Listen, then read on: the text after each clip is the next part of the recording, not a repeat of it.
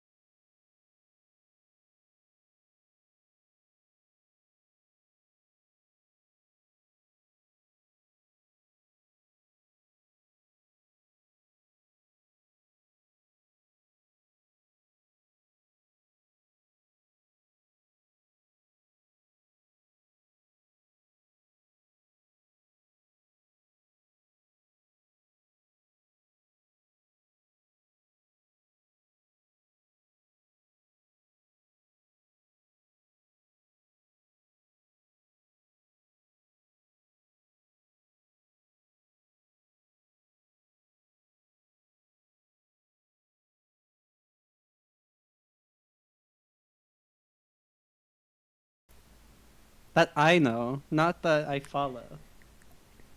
Hello, PBE. Welcome to a Thursday lunchtime stream for week 3, day 3. I'll be your host and driver today, Aria.EXE. And joining me is, shoot, I forgot to ask, do you prefer to go by Sleepy? Why, hello there. My name is October, or Sleepy. Either or. You'd like to purchase some popcorn? 9.99 per month. Per popcorn, I mean. It will cost you one sub. Please sub to twitch.tv/pbesim. Oh, yeah. Sorry, yeah, one sub. Yeah, it'll cost you a singular sub, which is 5.99, not 9.99. But yeah, we'll be taking you through this list of games today, through the end of July and into the first game of August.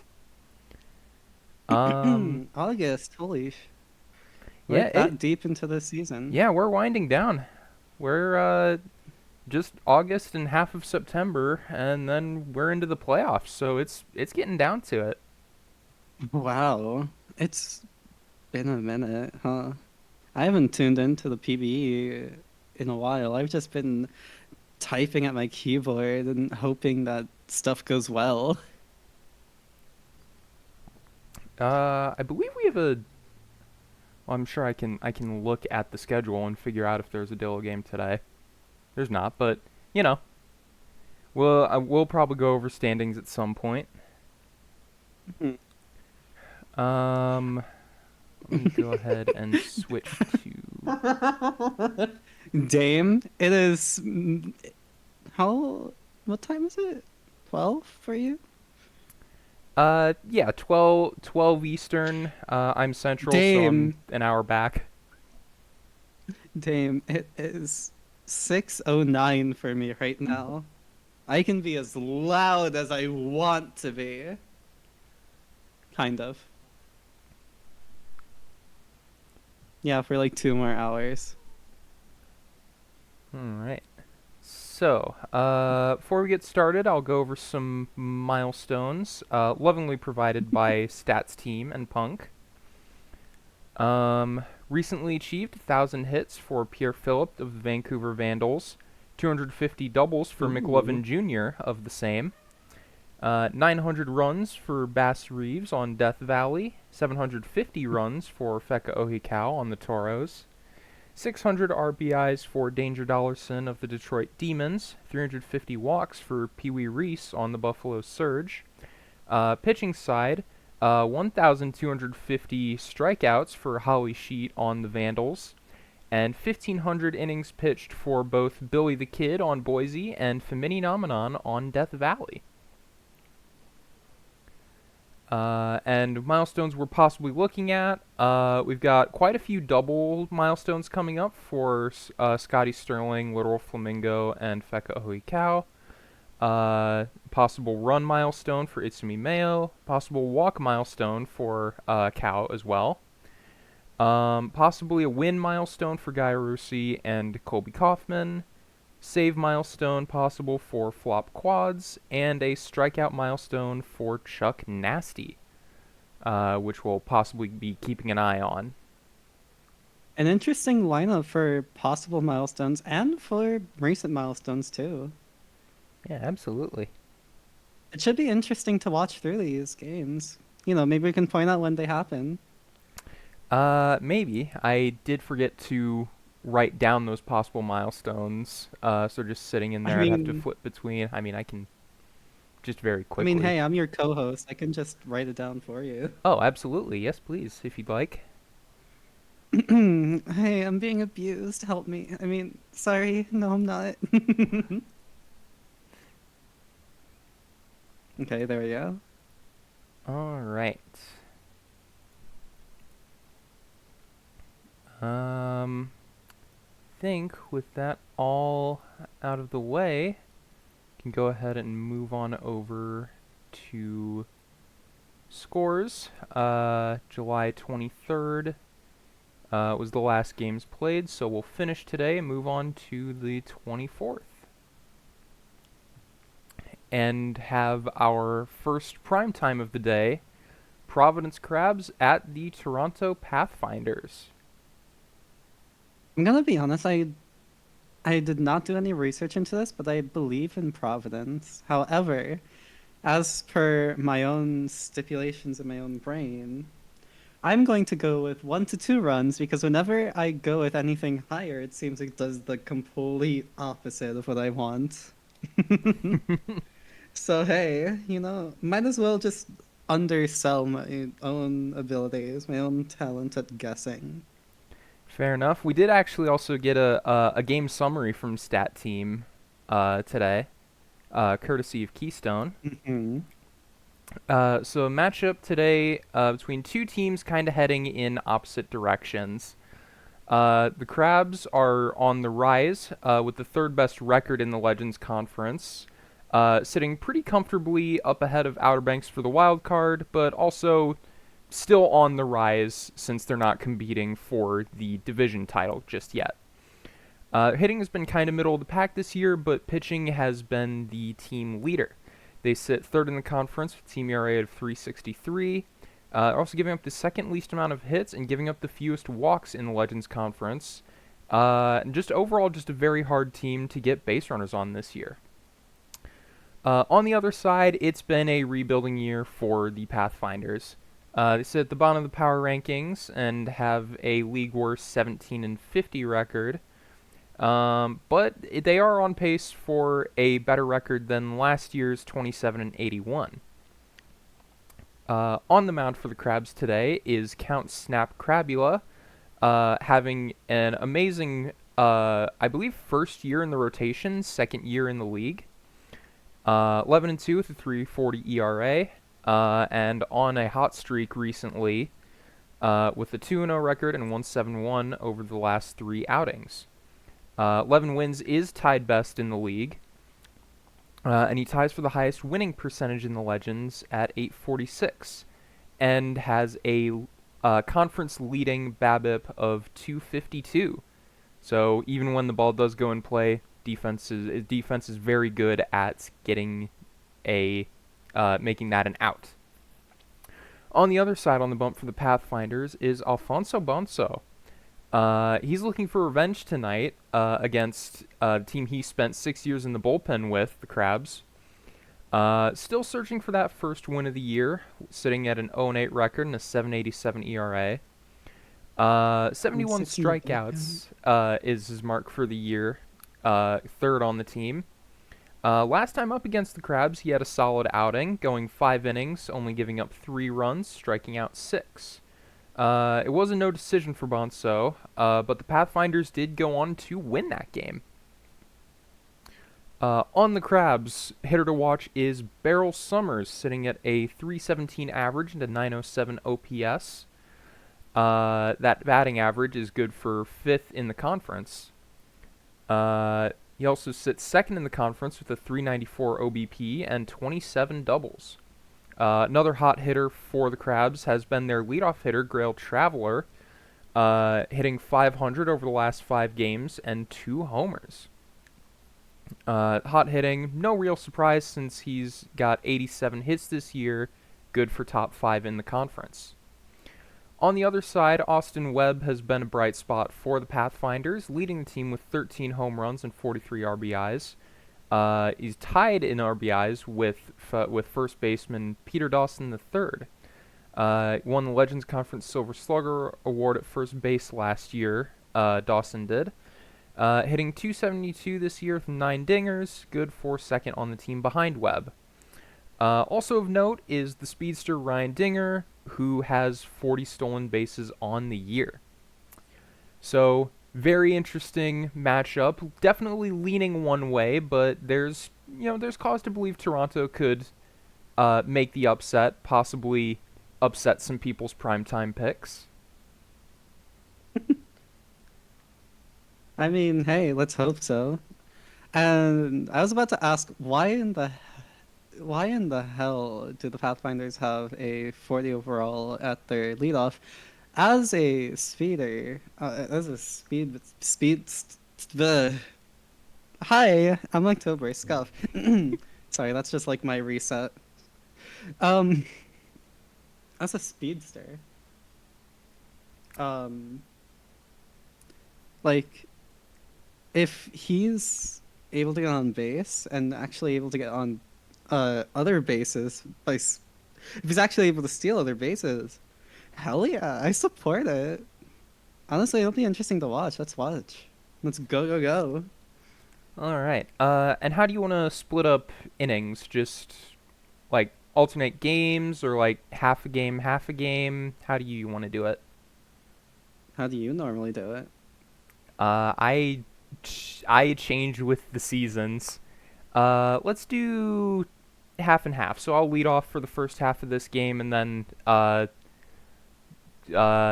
Hmm. what's half of nine? Four and a half. Bottom of the fourth, you take. Bottom of the fifth, you take over. Um, okay, yeah, sure. I'm fine with that. Okay, perfect. Hell yeah. All right. And So let's also, yes, Dame, Scufftober, ScuffPlayz, both equally great. let me double check that I have all these settings right. BNN on. Last time I streamed was playoffs. Good thing I decided to look, because that's off for the What's playoffs. what's being then? That's basically like simming the rest of the games in the background, so you get like the live scores in the top right. Oh, is that what I was seeing on the first stream I've ever done with Valor? I think it Yeah, was. Oh, I wanted to point out like some of them, but I was like, shouldn't interrupt other people when they're talking because I was told not to. I want to just not interrupt people if they're going to be talking. So I so badly wanted to point stuff out in the like top left, top right, wherever the hell it was. But then no, I just felt bad trying to interrupt. yeah. It's definitely a nice to have. So that, you know, even the people like outside these teams can see it.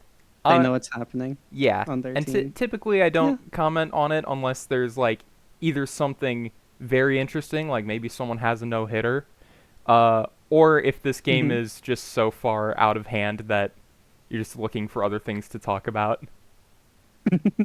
Oh my God, it's a 9-0 lead. Oh hey, look, Hey, look, the SCSS Toros. is leading against. SCSS is leading against the Armadillos by. Oh, that's another 9-0. Uh, hey, did you know this is a random interesting baseball fact? All right, let's go ahead and get started. Channel point predictions almost done anyway, so I'll go ahead and hit start game and see if Hey, the camera angle's correct. perfect timing for me to stop my little ranty stuff, or rambly stuff. All right. Leading off, Grail Traveler draws a walk, so runner on to start the game for the Crabs.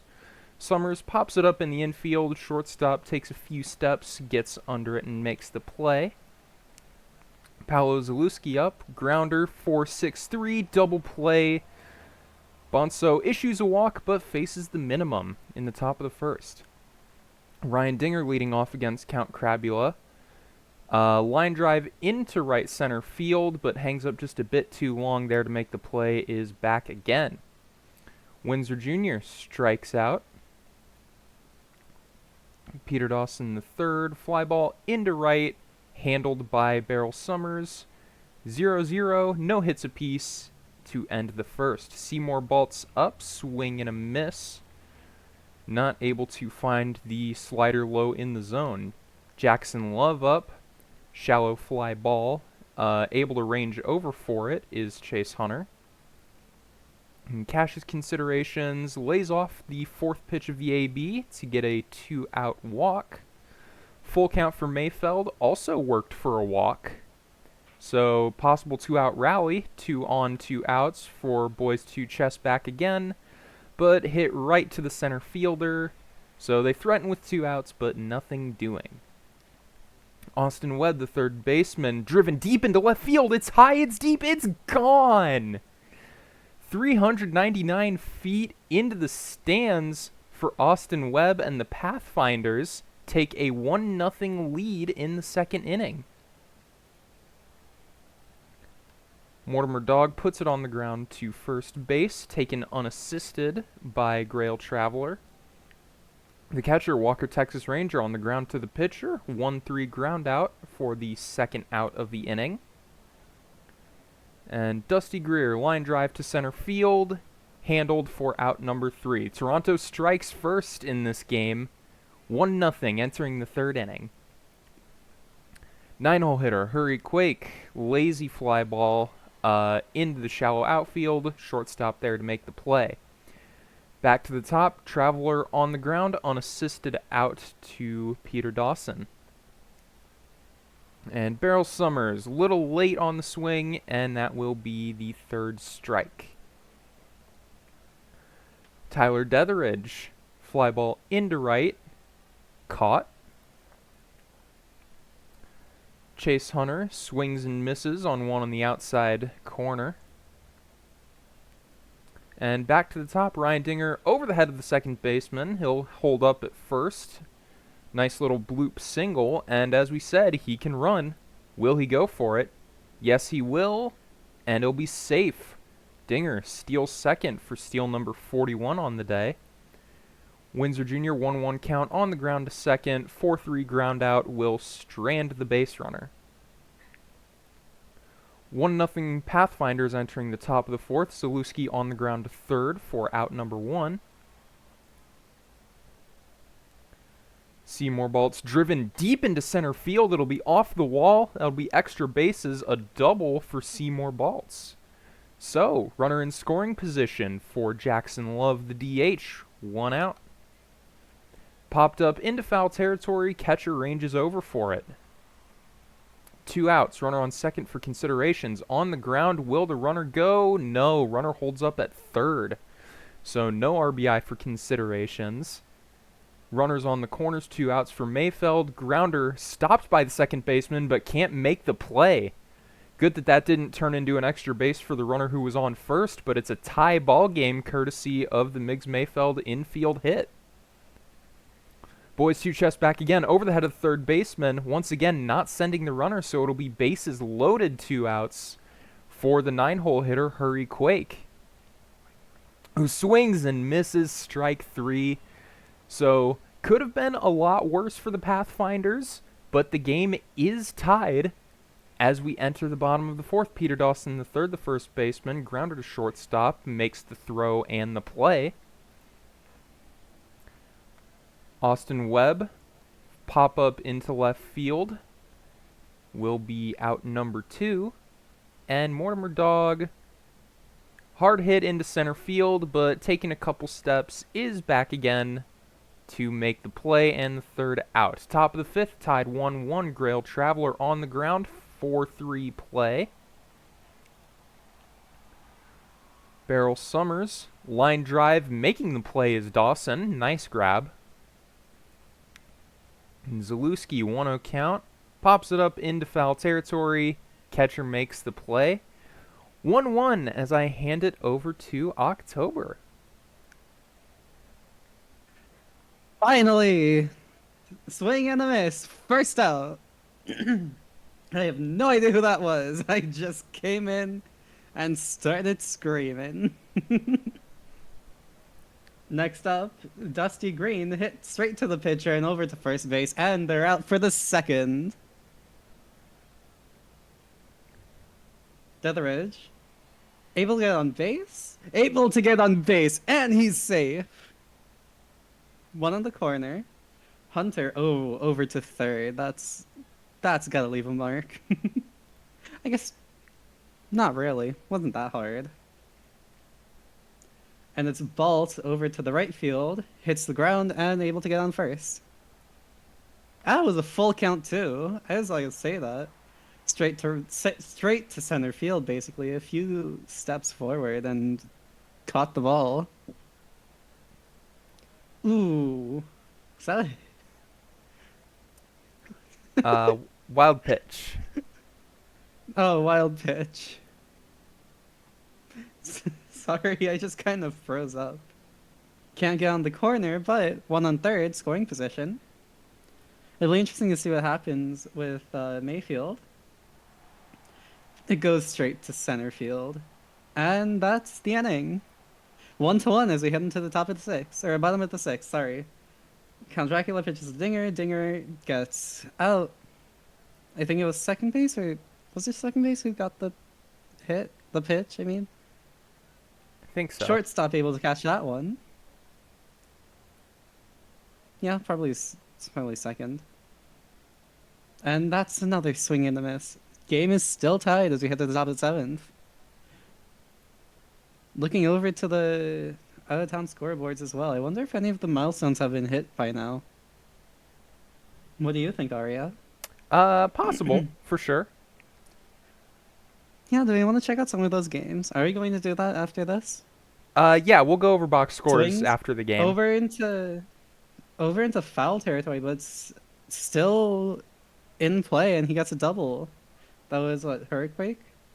Yep. Yep, Hurricane. And Gale Traveler. Okay, now we got the corners. All we need is a walk. And that's a strike.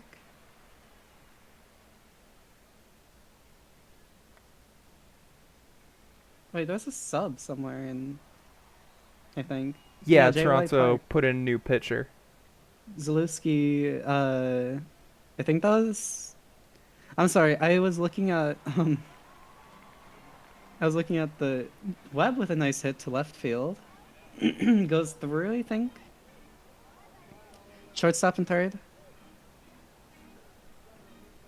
Yeah.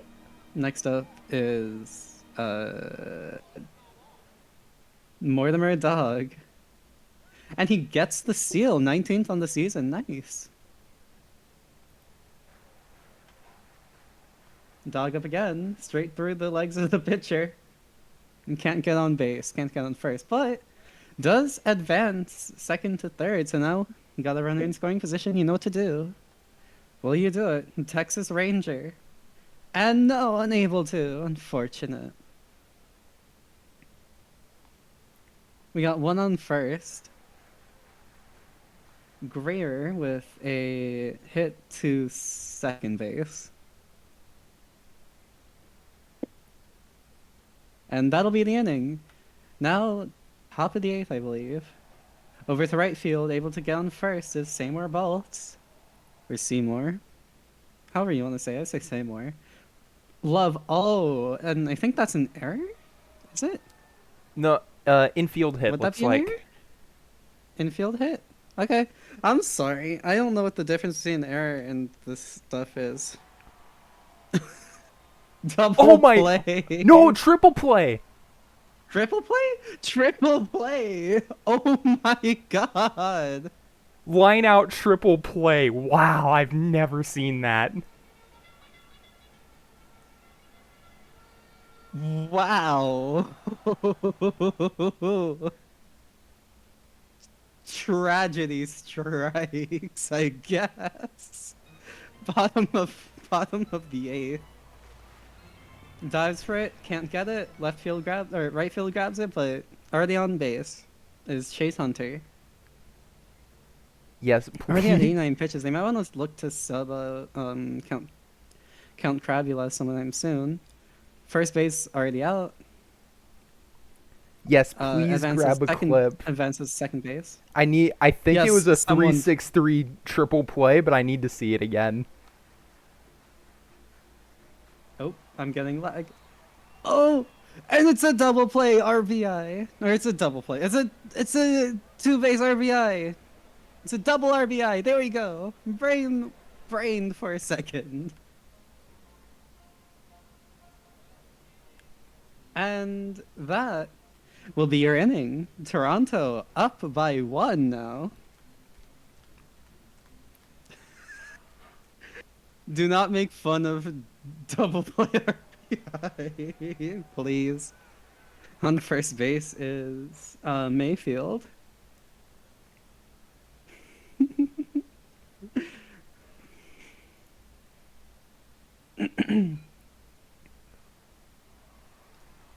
And chest back again. Gets on first. Second eliminated. I think he was sniped.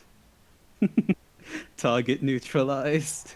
Hurricane sends it over to the left field. One more and it's game. Going for the steal, and they steal it. Grail Traveler is still at base. Or still at bat. And that's a walk.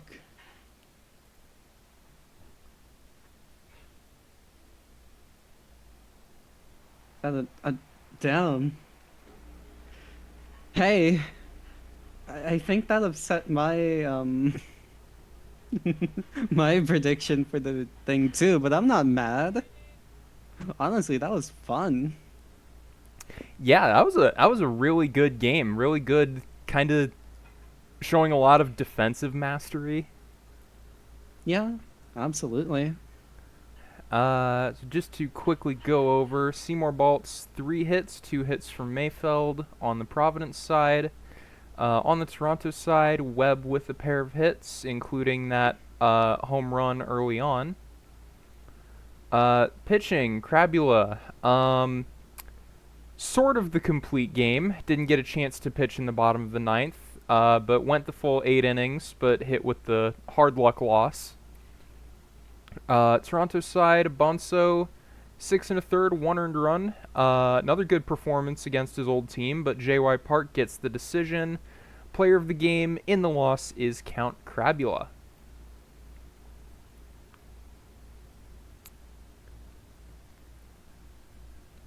That was a really fun game to play. Now, I'm gonna be looking for some what are they? I'm gonna Some. be looking for some of these possible milestones. Were there any in the Providence Toronto you were looking for? I'm not remembering. I Sorry. don't believe there were any in Providence or Toronto. Yeah, there weren't any in Providence or Toronto. Okay. I remember we had some in Buffalo, Boise. Do you want to just rotate box scores? Sure. Would All I do the right. next one now? Yep. Let's see. Go for it. What 600 runs for Itsumi May? May? Male? I don't know how to say that. Um, 600 runs, 4 away. Okay. Um, as the header says, Boise slaps 5-4 loss onto Buffalo with some pretty good performances from uh whatever Duke's name is and Thompson. The right field and the DH. Right field and DH. A double for Duke, but that's not exactly what we're looking for, is it? Um and then on Boise's side, we have Riseland side of the third, first base, and doubles from Risand, as well as a home run from Gauthier. Is that how you say that? Uh, yeah, I generally go with Gautier just because Gauthier. I don't I don't know. Gauthier. I am a Gauthier. Okay. And then for pitching over here, what the loss is a Cullen. 6 innings pitched. 5 runs given up, and 101 pitches. And then with the win on the Boise pitching side is Porter, Maximilian Porter. Wow. 42 pitches, 1 walk, and 5 strikeouts.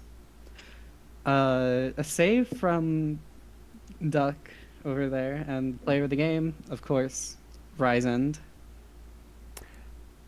Personally, favorite kind of save behind the 1 pitch save is the 2 pitches, 2 batters faced save. So you just throw 1 pitch per batter and you're done. Yeah, yeah. Moving on, the Basically what that was. Voyagers tack on a big win over the Sloths. 5 runs in those last 3 innings for New York. 4 hits for Diego Ramirez. 3 hits apiece for Payne and Tanaka. And Ethan Shadow, 2 hits, 2 RBIs as well for Shadow, Payne, and Ramirez. On the San Antonio side, 2-hit day for Laramie, plus some other various 1-hit days spread around there. On the pitching side, Professor Crookwell gets the win, 6 2/3, 2 runs allowed for win number 8 on the season. Chad Inningseater will take the loss, 5 2/3, 4 allowed. And your player of the game, Brian Payne of the Voyagers. Interesting, interesting. Now we're going to Outer Banks. Wait, is Outer Banks OBX? Yes. Mm-hmm. I think we have at least 1 or 2 possible milestones. Yeah. Was it Chuck Nasty with 100 strikeouts or 1,000 strikeouts? That's a possible milestone somewhere in this sim. All right. However, the Vancouver Vandals, 14 hits to Outer Banks' 4, 8 runs. Wow. That is all I have to say. Nothing too much to say about Outer Banks. Although Ghosty did get a double, so pretty good from them. And then on Vancouver side, it's the Vancouver. Let's be honest. What else do we expect? We have multiple good performances from people like Von Caliente, McLovin Jr., and Jacques Jean Jr. Left field second and first, I think. Yep. Yeah. And then for pitching over here, King with the loss, now going 8 3, 6 2/3 innings. Yeah. Okay, 6 2/3 innings pitched with 6 runs given up, and on the Vancouver side, Lore with the win over Kids to save second save, not 2 saves. Imagine if 2 saves, that would be insane. No, over Kids second save, 6 innings pitched and 103 pitches compared to 102 for the main pitchers. Let's see.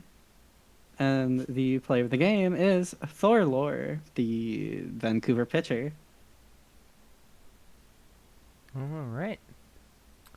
Onward down into the Champions. The Toros get an extra inning walk-off over the Nashville Stars. Looks like off a Menti Berlina solo home run in the bottom of the 10th. So congrats on a walk-off home run for Berlina.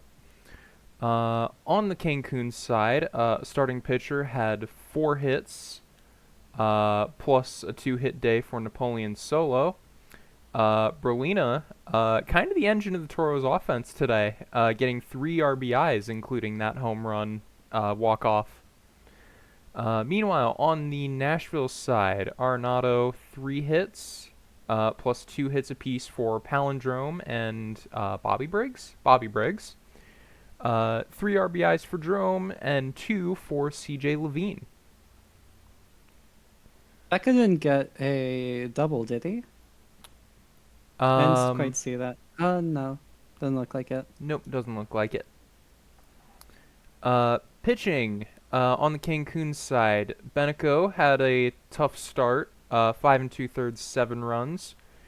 Lizzie Woohoo, 3 1/3 with no earned runs, but still tacked with a blown save. Talk about hard luck on that account. But the Cancun reliever Roquefort Cotswold will get the win in relief. On the Nashville side, same tough start for Ultimo Khan, same hard luck blown save for Tugboat, but a 12-pitch, 1/3 inning loss for Siegmeyer of Katarina. Your player of the game, the walk-off hero, Menji Brolina. What an interesting game that was to look at. Yeah. Now, if I recall, who was it? Someone on Indianapolis had a possible milestone, and on New Orleans. Both of them. I think it was walks and saves, or whatever W is. I forgot Uh, what W was. wins. Wins. Pitcher Okay, wins, yeah. yeah. On wins and saves. It's Kaufman and quads. Alright. We'll Let's take see a here. look. Indianapolis wins over the New Orleans Rougarous. I still stutter on that name. I keep wanting to say Rogues for some reason. New Orleans Rogues just sounds a little better than New Orleans Rougarous, but hey, I'm not I complaining. I It like sounds I a like lot funnier. I like the Rougarous branding just because it's like I it's a it's a it's a little like it's based in Cajun lore. It's cool. Oh yeah, no, most definitely. I just think like in my head, Rogues sounds better, whatever you want to say, and like I also just Rougarous sounds a lot funnier though, so I like it a lot more. Sorry. You're Let's good. go on to the batting. Um, on Indianapolis' side, with two RBIs is the left fielder, pretty good, and Santos Garcia with a double. Not someone who we're looking for, but hey. Or also under that, Rosenthal with their eighth home run on the side of New Orleans is two RBIs from Boucher and one run from Becker. So, one run from Becker and one run. There we go. Hi, I'm October. From Boucher. Um, home run from Boucher as well. Wow. For pitching here, getting the win 7-4 now is Bernard pitching 7 2/3 innings with 103 pitches. I like how these people pitch so much. It's just like, how do your arms not get tired after like pitch number 50 or 70? Quads with a save here, I think. Is that enough? Uh, Good question. I need to double check. Um, Eighth on the season though. Manzer with the loss with 7 innings pitched and 106 pitches over there. Maurice Bernard is your player of the game, and while I let Aria take over the next one, I'm gonna go check the PB index. All right. And I will call the box score for my own team, the Seattle Sea Serpents, putting a 9-2 win on the Lunar Base Space Rangers. On the Seattle side, Pass with 4 hits, a triple short of the cycle from the looks of it.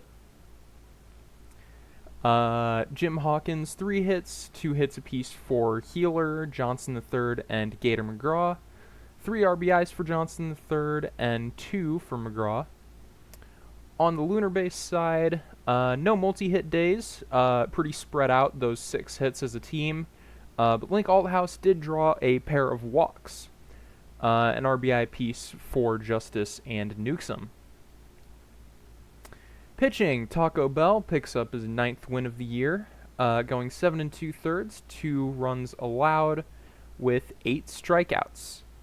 On the Lunar Base side, Ian Rubbish, 4 2/3, 7 earned for a 4-9 record. Player of the game, obviously, is Pass.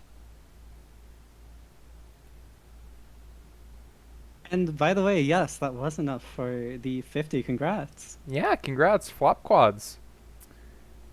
Flop Gods Long with the time, 50th save of the season. yeah, long time Apex player, former Dillo, so you know that's a point of connection. between you and them. Hell yeah. Hell yeah, Farmer Dilla, let's go! Let's go! 2-1 against Death Valley as Detroit goes home with the loss. 7-7 on hits though, so it was a pretty close game, Oh, all that's things considered. For the wow. batting on Detroit's side, you have the one run from the second baseman. I cannot read that name. It's because it's blurry. It's not because of you or anything. It's just blurry. Eucliffe, I think, Yeah. if I'm reading that correctly. No RBIs for any of them except Jam for the shortstop, and a double for Poe, who had 2 hits this game. And for Death Valley, you have two runs. You Sorry. have 1 RBI or 2 RBIs. No worries, no worries. An RBI from Stell and an RBI from Gnomes, with a double from Gnomes as well, from Lawn Gnomes. What an interesting name. And 2 bases for Literal Flamingo and 2 bases for Long Gnomes. Interesting. I don't think there was anyone who wasn't a pitcher. Oh no, Literal Gnomes, I think. Second bases. Okay, Uh, um, yeah. one No. away. Wait, so Wait. Lawn Gnomes got 2 second bases. Yeah. Two Two doubles. two doubles. I So think that's another milestone. Hell yeah. yeah, nice. Congratulations to Wait, Lawn no. Gnomes. I Wait, apologize that I is don't it? know what minor league team they played for. I apologize. Or is it Flamingos? I forgot if it's Flamingo or... Hold on. Let me calm down. Let me check the notepad. Okay, it was Flamingo. I have to double check Flamingo, but it says 1 away, so... Oh, Hey, congrats to okay. Flamingo. Can you guess which If minor that's league correct. team Literal Flamingo played for? Is it State College? I don't know. Um... Uh, ac Florida Flamingos. uh, no, you're wrong. I believe it was the Bears. I want Oh. to say. Uh, Oh, no, the really? Lemurs. It was the Lemurs. Wrong. I got the wrong Brown team. Sorry. Oh, it was the Lemurs. Interesting. Wow, I thought Flamingo played for the Flamingos. Flamingo got drafted before we could take him. Aw.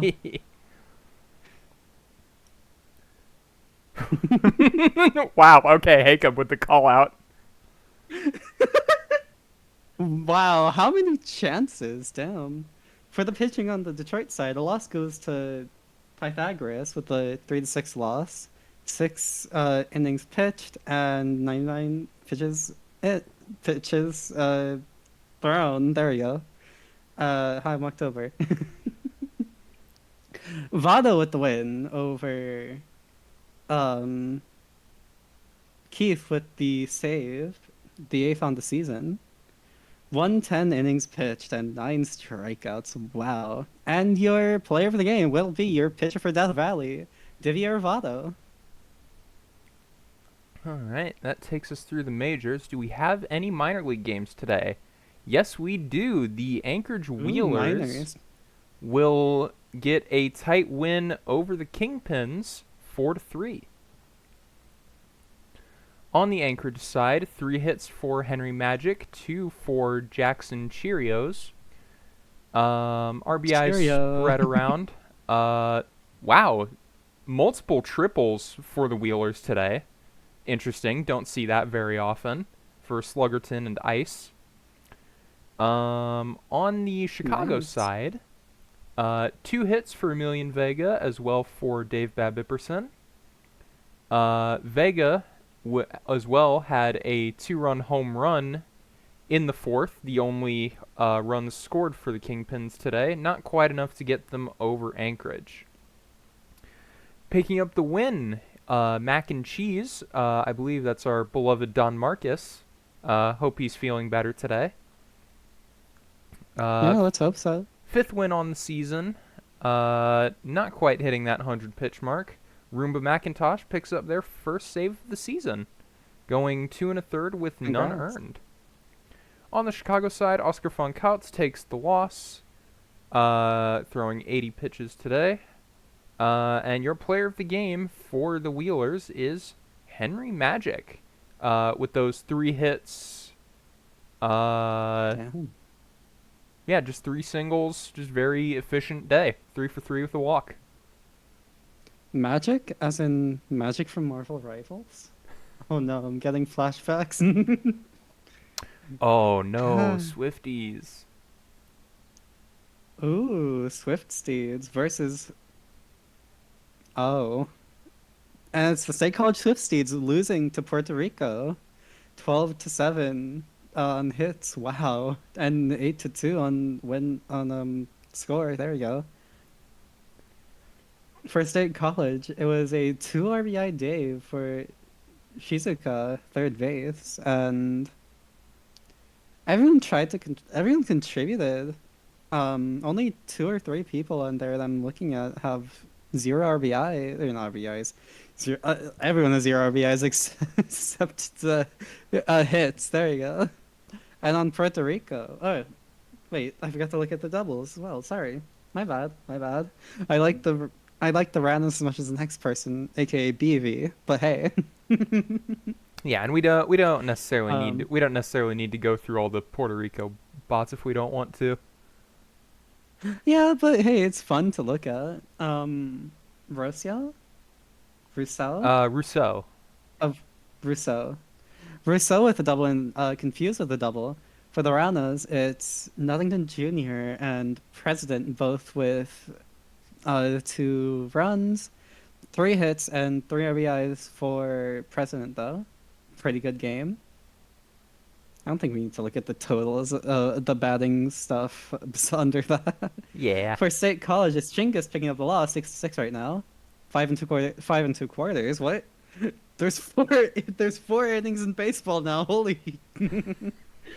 5 2/3 innings pitched with 84 pitches.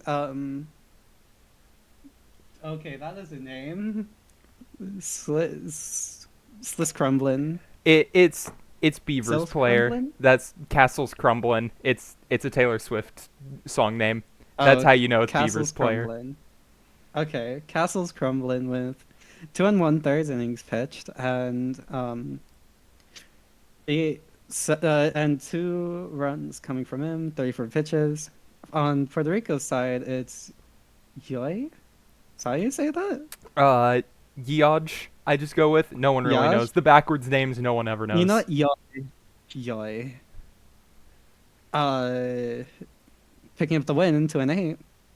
6 1/3 innings pitch with 86 innings. No one quite able to make it over the 100 inning mark. But Mean President with the player of the game for the Ranas. What a sight. All right. Ooh, interesting game in Milwaukee as the Hepcats get over Bruce City in extras.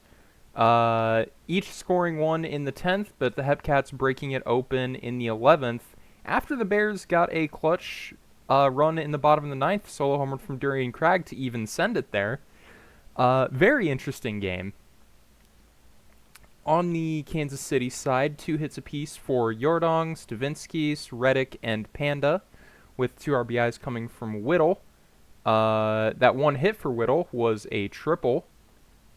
On the Bruce City side, 3 hits for Durian Cragg, those being a pair of doubles and that solo home run, which also came with 2 outs, apparently. So, last out, nobody on base, Cragg comes up and sends it to extras.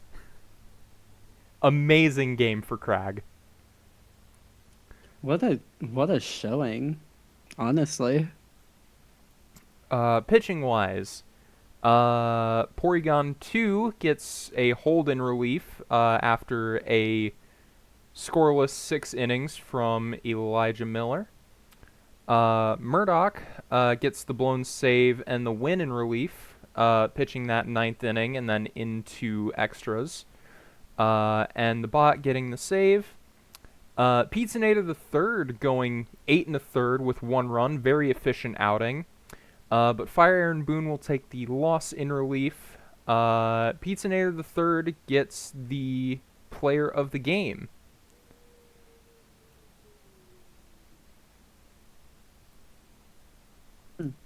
Wow. It's the California Firehawks losing to the Florida Flamingos. The team I thought literal flamingos on, but apparently was passed up on. Um, for batting on the California side, you have who is it? There was someone I saw with like an RBI, two RBI. No, there isn't two RBIs. It was just one RBI. No, wait, there's three. Wait, hold on. Clark Max. You know what? Clark Max, first name I saw. Clark Max with one run, one hit, one RBI. 1-1-1 on the day. Interesting.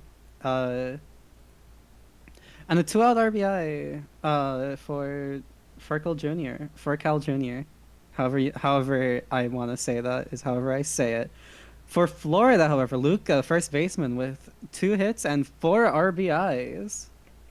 Wow, what a day. Double for Cito, home run for Luca, and that's the 12th on the season.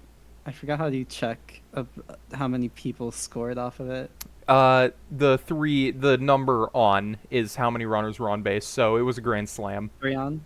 Okay. Grand Slam then, hell yeah. Um, did I even do my prediction? I'm just thinking about it. Sorry. California pitching. Keelhaller with the loss here. 5 innings pitched and 93 uh, pitches. There we go. That's all I had to say. One home run given up. That was the grand slam from before. Stevens picking up the win this one. 6 1/3 innings pitched and 91 innings. Innings. What do I? Hi, I'm October. Pitches. Skylar Stevens with the player of the game, the Florida pitcher. And now it goes on to my team with Aria leading the charge. Yeah, the Armadillos will get a 5-2 win over the Louisville Lemurs, improving to 36 and 32 compared to 33 and 35. Probably important for the playoff race. We'll check the standings at the end of the stream. Amarillo's side, 2 hits apiece for Show, Matthews, Fulkova. Hey. Let me know if I'm saying that right. And DeGoat. Hi, it's Volkova, yeah. You're Okay. close enough. 3 RBIs as well for Volkova, and 2 for Chorizo McTater. Volkova had the double, which came with 2 runners on. That was probably where a couple of those RBIs came from, at least. On the Louisville side, Robinson, O'Marin, and Darrell with 2 hits each. Runs coming from Squatch and Darrell being driven in by Judge and Poley. Pitching-wise, Hugh Jazz gets the win. Two earned over 6 innings pitched. Blohai gets the save. Their 6th of the season. Louisville, same inning split as the Dillo pitchers, 6 and 3, but Wantani takes the loss, and Wish I Was a Dillo gets 3 innings of good work, but no decision there. Hugh Jazz, starter for the Dillos, gets player of the game. Wow, hell yeah, we love that. And that will be that for July 24th. Go ahead and advance the day, and we'll be staying in the minor league because our next game will be California at Florida. Ooh. It's a tie for the pitching, the leadoff, and the third. But, I mean... Yeah, really could. Honestly, it's the minors. It could really go either way just about every time. Yeah. Literally could go any way it wants. We I'd do already say- have a prediction, so whenever you're ready, we can get started. The prediction ended. I can't vote. Sad. No spent putting too much your yap. thumb on the scales this time. No. I can't side it towards flamingos after I side with the Firehawks. My luck is just like that sometimes. All right. So Do you want to do it opposite this time? You'll take the first half and I'll Yeah, do the second sure. half? All right. All right, I'll be your leadoff. I'll be like the leadoff hitter. I'll be leading you off in commentary. Yeah, it works. Yeah, I'll be leading you off in commentary. Hell yeah.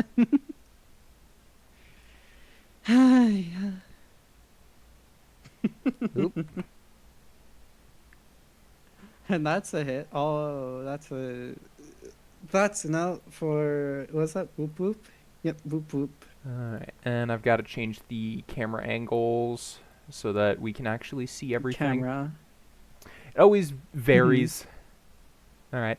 Yeah, fair. And ball four going on to first. Now we have a runner on first. Hits that. Goes to center field and won't get greedy. Stays on second base. Run on one and two now. More. That's a double play. That's a double play. You have a you. I can't say that. To and Luca at bat straight to left field. Well, basically straight to left field, I guess. Lumber grounded to second, right? Yep. Ground? Yeah.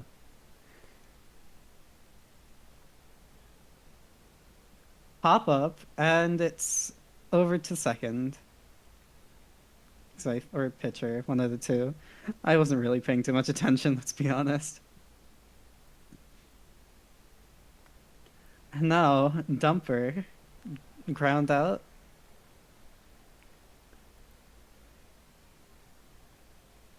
And Ryan, another ground out.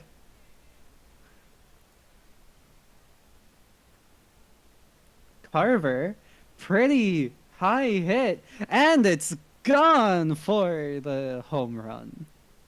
California takes the lead 1-0.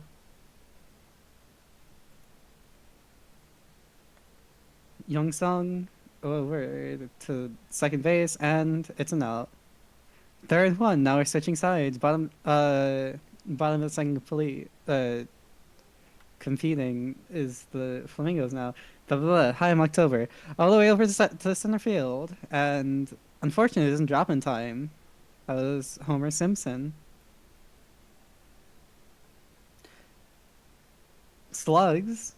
Slugged one all the way to center field again. Damn. And Poliwag. Hey, we love Poliwag. However, Poliwag launches it over the left field.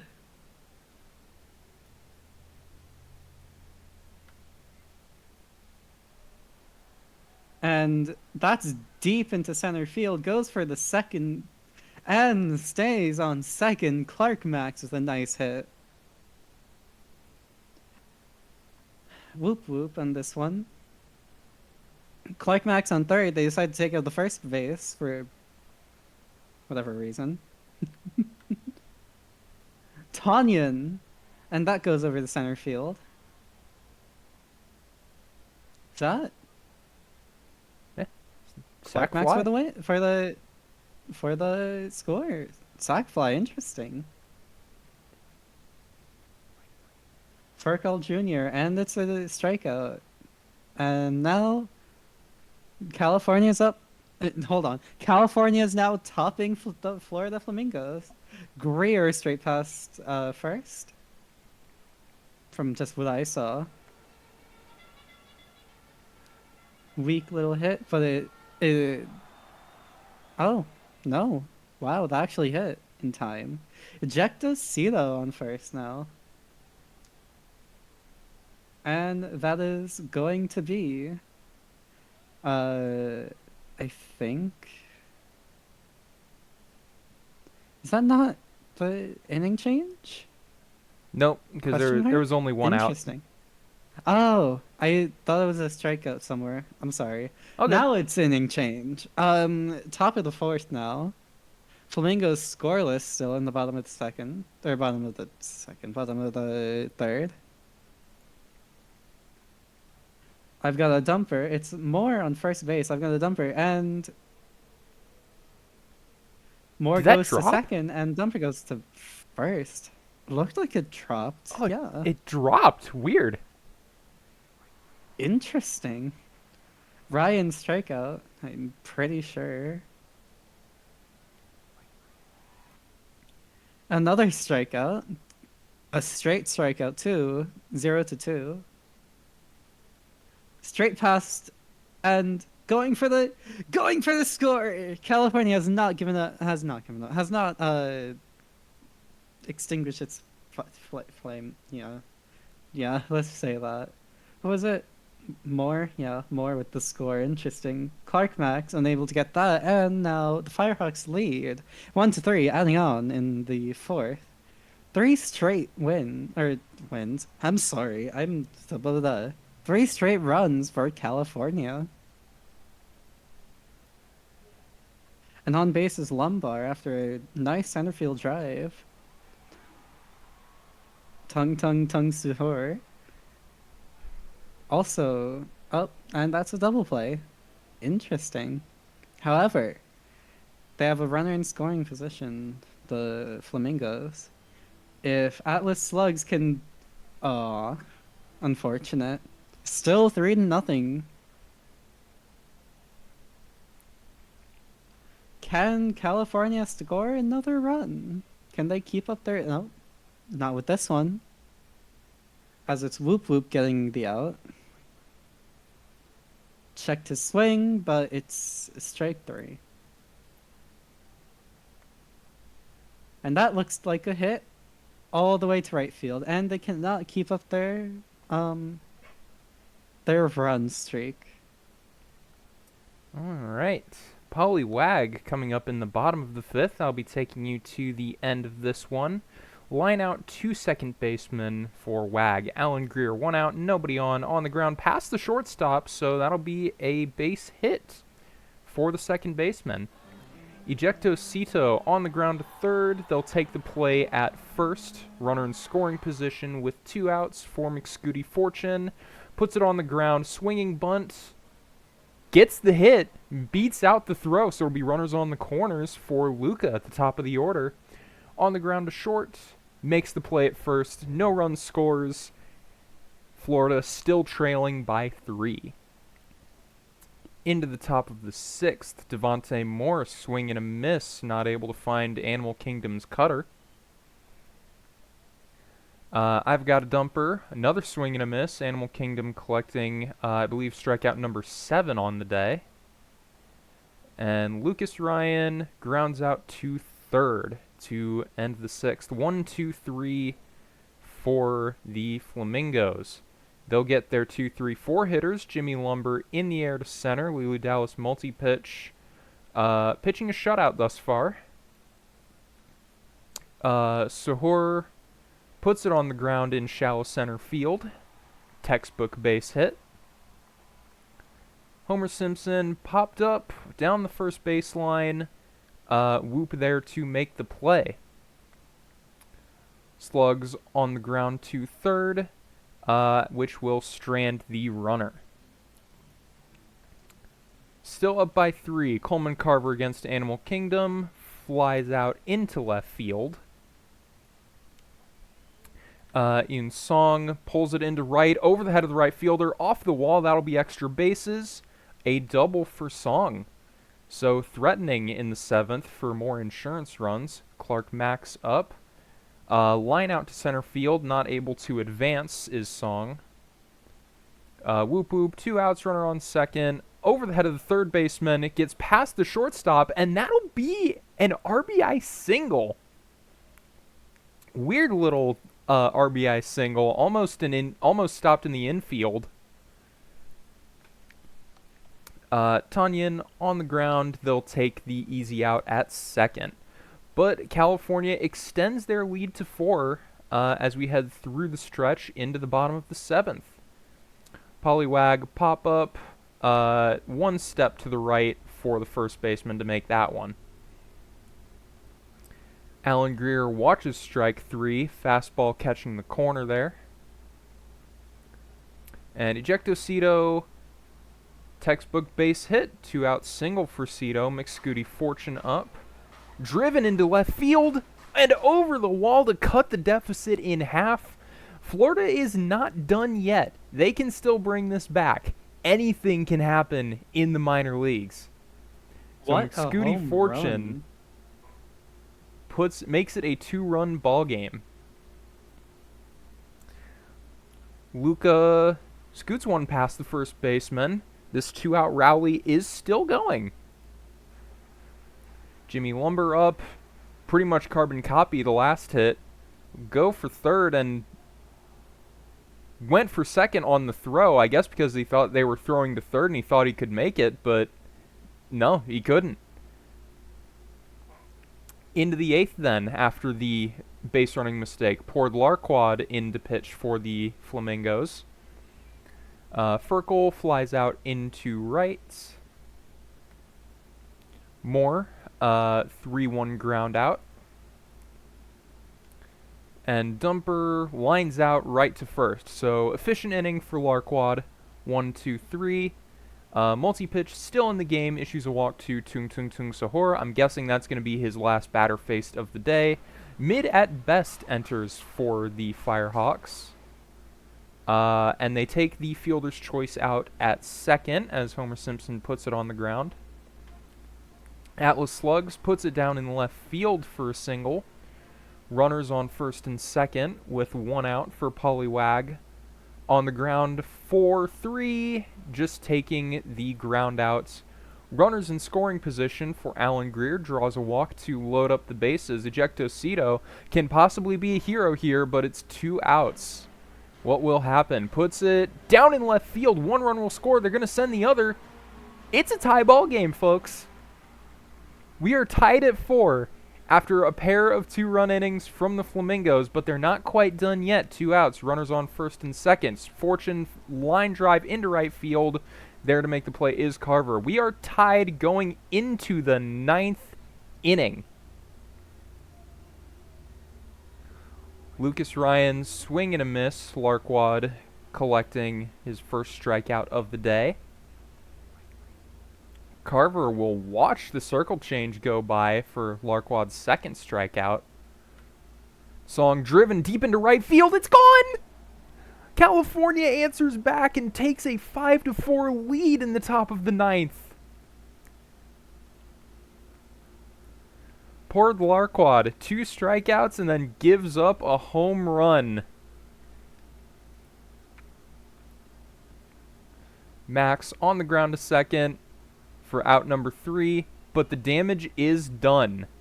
Flamingos will have the top of their order to try and find 1 more run to extend this game or 2 to win it. Luca, high fly ball. There to make the play is the first baseman, Whoop. Jimmy Lumber, 1 out. This one flying towards the gap, but hangs up just a bit too long. Carver there to make the play. And Tung Tung Tung Sahur draws the walk on the full count. Brave pitch to lay off, but it works out. Homer Simpson swings and misses. Strike 3, mid at best. Will get, I believe, the win. Gets the win, the blown save and the win, I believe. But gets the strikeout to finish it off. Imagine getting a blown save and a win in the same. It happens more than you think, and it's funny every time. I'm sure it is. Personally, I always call it the vulture win because you Why vulture? because the idea being that you had the lead and that win should have gone to the starter, but you let them get tied and then your offense took the lead again, so you stole that win. You vultured the win. Oh, yeah, fair enough. That's just a little thing. So California wins 5-4 in a dramatic fashion. Ian Song, 3 hits, including that go-ahead home run. 2 RBIs for Song. For Florida, 2 hits for a lot of hitters. Lumber, Sahur, Greer, Cito, and Fortune. 2 RBIs apiece for Cito and Fortune. Pitching. Yep, mid at best gets the win and the blown save in relief. Multi-pitch with a good day, a quality start, 7 innings, 3 earned runs. On the Florida side, Animal Kingdom, 4 earned over 6 2/3. The bot Larquad getting the loss. And Ian Song, your player of the game. All right, taking a look at All the rest right. of the minor league. Oh, am I gonna have to take over the armadillos losing to the lemurs now? Oh Yeah, no. sorry. The armadillos have a almost winning game. No, I'm kidding. Armadillos lose to Louisville lemurs. Louisville lemurs. Thank you, brain. With who is it over here that's gonna give us? I guess Volkova. Because you have to Volkova with the right fielder with the two RBIs. I mean, can't really get too much else out of. I guess you could also look at like I don't know lower down like the goat and on the top, but I mean, come on, two RBIs.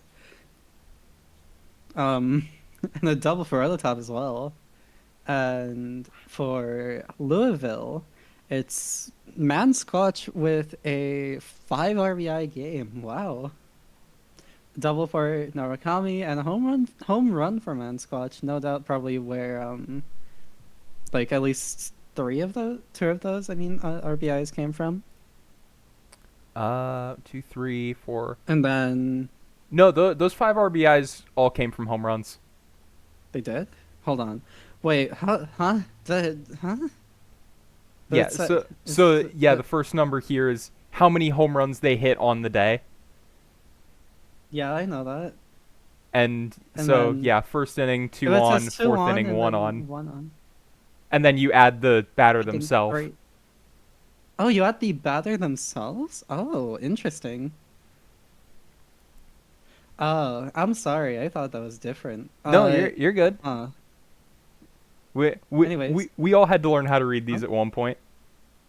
Yeah, fair.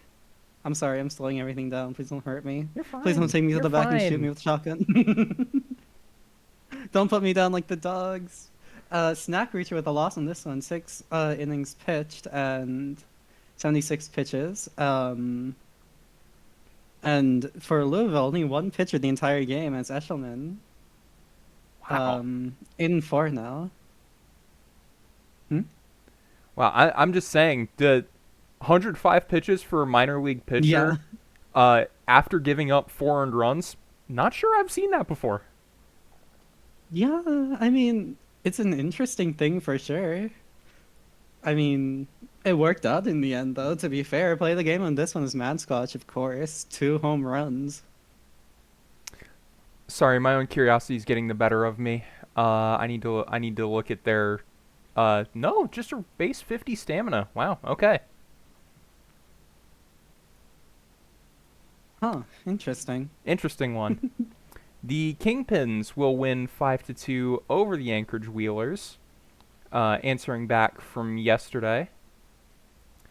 On the Chicago side, 3 hits for Ottoman Timothy with 2 RBIs, as well 2 RBIs for Vega, and 2 hits for Poffenberger. Anchored side, 2 hits apiece for Cheerios, Monstar, and Magic. Magic collecting 2 RBIs. Pitching wise, no decision for Jackson Pollock, going 5 2/3 with 2 earned. Bodie Grizz gets the win in relief with a pair of no-hit innings, I should say. And adventuring the save with 1 1/3 pitched. Scud How much you Munson want to... takes the loss. Andre Pope also pitching in relief. Player of the game, Ottoman Timothy. Yeah, 3 hits, 2 RBIs, and a stolen base. Fair. Ooh, stolen base. Wow. How much do you want to bet that, who was it that was pitching? Pollock? Yeah. Right? How much do you want to bet that was, as you coined it, the vulture win? because it was really. It's looked like. Uh, Actually, wait. Mm, maybe not a no, because lot. it wasn't a blown save. Okay, fair enough. Because I think Pollock, I How much think, you want to came bet we'll out see? once he gave up these 2 runs in the 6th. How much you want to bet that we'll see another one though? Oh, for sure. It happens. It happens a few times per stream, I think. I guess I never noticed it, huh? Anyways, I'm gonna be talking about KC versus BC. Interesting. I was actually talking about this. I was actually talking about this game. It was a really like scoreless game. There was only there was only one. Hi, I'm October. There's only one run scored in the second inning, and that was it. It's 8 hits to 7 hits. So Bruce City with a little more efficiency. But I think that E means an error. Is that error? Yes. Question mark. Yeah, one error for Bruce City. So it's amazing to see how um Bruce City won. Anyways, over to Kansas City. Uh, 2 hit or 2 people with 2 hits. That's Stavinskis and Whittle. Um, Center fielder and shortstop with Stavinskis having 2 walks as well. Double for Kirkland and yeah, that's about it. No, actually, stolen base for Whittle as well. Second, 2 of them and 43 on career? 43 on career, I think. Um, Or is that on the 43 season. on season? Sorry, okay, season. And then for Bruce City, on Bruce City's side, you have the 1 run from Crowd in third base, 3 hits as well, 2 hits for Sankara as well, and the RBI going to Stitcherson? Is that it? Uh, Error to yeah. Valor as well, third on the season. And a double play as well. Kansas City with only one pitcher, it looks like. Unless, wait, no. Yeah. Wait, yes? Yeah. Wait. Okay. Lost goes Evil Dictator. They're definitely not an evil dictator. I apologize. He's definitely not an evil dictator, guys. 85 pitches and not much really else to say. Bruce City changing it quite a bit. There's a hold from Zikafus? Is that Yep. to end the season? And Takahashi with the win and 91 pitches with 5.5 and a third innings pitched. Dup with the save or dupe? I don't really know. Yeah. Dub. But it's definitely not. It's going to be the person who's definitely not an evil dictator getting the player of the game. All right. And I'll round out the minors since we already went through California, Florida. I'll round it out with an 8-4 Swifty win over the Ranas. This is more what you expect to see from a game involving the Ranas. 3 hits apiece for Von Pippington and Shizuka. 3 RBIs for Shizuka as well. 2 hits apiece for Ferguson, Barry, and Skovgard. 3 RBIs for Ferguson. Don't know if I said that before because I'm kind of rambling, but oh well. Doubles. Ferguson, Von Pippington, and Primo, with Shizuka getting a home run. Pitching, Bear gets the win. They're 6th on the season with a 7 1/3 inning performance, getting that quality start, only allowing 3 runs. And Higashi Shizuka will be your player of the game. I'm going to go ahead and save. Congratulations. As we head up to the majors.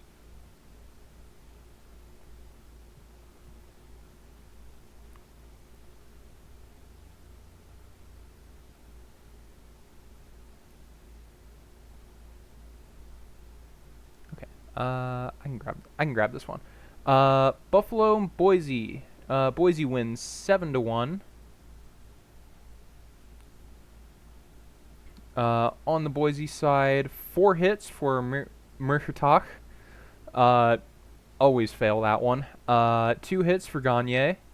RBIs, 2 for Enderman and Murchitach. On the Buffalo side, 2 hits for Jazzy Thompson. Not much else to add on to that other than an RBI for Steve Duke. Steve Duke? Yes. Um, Sorry, I was gambling. all good. uh, Boise, PKVS with the win. Number 11 on the season.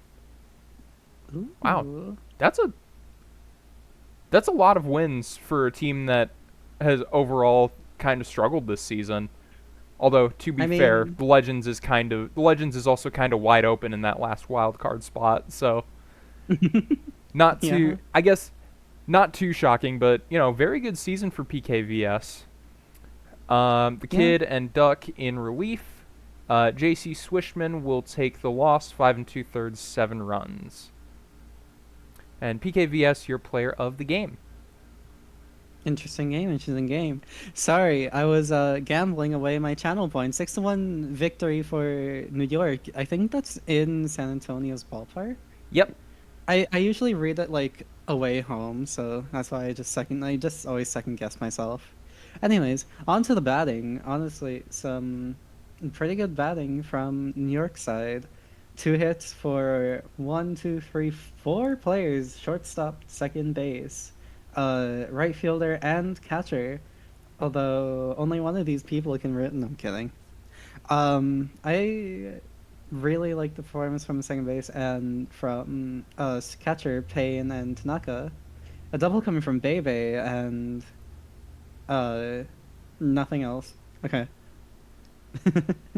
And for San Antonio, on the other side of the ballpark, you have Stewart with a pretty good performance trying to get their team to win, but hey, sometimes it doesn't work out that way, with Duckley Jr. getting a second and Mender getting a triple. Stewart gets the home run though, with 0 on base, so yeah, that's the RBI. That explains the RBI actually. And then for your pitching on New York side, the win goes to Moose Jr. with 12-3. Expected of New York. Honestly, they're better than the Mets. I'd watch them in person. 1 run given up and seven, so what, 7 strikeouts or something like that? 98 pitches. So just under that 100 threshold. And then Tatum picking up the loss for San Antonio. 5-9 on the season right now. 7 innings pitched and 115 pitches. Probably why, probably exhaustion probably got the better of him. Your player of the game in this one is Joey Moose Jr., the New York pitchers. One of the starting New York pitcher. There you go. All right, moving on. Providence getting a resounding victory over the Pathfinders. 9-1 on the Providence side. No 2-hit days, but plenty of 3-hit days to go around between Summers, Baltz, and Love. Summers and Mayfeld both picking up a trio of RBIs. Mayfeld and Cash's Considerations both drawing multiple walks on the day. 4 home runs as a team. And Summers did everything except the easy part of a cycle. Got a double, a triple, and a home run, just missed a single. Very good performance from Summers today. Could be your player of the game. On the Toronto side, just a pair of hits for Dawson, with Webb picking up an RBI, driving in Windsor Jr. On the Providence side, LaShawn Maximus Marbondelaney Pitchlord gets the win, 6-8 on the year. 7 innings of scoreless ball, with Abel cleaning up after. Kim Ji-woo, another tough game for Ji-woo. 4 2/3, 7 earned. And your player of the game is the starting pitcher, Pitchlord, for the Crabs. Wow, that was a name and a half. And now we move on into Canadian territory. Vancouver beating Outer Banks 5-2. Outer Banks having a pretty decent game from. No, no, no, you can go down. Sorry, It's okay. wasn't sure. No, Sorry. you're fine. I was just starting to talk so I could fill in the awkward silence between you, like scrolling. Ghosty, the shortstop with the, that was the player I wanted to call out. Good double for Ghosty and a home run as well. Zero on though, so that probably explains that RBI. Um, and then for Vancouver, you have some pretty solid scoring from Lansdell, third base, double from Strange, and a home run from McLevin Jr. with zero on. So another single home run, as I for some reason have called it. On both sides, there was a steal. One from Budimura, 26th on the season, and two from Phillip, 52 on the season. As for the pitching on both sides, Outer Banks with the Outer Banks' starting pitcher Schramm picking up the loss for the eight. 5 runs, 104 pitches. Yeah. However, on Vancouver's side, actually no, it's the same thing. The starting pitcher getting the is picking up the win on this one. It's Sheet with the win 9-4 on the season. Six in the third innings pitched with 6 strikeouts, 1 run, and 104 pitches, roughly equal on both sides. And for your play of the game, it's Holly Sheet, the Vancouver pitcher. So All right, down into the champions. 6 straight wins for the Sea Serpents as they pick up a 4-1 victory over the Lunar Base Space Rangers. On the hitting for Seattle, 2 hits apiece for Pass and Skatos, with Skatos picking up a pair of RBIs.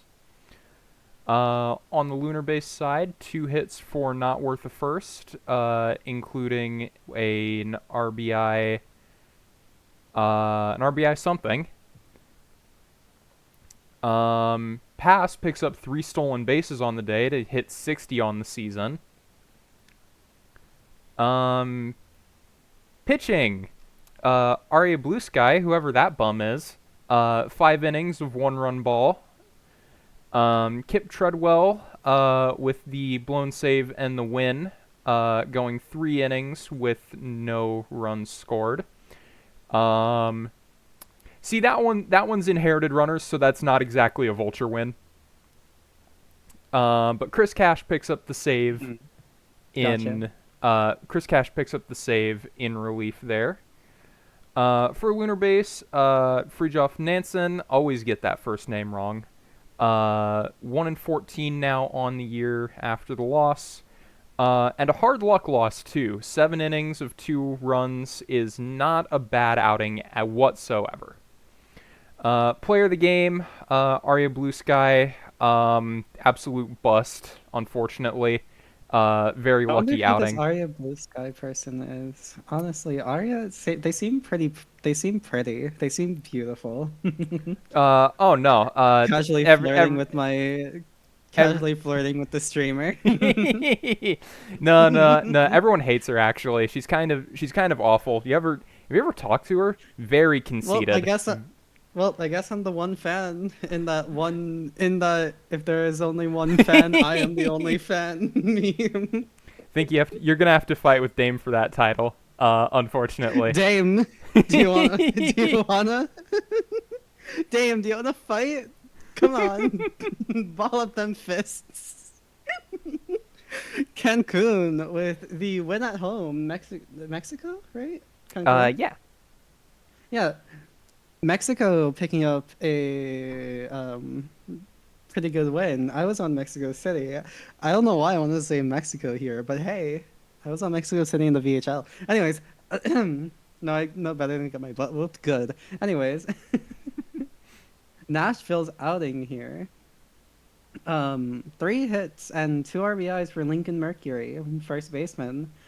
And a double for Mercury, as well as Arnado, 33rd on season, and Gray, 15th on season.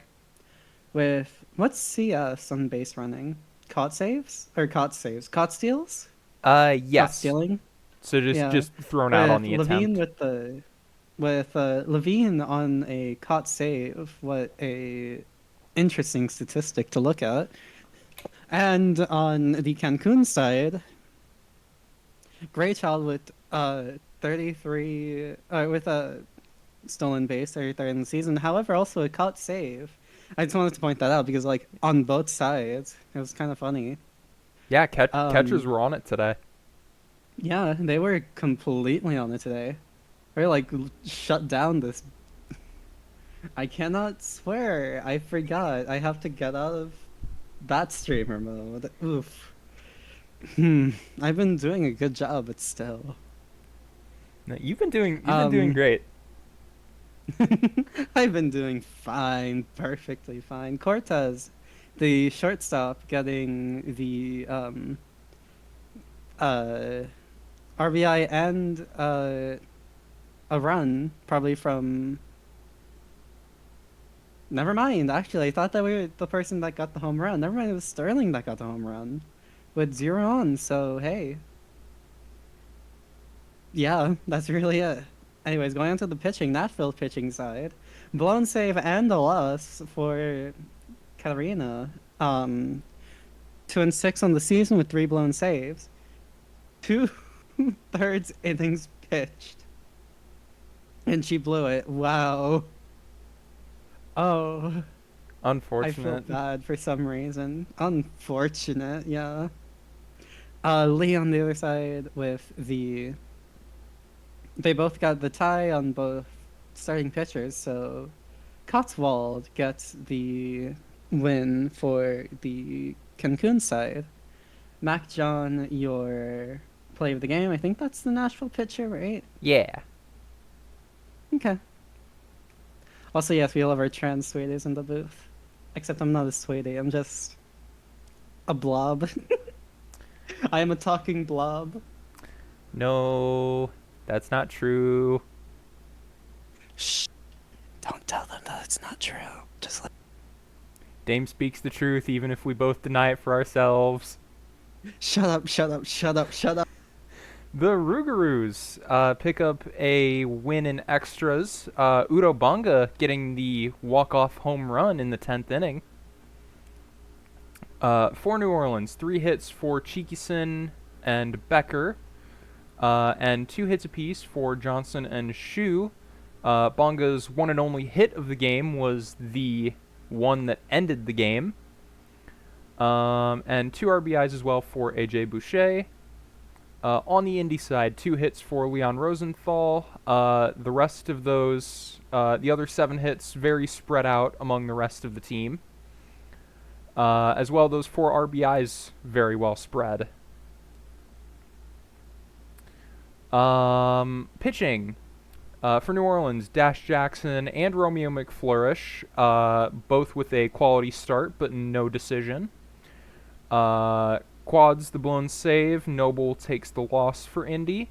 While Ian Nasir blows the save but gets the win in extra innings. Your player of the game, the Indy pitcher Romeo McFlourish. Interesting, interesting. Now over to Detroit versus Death Valley. Death Valley, of course, getting this win. Getting that scorpion. What's bred for scorpions? Ah, who gives a crap? uh,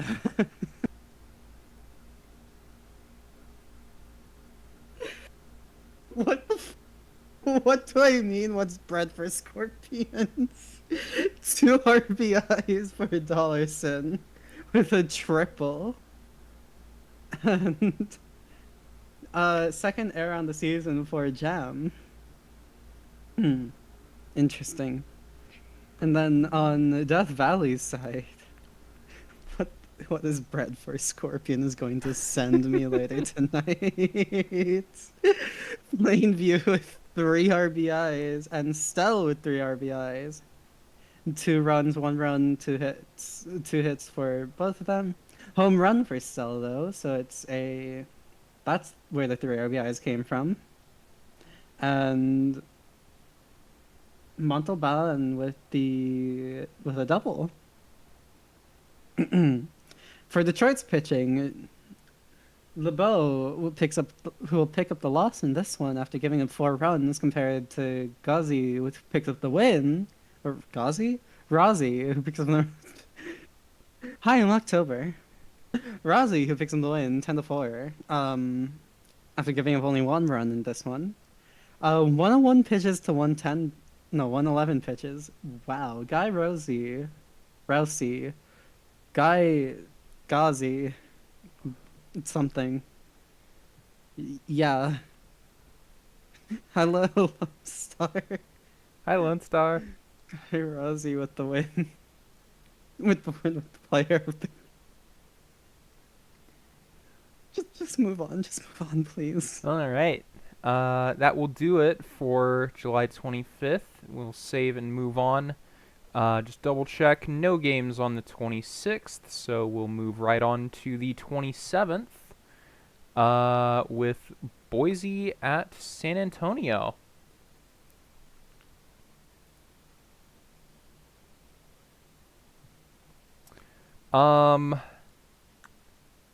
Okay. So it looks unbalanced. But it looks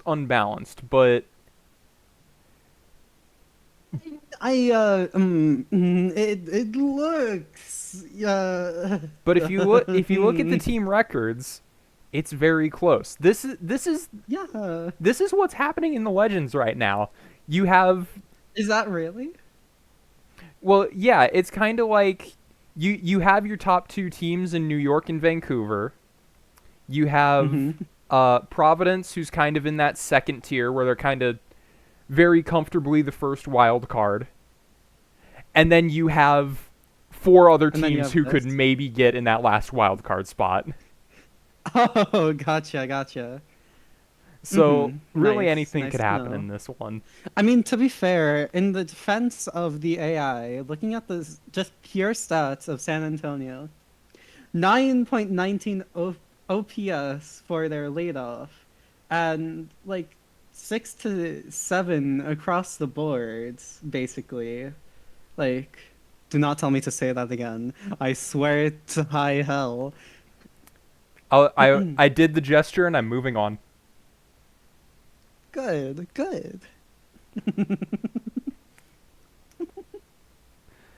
Yeah, and on the Boise side, they don't really have like kind of their closest thing they have to a premier hitter would be like Mirshirtak and Wallach. Mirshirtak does also have the speed to go with it. Wallach is a catcher, so I'm assuming doesn't really have the speed. Yeah, and that's Razor's player, who's in chat right now. I mean, hey, look, ratings don't matter. You can't argue with results. yeah, true. I mean, also, like I said, aside from the first leadoff hitter, the only person who's under like 6 or 7 OPS as the start number is their ninth hitter on Boise, Sydney Hughes, which you see in the slump, you know? Yeah, but you know, everyone's gonna have, you know, Everyone has those in days. a on a 9-person team, someone has to be ninth. Yeah, true. Actually, is But it technically a 9 person team or is it like a 10 person team? Because you have the pitchers, technically. They could pitch, they could hit. I mean, okay, at the risk of derailing the stream a little bit, here's what the pitcher batting ratings are set to. So they could, in theory, hit. Hey, get me a PvE team that has pitchers as hitters and hitters as pitchers.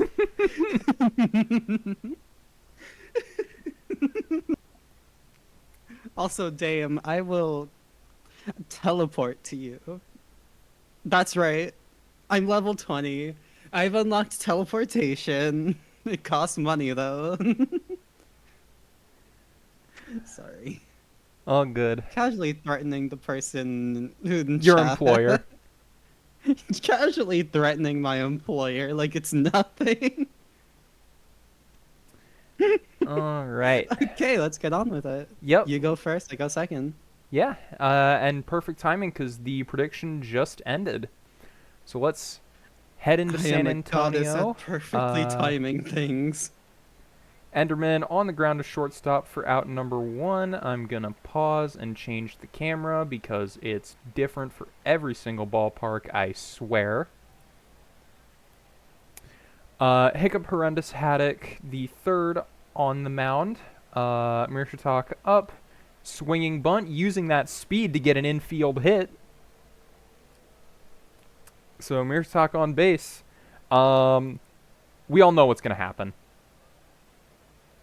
Yep, makes it to second base safely. 61 on the season now. Wallach hot hitting, watches strike 3, catches the zone up top. And Rysand will go down looking, stranding Mirshatak at second. Bottom of the first, Jerry Mander, the center fielder, goes up against Red Rockman to lead off. Unassisted to first is Rysand. Waxillium Summers, grounder to third, play made. Littleton, 2 outs, none on. Grounder, hard hit to shortstop, but able to handle it.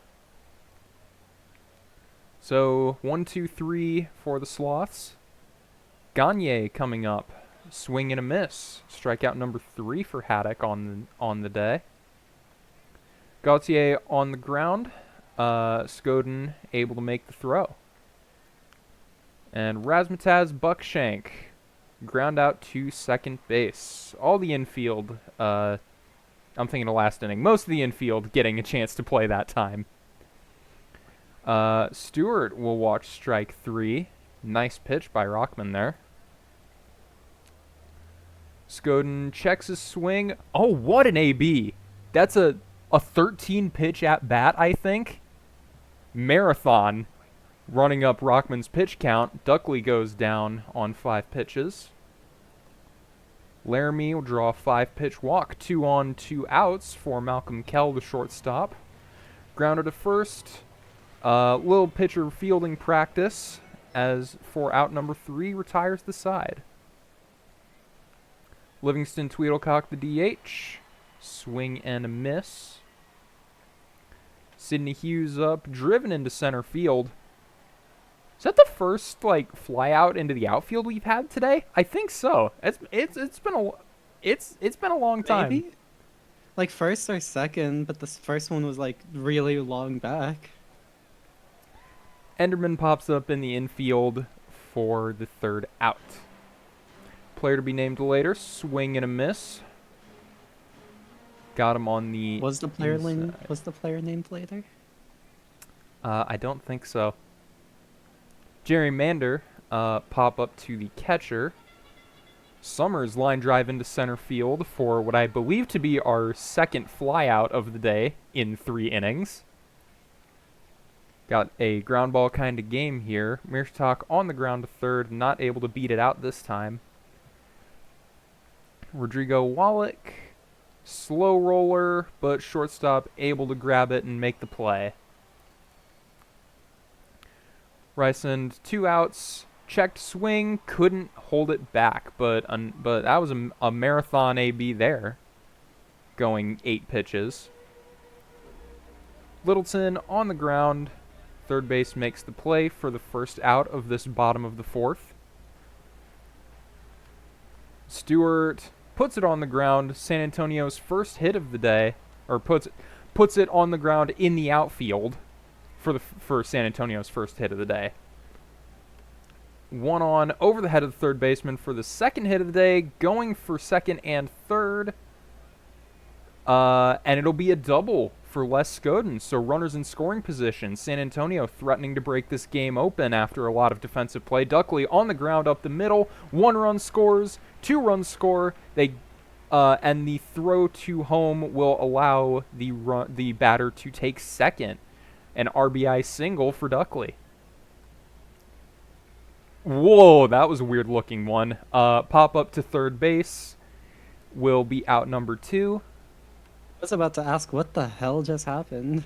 And Kell grounds it out.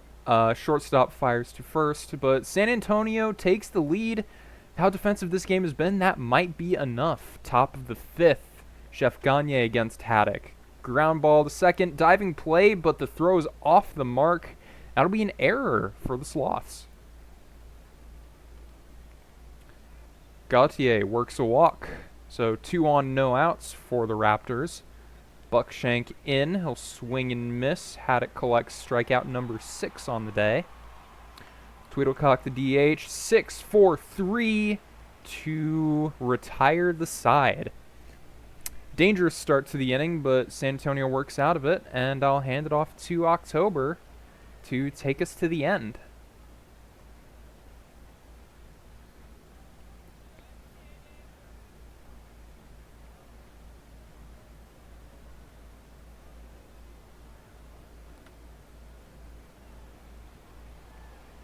Okay, I think she might be a little indisposed at the moment. Player to be named Sorry, later out. I'm muted. I stopped. I forgot I was muted. I Oh, forgot I was okay, muted. I'm okay. sorry. I'm sorry. I'm Okay, sorry. I'm you're sorry. good. I was talking, and I was like, wait, what the fuck? I'm muted. Over to second. Over to second is who was that? Mander. Yep. Summer is with the out though. Hit it up, and hit into the second. I think second base glove, or is that first base? I couldn't tell. Everyone just crammed in together. He crammed into someone's glove. Another Right one. over to the third. Another one of those weird hooking ones. Huh. Well, hey, he's right over to third. Interesting. Enderman, lead off. And that'll be straight over to first, basically. Very weak. I guess not really a very weak hit, but hey.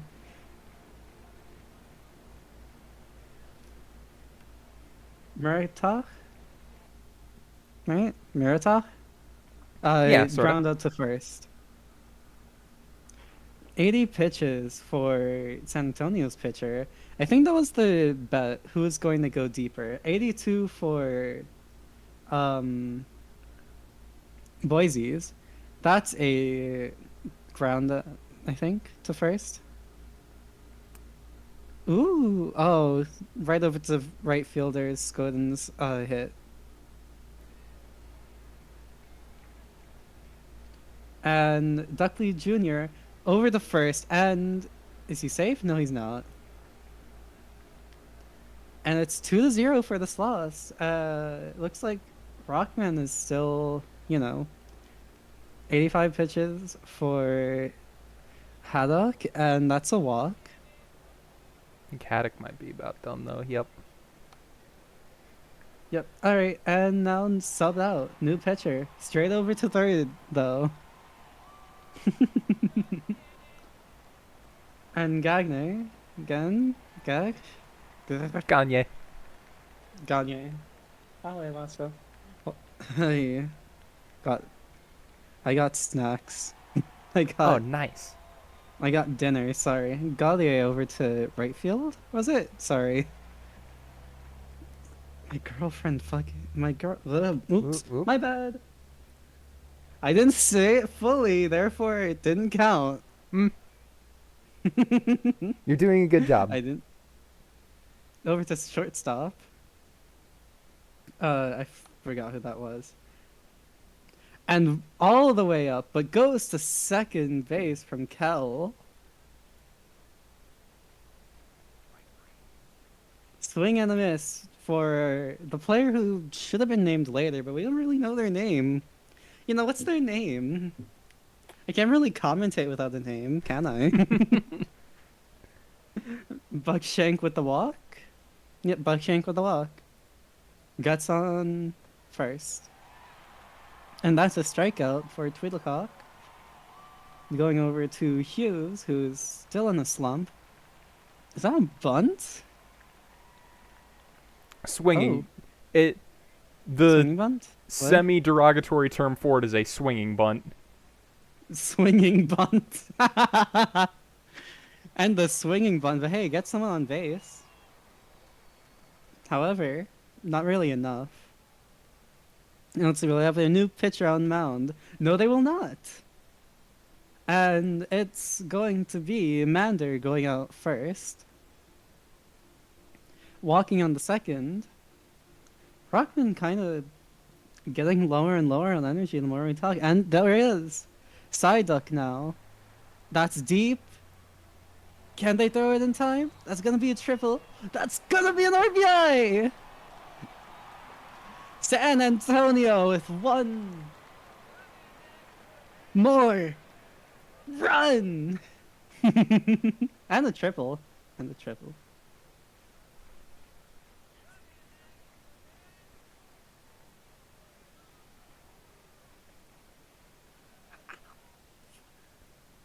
I hit my arm. Ow. Oh, you okay? Skoden. Yes, I'm completely fine. All the way to Okay. left. All the way to left field. I can laugh off pain. Alright, two. I mean, it's two to. Or it's 4 to nothing. If they can come up with 4 runs, I'll be impressed. And no, Wallach not able to. And Ryzen should at least try. I only laugh off emotional pain, understandable.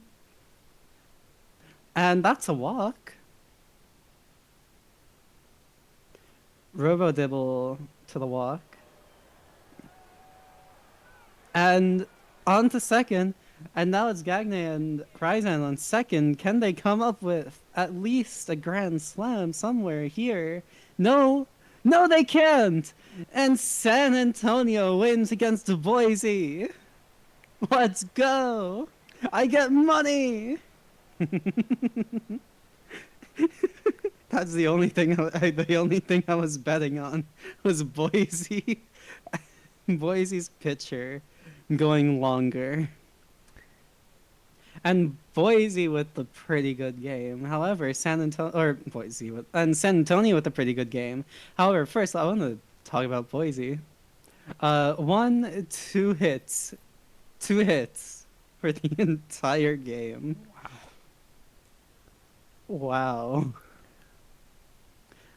Hey, you know what? 4 walks though, so pretty good eyes on the people. Just yeah, 1 stolen base for Mirantach. 61 on the season. Interesting. And it's Duckley Jr. with a pretty good 2 RBI game for San Antonio, as well as an error from the person who I can't really talk about because they're supposed to be named later. 6 errors in the season. Rockman getting the loss, 7-7 on the season, with 3 runs given up compared to Haddock's 0. And well, Robo Double with the hold, second this season. um, and for the play of the game, of course, it's your San Antonio pitcher, Hiccup Horrendous Haddock the third. Is that it? Yeah. Interesting. All right. Going through the rest of your Major League box scores, the Surge will get an extra innings victory over the Aviators, winning off a Dog Maple sac fly. On the Buffalo side, 3 hits for Steve Duke, 2 hits and 2 RBIs for Dog Maple. Base running, 3 stolen bases as a team, 1 each for Mayo, Duke, and Dog Maple. Outer Banks very similar, 2 hits piece for Jones and Morimura and Oliver. With Robert Oliver also getting a pair of RBIs, as well as 2 stolen bases as a team for Curtis Jones and Rochelle Murray-Murrah. So 5 stolen bases in total, none caught. Pitching wise, Brigham Irons gets the quality start. 6 innings with 3 earned runs. But Pai Baba will get the win in relief, going 1 inning of scoreless baseball in extras. On the Outer Banks side, Wombat Jones, 7 innings with 2 runs. Voss takes the blown save and the loss in extras. Wombat Jones, your player of the game. I love the name Wombat. It is hilarious. New York going to defeat Providence at home 4-2. The Voyagers victors over Providence and the Crabs. On the Crabs side, you have some pretty good hitting from everyone. Everyone except the bottom two, 8th and ninth, got at least, what, 1 hit? I think that's 8th and ninth, anyways. 1 run for Summers, 1 hit, and 1 RBI. A double for Zalewski and Zalewski's considerations and Summers. A stolen base and the caught stealing base statistic going to back again. 35 on the season for the stolen bases and 7 for the caught saves. And for New York on the other side of Sorry. No, go Sorry. back. Sorry, thought we were done. My bad. No. We weren't done yet. And then for New York on the opposite side of it, on the winning side, I guess, Tanaka with 2 hits and 2 RBIs. You also, don't worry, you don't have to apologize. It's just funny. Triple for Shadow, 0 on, and then Mihire? I forgot who that was. 0 on as well. So single home run and a single triple with a stolen base from Mihire for 39 of the season. And now we go to pitching, where you see that a save has been granted to Jones, relief, and Atkins gets the win. 7 innings pitched and 1 run given up, with 109 pitches. And on the opposite side, for the Providence Crabs, you have Random with the loss. 5 innings pitched, 2 runs, and 113 pitches. It's really funny how one pitcher can be in for so long, but have like less pitches than the other. It's just, I think it's like fascinating that like one gets more hits and the other or something like that. Whatever the hell. Anyways. That's not as important as talking about your player of the game, Taylor Atkins, the New York pitcher. No, if I could build my perfect hitter, it would be just someone who racks up the pitch count, like fouls off pitches, lays off ones outside the zone. Just make the pitcher throw 10 pitches every time you come up. Oh, so me and Wii Sports Baseball, all I hear is foul ball. Exactly. Foul ball. That's the only thing I'll hear in my ear like 10, 20 times in a row. All right, the Vandals get a convincing win over the Pathfinders at home, 11-0. More runs than hits for Vancouver. 3 hits apiece for Phillip and Brooks Walker. 3 RBIs apiece. A peach. Not a fruit. A piece for Brooks Walker and Ashton Lansdell. I cannot speak on the peach because I really want to comment on a peach. Oh, butt? I didn't know we were talking about butts now. Oh. No. I've got a dumpers in the minors. We got to talk about that later. Damn. Still in the minors, huh? Strange with the home run. Brooks Walker with 2 home runs. Lansdell with 1. Oh my God. Pierre Phillip had 5 stolen bases. God damn. Okay. Yeah, 3 hits and 2 walks. Um, just stole Man was second 5 times, I think. man was running. Hates standing on first base. On the Toronto side, Dusty Greer with 2 hits. The main highlight of the day. Um, yeah. Dawson also hit a double. For Vancouver pitching, Andy Bean's your winner. 8 scoreless innings. No walks issued by the Vancouver pitching staff today. Good control. On the Toronto side, Biz Kitmaker takes the loss. 4 innings, 6 runs allowed. Player of the game is Brooks Walker. And Pierre Phillip ties the Vancouver regular season game record for stolen bases with 5. Amazing day for Phillip.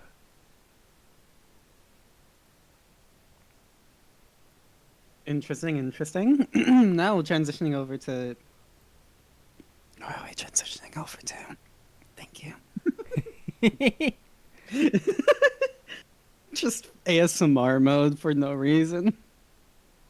Nashville taking the win at home over Detroit, 5-7 for Detroit. Some pretty high scoring late into the thing from Detroit. Unfortunately, they can come back. However, uh, 2 runs, or actually no. I was gonna talk about Shan, and then I saw Slamis and Euclid, catcher and second base. Uh, 2 hits, 1 RBI, and 4 hits, 1 RBI. I think Euclid, I have to point out, that's an amazing thing. I think. Slamis with a home run. Euclid with a double. Shan with a double as well. Looks like what Dollarson got a double as well, or a double, a home run as well. 16 for Slamis, 8 for Dollarson, and he's stolen base for Shan. 2 of them actually, going up to 62. Nashville on the other side of the. I always want to say on the other side of the mound for some reason. It's not pitching. I guess to be fair, on the other side of the mound is batting, but Yeah, well, um, sorta. Nashville. Tomlin with 2 RBIs. Same with Munson. 2 hits for the both of them, and 2 runs for Jerome. A double for Mercury and Knopf, and Jerome was caught saving ninth this time in this season. Yeah. Caught Looks stealing. like swing and caught stealing. Yeah. Sorry. All good. Hi, I'm October. I don't make mistakes ever. Trust me, I'm normal. Normal enough. No, I'm not. Swing and a miss, I think that is, with the loss in this one. Only 2/3 innings, but 4 runs given up with 23 pitches. I think we know where the majority of Nashville's uh scores came from. I guess Yeah. to be fair, it was kind of evenly balanced out between Mulligan and Swing and the Miss. On the opposite side, there we go, of the mound, there we go, twice. A blown save for Georgios? Yeah. Georgios? Okay. Uh, However, Katarina with the win with 0-0-0 and 4 strikeouts. Honestly, pretty good game there. Um, with your player of the game being Biff Slamis. All right. The Space Rangers will get a win over the Indianapolis Apex. 10 hits apiece, 6-2 win for the Space Rangers. 3 hits for Link Althouse, 2 hits apiece for Hoi 4, Jillian Quilfan. Did I get that right? Green Quilfan, my apologies. And not worth the first. RBIs for Hoi 4 and Fan. Fan also had a triple on the day. For the Apex, 4 hits for Edward McKinley. with 2 for Harry Callahan. 2 of those hits from Kinley were doubles, and Warsmoke had a home run. Pitching, Oil, Oilon Rock Etef gets the win, going 5-8 on the season. 6 innings and a third of 1-run ball. Matt Hunter finishing the game off for them. Smidius with the loss, and your player of the game will be Etef. And now transitioning, but over to the next one. I had to. I'm sorry. I had to eventually. Cancun taking the win against the New Orleans Rougarous away from their home stadium. For Cancun on the batting side, you have a 3 RBI game for Solo and for Sterling. 2-run game for Feko Hikawa. I don't know if Feka actually got the thing yet, but I guess I'll just check it out later, because actually wait.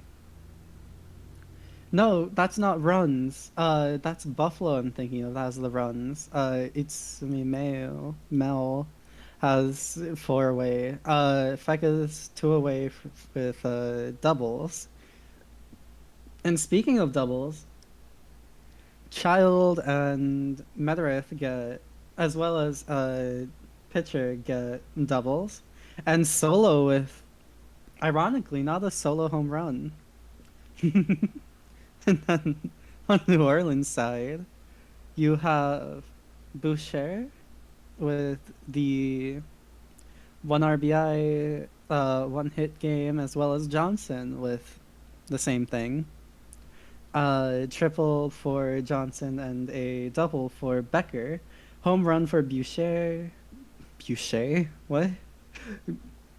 Boucher. Okay. I'm creating new players as we speak here.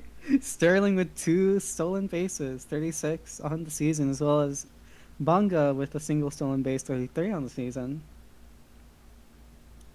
Over to the pitching side, you have I'm sorry. You peaked the microphone, so we only got a little bit of it, but that was perfect.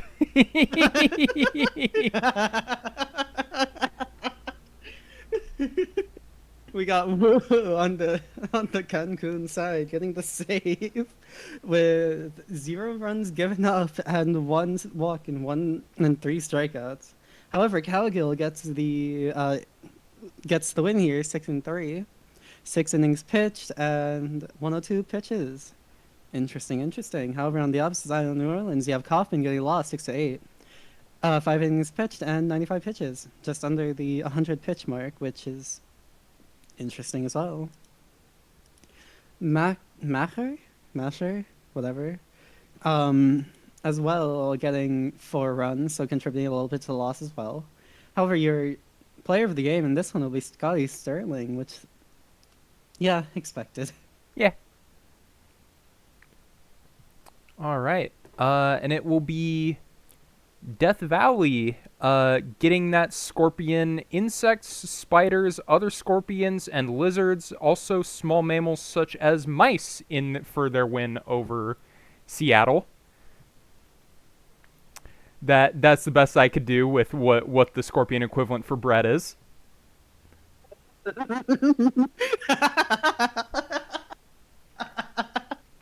Small mammals such as mice for scorpion bread is amazing. Top tier. For the Scorpions, they walked it off thanks to a RBI single from Stell. And on that Scorpions side, 9 hits, mostly spread around, the only 2-hit day coming from Ishtola Rule. And an RBI piece for Lawn Gnomes and Stell. Stolen base as well for Bass Reeves and Mellow Mystere. For Seattle, only 4 hits spread out around the lineup, the only RBI coming from Bookie Metz. Hawkins also picking up a triple. pass, getting on base via a hit, a walk, and something else, maybe fielder's choice. 3 stolen bases, or possibly stealing third as well.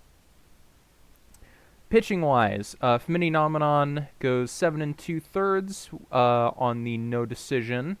Ray Xavier picks up their 6th win in relief, going 4 perfect outs. For Seattle, Majiro McQueen, 7 innings, very similar to Nominon's start. But Kib Treadwell gets the blown save and the loss in relief. Femini Nominon, your player of the game, which I believe... Nom. I think we have minor league today. Yes, we do. Hell yeah, minors, let's go! Wait. That's fine. Just roll on with it. Pretend nothing's weird. Nothing was said. Puerto Rico gets the win over Chicago, which is an interesting one. Over on over on Chicago's side for the batting side. Wow, what an interesting statement of mine. 4 hits and 3 RBIs for Pants when just not able to make anything happen with it, unfortunately. A home run for Pants as well, 17 on the season, but hey, not really able to do much. Probably where 2 of the 3 RBIs came from because that's a 1 on as well. And Timothy with a stolen base, 16 on the season, as well as an error, 4 on the season.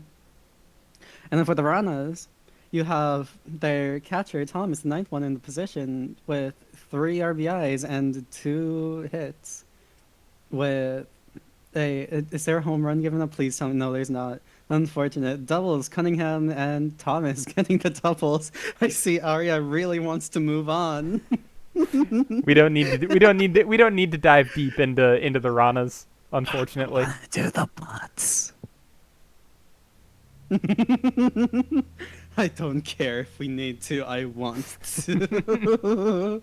I don't care what Dame says. I don't care what the PB says.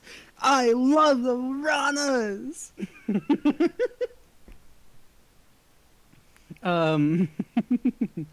Over on Chicago's pitching side, however, we have Grizz getting the loss 6-4. 1 inning pitched and 5 runs in 24 pitches. Oof. Yeah, that'll do something to the team, definitely. JD Pence with the player of the game though, with honestly 4 and 3, 4 hit, 3 RBIs. Pretty good. No, I want to do the pitcher run. Oh, whatever. The Bears win 8-2 over the Swifties. Immediately going on. Their offense sort of powered by the 6-run 6th inning they had. Very productive there. 3 hits for Ruiz Jr. and Sankara. 2 hits apiece for Kiso, Cragg, and Stitcherson. As well as 2 RBIs for Valor III and Kiso. Kiso having a solo home run in the 1st. For the Swifties, 5 hits spread around with 2 RBIs, 1 each for Shizuka and Ferguson. Skovgard as well with a stolen base. Bruce City winning pitcher is Joseph Kelly, going 7 1/3 with 2 earned. Meanwhile, the Swifties, Aoife Carter takes the loss, now 6-6 on the season. Staying in and taking most of the runs for that disaster 6th inning. Player of the game, Bruce City pitcher Joseph Kelly. Oh, yeah. And the Flamingos take down the Anchorage Wheelers at... Where is Anchorage? Is it in, Alaska? Yeah, Alaska. In Alaska, then. Coldest state, I guess, in the United States. Wow. 6-5, pretty close game, honestly. After that very good first inning, they just kind of fell off. Florida has some pretty good games from Luca for their first baseman. with a home run coming from Slugs, the 11th of the season, and a solo one at that, as well as Poliwag. Let's go! Uh, Getting their 12th in this game. And for Anchorage on the other side of the batting, we have Cheska, Chesko. You know what, Chesko? Chesko Uh, with 3 RBIs, one hit, Checo. and Checo. Oh, Yeah. what? Okay, I'm sorry. All My good. apologies. I need healing. I'm sorry. If you're an Overwatch player, you'll get that reference. Anyways, 1 run, 1 hit, and 3 RBIs. Pretty good for Checo in that game. Song him with a double, as well as Checo with the home run. Parker with also a home run. 8, 7, and Cheerios and Jordan were caught stealing. 12 for Cheerios and 2 for Jordan. An error for... No, 2 errors for Parker, actually. Oof. 12 on... Sorry. 12 on the season. Now going down, Florida's pitching versus Anchorage's pitching.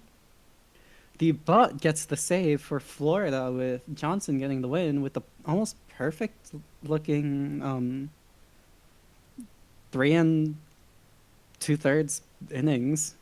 Mixon taking out like almost immediately after that 5 run first or 5 run start. Um, and on the opposite side of the mound, you have Kingman getting a 3 run 3 runs in 5 1/3 pitches. However, or innings pitched. However, Lucas gets the blown save and the loss, considering they also got 3 and 5. 5 and 3 actually, technically, with a lot less time out than Kingman. McScooty Fortune with the player of the game. All right. The Dillos pick up a 9-3 win over the Firehawks. Someone named Volkova hits 2 homers in 9-3 win for Amarillo. Crazy. What's that? I could never be someone named Lauer Wolf in Czech. Is that what that means? That's cool. Essentially, it's just the combining of like 2 names I saw on the internet. One meant like blossoming or flower, and the other meant wolf. That's real Yeah, pretty, Volkova means actually. wolf. It's the feminine version of wolf though, as Okay. a last name in technicality.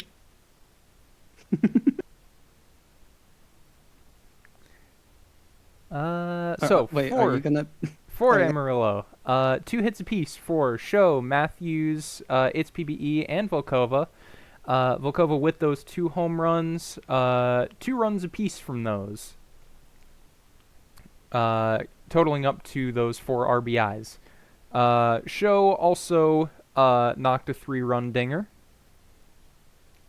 California, Tunyon and Moore, 2 hits each. And RBIs split between Moore, Dumper, and Ryan. Pitching side, Marshmallow Jr. picks up their 7th win on the year with a quality start, 6 1/3 with 3 earned. And Malbec will take the loss with 6 earned in 5 2/3. Your player of the game, Kvetsa Volkova, whoever that is. Whoever this Kvyeta Volkova person is, yeah, some random ass person. Ooh, I actually said it. No, Ra- that's doing so random good. person. Random person, some random person, you know. Kansas City taking the win over Louisville at their home park. I wanted to call it a court for some reason. Anyways, Louisville, on the batting side, 13 hits, but 4 runs only. However, Nadakami, third base, with 2 RBIs, and I think you can see where they came from. That 1 home run. the fourth on the season for them, as well as Judge getting a home run, solo home run too. Caught, no, actually, no, not caught. Calicovid, I think, with the stolen base were the fourth on the season. And then for Kansas City on the opposite side, you have Yordong, the first baseman, 333, as well as St. John, 3-3, designated hitter. Pretty good there as well. Double for Panda for St. John and home run for Yordong as well as Reddick. I think both of those were solos, but then Gray. Actually, no, three solo home runs. Yordong, Reddick, and Gray. I misread the 2 outs as 2 on for Gray. Oops. That would have been a totally different game. Whittle caught stealing once for caught 6 times caught stealing. However, with one stolen base, going up to 44, and the Gray going up to 5 bases caught stealing. Now, moving on to the pitching side. On the winning side of the mound, you have Bird pitching a 4-run start. Pretty decent game, however, to get the win, it's P2. I don't know who that is. I forgot who that is. Porygon 2. Okay, it's Porygon 2 picking up the win. 4 hits, a run. No, 0 runs. I'm sorry, I was looking over at the Louisville side. Okay, so speaking of Louisville, on the opposite side of the mound, Montelagon with the roughly same sort of start as Bird, and it's Pimling picking up the loss in this one, giving up 6 runs in 29 pitches. Your play of the game in this one is Yondong, yeah. Or Yordong? Yeah, Yordong. Yordong.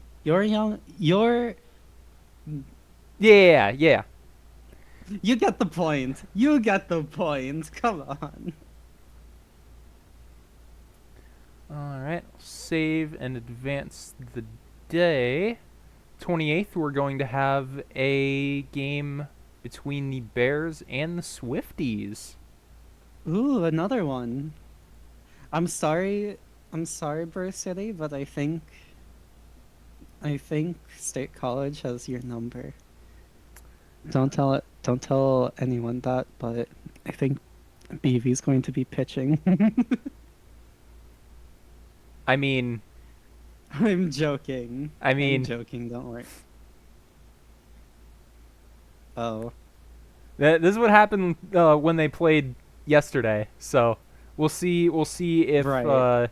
State College can answer back, Everyone or likes a revenge game. Everyone likes a revenge game. for sure. We'll see though. I promise it'll be a revenge game. Why are you booing me?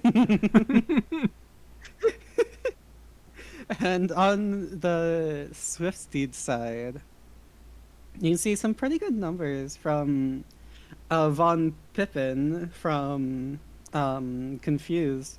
Great from Confused. And from Turd Ferguson as well. Almost reaching 9 for Pippin and Ferguson, but over 9 for Confused. So pretty good for those two. However, on the opposite side, you have Kiso, you have Crag, you have just other people as well supporting them who have some pretty good batting numbers. So we'll see what happens. And the pitching says it'll be a tie, but I mean, hey, you never know. 5 and 6, or 5 and 6. 5 losses, 6 losses for both pitchers respectively. Let's see what happens. Any commentary? Or do we get into it? Yeah, I mean, if you reverse the win-loss record of Kelly Brandt.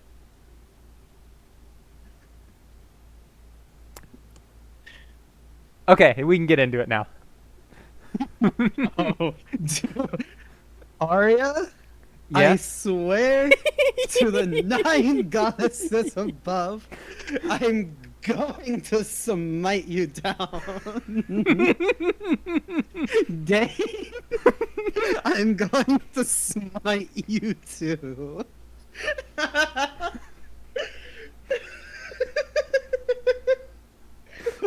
Okay, let's go. All right. Oh, I forget. I forget. Are you starting? I think you're starting I this think time. you started. Yeah, you started last time, so I start now. Yeah. Okay.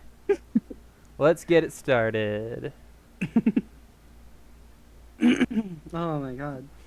And that's going to be a strikeout immediately. And now they're doing the celebration, of course. That's going to be a hit. That's deep. That's a goner. Wow. And that's a home run for Kiso. Jeez. all the way back there. Can he make it? He does. JV Rayner now on second for a double. And Ruiz Jr. right over the shortstop. And now we have corners, I think. Right? Yeah, Yeah. corners. And that'll be caught by second base. Crag with that hit. Oh, I did not see what happened because I lagged apparently. However, looks like we're going to Swift's the we're going to never mind. Yeah, Swift College State College at bat now. Von Pippen gets on first, Shizuka, and that'll be an out. And another. Oh my God! And OTP now, developments. huh? Hey, Oh my, OTP developments. hello! Why Welcome hello into the there! PBE stream. And we're shooting up really high. Hello there, this is the PvE, if you didn't know what it is. Yeah. uh, Here, let me. Sync. I'll pause the game. For a Yes, moment please. to take a moment and explain who we are and what we're about. Uh, Wait, um, PBE is a sim league where every single player you see on the field is a player controlled by a user in the league. So everyone creates their mhm. own player. They spend a few seasons in the minors, and eventually they get drafted to a minor league team. Then they get drafted by a major league team. Eventually get called up, play in the majors, and aim for the Hall of Fame. We have a brand new, pretty much brand new portal that you can use Mhm. to manage your player. Used to be kind of unwieldy on a forum with all the form editing. Now it's just, it can be as simple as clicking a button and applying your training points. And yeah, That's what TP is join called, a by the team way, locker folks. room. It's a lot of fun. Way a lot of people always put it is join for the baseball, stay for the community. It's a wonderful community. And yeah, thank you all for stopping by.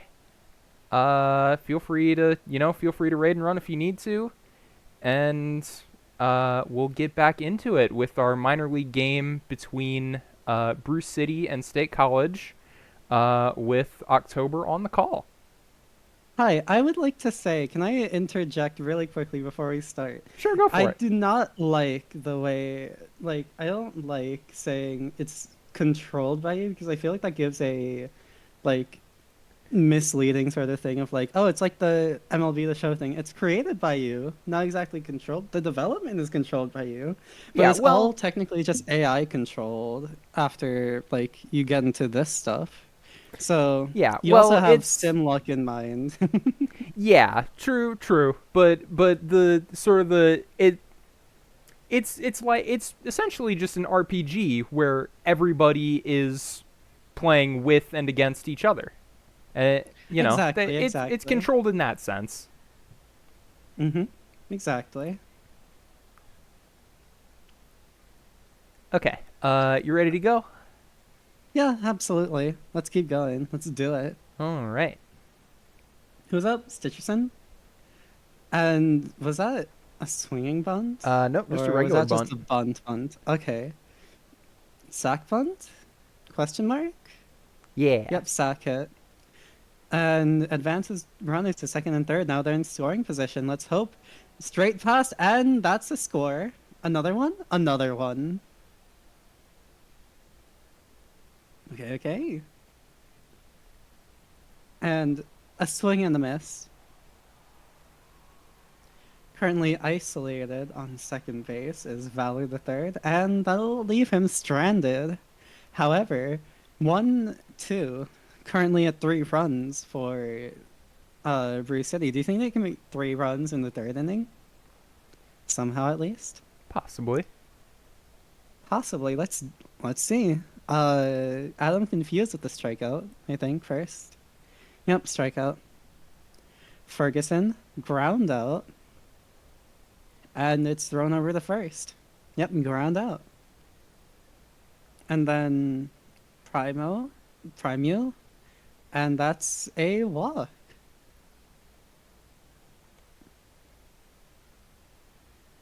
And that'll be the end of the second inning. The bottom of the second ends with Bruce City in the lead. This will be an interesting one.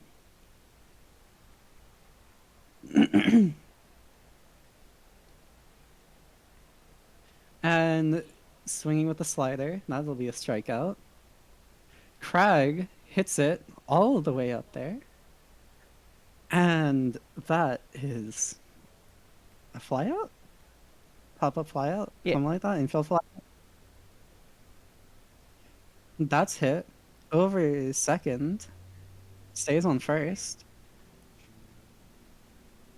All the way to center. And that'll be the end of this inning. Unfortunately, Bruce Lee could not come up with the 3 runs that I had predicted. I'm not a psychic.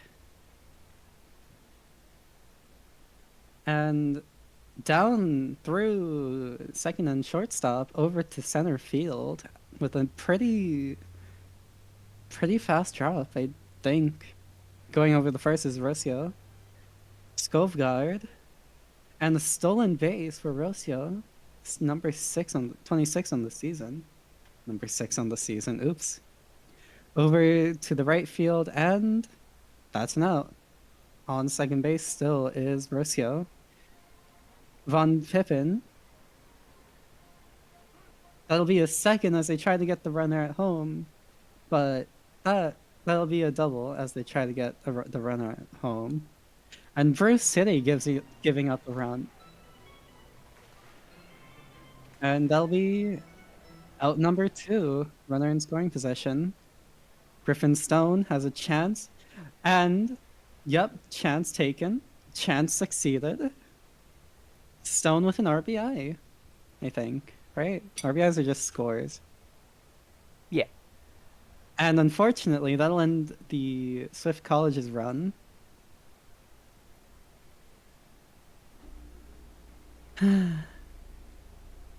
Over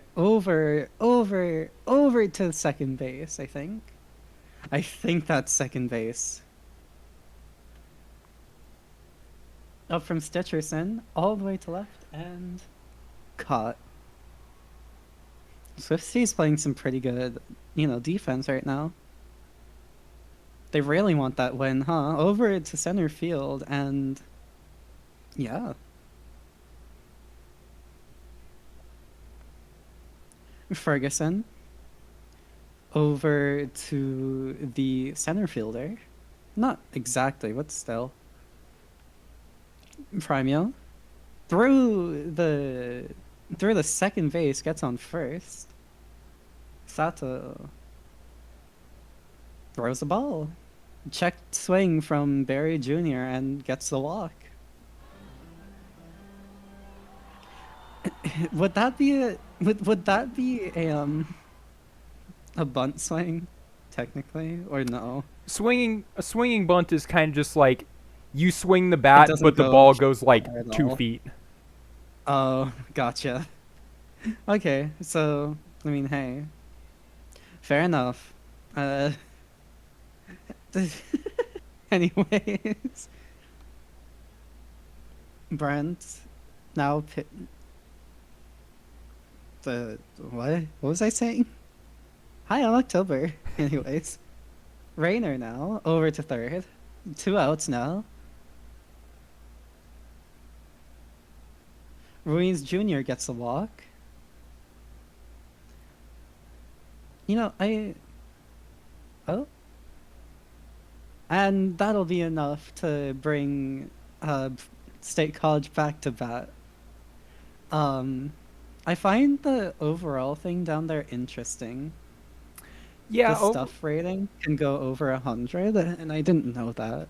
yeah, that's just you know, A pitchers be quirk. striking people out. Yeah, fair.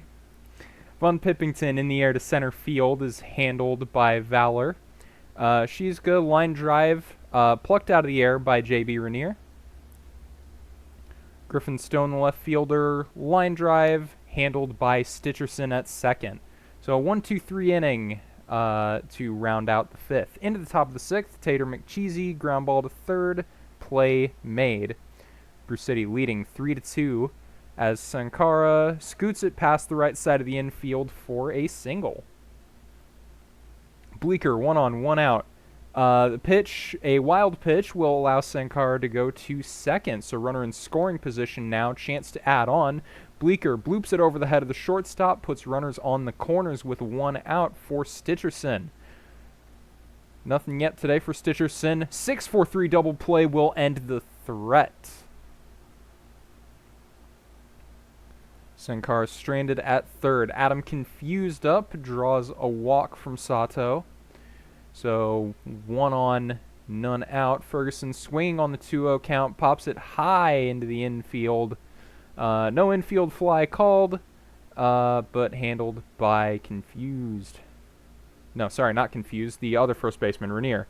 Primo draws a walk on the full count. 2 on, 1 out. Into pitch, fire Aaron Boone. Barry Jr. scoots it past the second baseman, diving, and coming in to score will be Adam Confused from second. We have a tie ball game in the bottom of the sixth. Jack Rousseau swing and a miss. Runners in scoring position. 2 outs now for Gunnar Skovgaard. Can State College take the lead? Yes, they can. Skovgaard gets it up the middle. 1 run scores. Will the second come in? Yes, beats the throw. State College turns a 1-run deficit into a 2-run lead now. Paddington Von Pippington slicing fly ball into foul territory. Rainier makes the play, but the damage is done. We head to the back third of this game. State College leading at home 5-3. Leading off, Valor the third swings and misses at the circle change. Kiso up, had that home run earlier today. This one will be a harmless line out into center field. Rainier on the ground through the infield for a 2-out single. In now to pitch, Scott Justice coaxes the easy fielder's choice from Ruiz Jr. as we head through the stretch and into the bottom of the seventh. Shizka, the hot hitter. That one looked like it had some velocity but died in the infield. Easy play made by the shortstop. Stone grounds out unassisted, first base. And Confused, 2-out base hit past the shortstop. Turd Ferguson lays off. Pitch that looks like it caught the zone. Risky take, but it pays off. But Primo puts it on the ground for the fielder's choice at second, and the threat will be ended. 2 innings left. Bruce City needs to find 2 runs if they want to have a chance in this game. Cragg on the ground for the 5-3 out. Tater McCheesy, the catcher, driven into center field. There to make the play is Primo.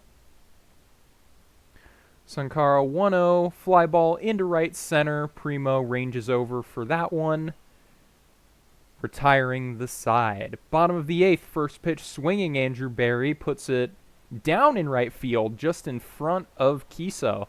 So leadoff single for Barry. Rousseau up, gets a textbook single into center field, makes it runners on first and second. State College threatening to extend this lead. Skovgaard on the ground, up the middle. Will the run come? They send him. And safe is Barry Jr., State College, extending the lead to 3 on the run-scoring single. Batter advancing to second on the throw. Von Pippington, deep fly out to left field. Coming in is Rousseau for the sac fly. 4-run lead now for the Swifties. Pedro Papelbottom comes in. Shizuka tries to lay off, but cannot check it in time. Stone, deep into center field, will be handled. But Bruce City now do or die time. 4 runs in 3 outs. Can they do it? Bleeker on the ground to short for the first out. Stitcherson against Justice. Ground out the other way. Second baseman Rousseau handles that one easily. Valor representing the final out. Line drive down in shallow right field. So a 2-out single. Possibly the beginnings of a 2-out rally. See what Kiso can do. Gets it up the middle for a single. That'll put runners on first and second. Tying run in the on-deck circle. Rainier driven into left field. It gets to the wall. That'll be extra bases. 1 run will score. Will they send the other? They will not. Stand up double for Rainier. The tying run comes to the plate. Julio Ruiz Jr. represents both the final out and the tying run. Fly out to left field, handled by Stone, and that will do it. The rally falls short. State College, your winner. Oh, no. Oh, hell yeah. Hey, we take those. I also take my money back. I just realized I bet it under 3.5 or 3.5. No, was it under? Was it 3.5? Yes. It was under 3. No, it was 3 runs. I went with over. Dang it. Oh, you're the 500 going for over. Yeah. I had faith. Yeah. Come on, Bears. You couldn't have made it a little bit closer. You couldn't have driven one more run in. Couldn't have sent someone. Unfortunately, it seems like not. And here I thought Dame was my friend. Need to give your third base coach the sign to give him the windmill. Come on. Anyway, Bruce City. 3 hits for Rainier, 2 hits apiece for Kiso, Valor, Sankara, Bleeker. 2 RBIs as well for Valor. State College, 2 hits apiece for Barry, Rousseau, and Skovgaard, with 3 RBIs for both Skovgaard and Pippington. Pitching-wise, Brandt gets the win, 6 2/3 with 3 allowed. Scott Justice gets the well-earned save. Got into some trouble in that last inning, but pulled through. Masahiro Sato given the loss. Boone the blown save. And Andrew Barry Jr., your player of the game. And now moving simply into the boxes, you have the Puerto Rico Rana is defeated by... Oh, no, never mind. You have the Louisville Lemurs. We go left to right? Oh, wait, sorry. I thought that was... Sorry, Nope. I thought the Bruce City game was the first game. Oops. Sorry, my bad. We have the... Kansas City Hubcats defeating the Louisville Lemurs at home, 11-2. Pretty big. Louisville batting consists of Cal Covid's 2-run, 2-hit day, and Robinson's 2-hit, 1 RBI day. Double from Robinson, triple from Covid. I guess saying that out loud doesn't really sound the best, does it? And for Kansas City on the opposite end, we have Yordong again with a 4 RBI performance, 2 runs and 2 hits as well. Reddick with a double. I think that's one of his RBIs, right? Because or 2 of them, maybe, question mark, exclamation point. Yordong with 1 on base, a 2-man home run, and same with Stavinskas with a 2-man home run. A base stolen by Whittle too. Actually, 2 of them. For 46 on the season, and for the pitching for Louisville, you have Fowler the third with the loss 3-6, in only 2/3 innings pitched, with 7 runs given up, and in 70 pitches. The bot coming in, doing a little more damage than necessary, and then another bot coming in at the very last second trying to save. But hey, doesn't work out. Summers with the win, 9-4, 5 1/3 inning pitched. You have 2 runs given up, and then Del Toro with the save, I guess? Question mark. Yeah. Your player of the game is Niklaus Stavinskis. Yes, this is one of the weird parts of the save rules. If you come in relief and you pitch 3 innings, congratulations, you get a save. It doesn't matter that your team had an 11-run deficit or an You get a 11-run save, lead. and you get a save, and you get a save, and you get a save. Got it. The Kingpins need extras to get over the Ranas at home. Monopolitsky mashing a solo home run to finish it off. 2 hits apiece for Sparky D and Dave Babipperson. Babipperson also drawing a pair of walks. Same pair of walks for Casper Blaze. Sparky D had 2 RBIs, including a double. For Chicago pitching, Avery Time with the start, 5 1/3, 1 earned. Solid outing, but not getting the decision. That's the word I'm looking for. Jazz Hands, tough outing. 2 innings, but giving up 4 runs, taking the blown save. DeWorm also getting a blown save, but ending up with the win in the end, going 3 2/3, allowing no runs and letting the offense have the chance in extras. Your player of the game, the Rana starter, Ribbit Ribbit. Ribbit. And it's California in a 4-0 game against the Amarillo Armadillos, my home team. Sad face. With, honestly, can I be completely honest? No one You really standing out.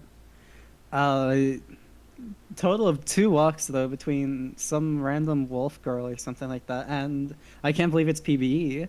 Doubles going to Matthews, and on the opposite end, California, with some pretty impressive baseball. I mean, 4 RBIs, 2 of them from Sung, and home run from Sung. I guess we know where one of those RBIs came from, you know? A stolen base as well from Sung and Max as well, 14 and 24 respectively for the both of them. And as for pitching, on one side of the mound, on the losing side of the mound, we have Montreal with the loss, 3-7. Almost 100 pitches, 99 pitches in this game for Montreal, and 4 runs given up as well. Unfortunate. On the opposite side of the end, on the winning side of the mound, you have J. Tom, who I have no idea who that is. Johnny Tom. Okay, that was the easiest name I could have think of. Yes, that's English. Johnny Tom with the win, 76. 8 innings pitched, and 2 walks given, 7 strikeouts, 106 pitches. And Johnny Tom, of course, is your play of the game. Moving on, we just watched that one, so we'll move on to the extra innings game between Florida and Anchorage. Florida taking the lead in the 10th, thanks to a Slugs home run, and holding on for dear life in the end. For Florida, 2 hits apiece for both Slugs and Alan Greer. Slugs getting 4 total RBIs between 2 home runs. Beyond that, 3 walks as well for Slugs. I'm thinking very good chance Slugs is our player of the game. Just gonna say that now. Cameron Squires, 2 hits, 3 RBIs, 2 hits as well for Sammy Parker. Stolen base as well for Cheerios. On the pitching side, Momentum has a quality start, 7 2/3 with 2 earned. But Muffin Healer will take the blown save and the win in relief, going 2 1/3, allowing 2 runs, but locking it down once it got into extras. On the Anchorage side, Ice Bear takes the loss in relief, 3 2/3, 2 earned. Whamageddon, the starter, going 5 1/3. Your player of the game, Atlas Slugs, which will take us to the end of the minors for the day. Do we have majors games? Yes, we do. Oh, everything is going pixels. Everything is a pixel. Hold on. I'm running at 2 pixels a minute. Oh, sorry. No worries. It's the internet. It's the internet. Could be I my internet too. blame the internet. Vandals. Wow, 13-1 win over the Toronto Pathfinders. Pathfinders, I guess there's not really much else to look at. I mean, they have 1 ball and 1 RBI, 1 RBI from Dinger and 1 ball from, or 1, yeah, walk. There we go. From Windsor. And then Excuse me. Detheridge with the double as well as Dogged, with Dinger getting a triple, and Texas Ranger with their 7th error on the season. Vancouver on the other end of the batting cycle. Walker, the shortstop, getting 3 RBIs, 2 runs, and 2 hits. Doubles from Lansdale, Burgers, and Rishikesh. Triple as well from Rishikesh, and a home run from Burgers. From Walker as well. That's 3 RBIs already for Walker, and Phillip with 2 RBIs with a home run. For base running, you have 2 steals for Strange, 65 on the season, and 58 for Phillip with their 1. Strider over here getting lost 3-9, pitching 102 times and giving up 2 runs. And on the other side, who is C Nasty? I don't want to just say Nasty. Chuck Nasty. Chuck Nasty with the win, 12-6. 6 and a third innings pitched with 1 run given up in 97 pitches. Avasi with the save, 12 of them. I thought you said it was 3 before they got a save. Huh. Unless Well, it's like close enough. Saves are a weird overall stat. Yeah, fair. Saves seem like a weird stat. It's why I didn't go at pitching my first time, because I was like, how do I understand saves? I just went with batting because I knew what the hell batting was. Here, I'll make a note Anyways. of it, and we can go over all of the save rules when we upload the file. Okay, you know what? Hell yeah, let's do it. Maybe I'll also read the bulk copy pasta. I don't know. Chuck Nasty, of course, you're a player of the game this time around. And someone asked if there's something for Chuck Nasty. There was 1,000 walks. Or no, strikeouts. Not walks. Strikeouts. The good one. 7. Wait. 1,000 strikeouts. Yes, the good one. Not walks. Not walks. Not walks. Strikeouts. Strikeouts.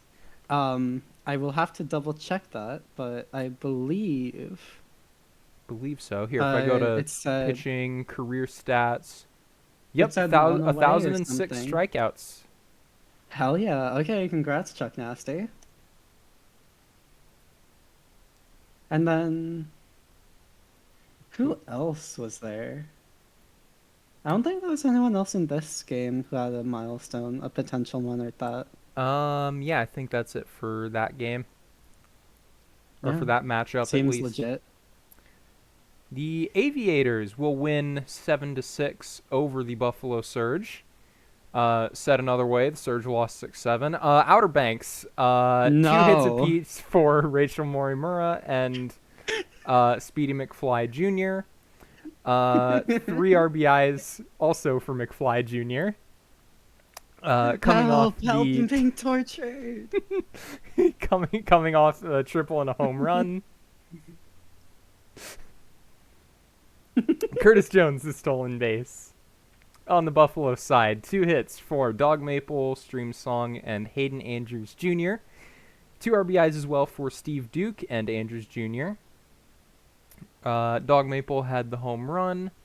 Base running, Itsumi Mayo picks up stolen base 73 on the year.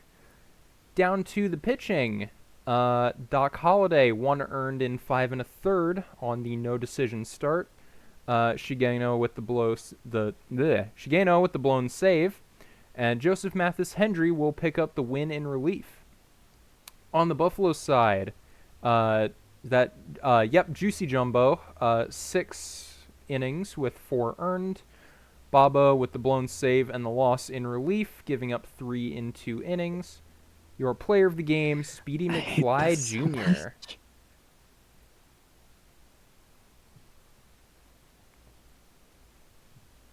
I hate this so much. Why, both of you? Why, both of you? The New York Voyagers are surprisingly going to be taken down. Actually, not really surprisingly anymore because they're 44 and 22. They're going to be taken down by the Providence Crabs, 5-1. For New York on the batting side, I mean, they only really got 1 run. However, Tanaka gives off the RBI thingy. That's a thingy. I promise I can English, kind of. Um, I promise can English. I don't fucking know. Ooh. Um, with the double for Tanaka, I think that's where the RBI came from. And on Providence's side, you have Mayfield with the double RBIs. Double for back again with. No, yeah, that's really it. I don't know what happened in this game, huh? Yeah, it For looks like it batting was at just least. kind of, for New York, it was just kind of death by singles. Death by singles. I mean, yeah, I know there are a lot of singles in New York, but I mean, I'm so sorry. For the pitching on New York side, Woods gets the loss with 1-3 right now, 6 2/3 innings pitched, with 5 runs given up in 103 pitches. And on the other side, Iceman with the 1 run in 105 pitches. Cologne with the save this time around, and Iceman, of course, is your Providence player of the game. All right, moving on, the Sloths will pick up a 6-2 victory over Boise, drawing even on record. Looks like they drew even in the 5th and took it away in the back half of the game. For San Antonio, 2 hits apiece for Jerry Mander, Les Scoden, Stewart, and Stetson Laramie, with the only multi-RBI day for Press Duckley Jr., coming courtesy of that 2 RBI triple. Scoden with a pair of doubles and Stewart with a home run. Boise, 2 hits apiece for Gautier and Buckshank, the only RBI coming courtesy of Livingston Tweedlecock.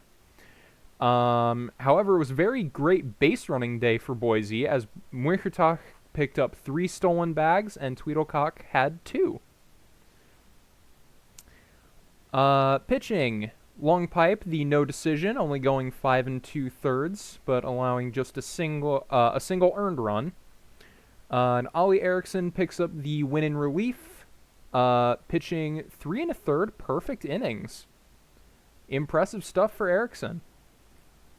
On the Boise side, Harold Smith takes the loss, 5 2/3 allowing 5, and Porter finishes the game. Leonidas Longpipe, the San Antonio pitcher, is your player of the game. Interesting, interesting. However, have you considered having a demon go into space. That's right.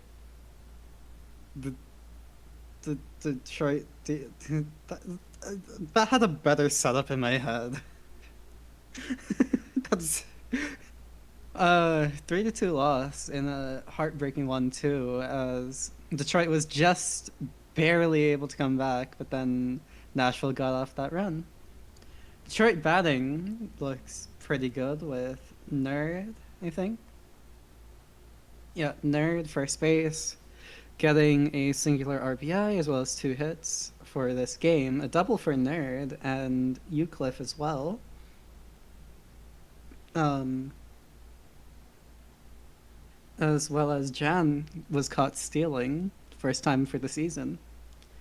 On Nashville's side, however, it's. I mean, look at it. There's only so much you can say in a game this low scoring and close. I mean, Munson had a really good game and a double for Tomlin, for Lincoln Mercury, for Knopf, for Drome, and for Briggs, as well as a home run for Munson. Probably where the RBI came from. And yeah, it's really it to talk about with the batting. Now moving on to the pitching for Detroit, you have Wheeler getting lost in the blown save, 1-2 right now on the season, and one's blown save on the season as well. One gave up that third run. Wow.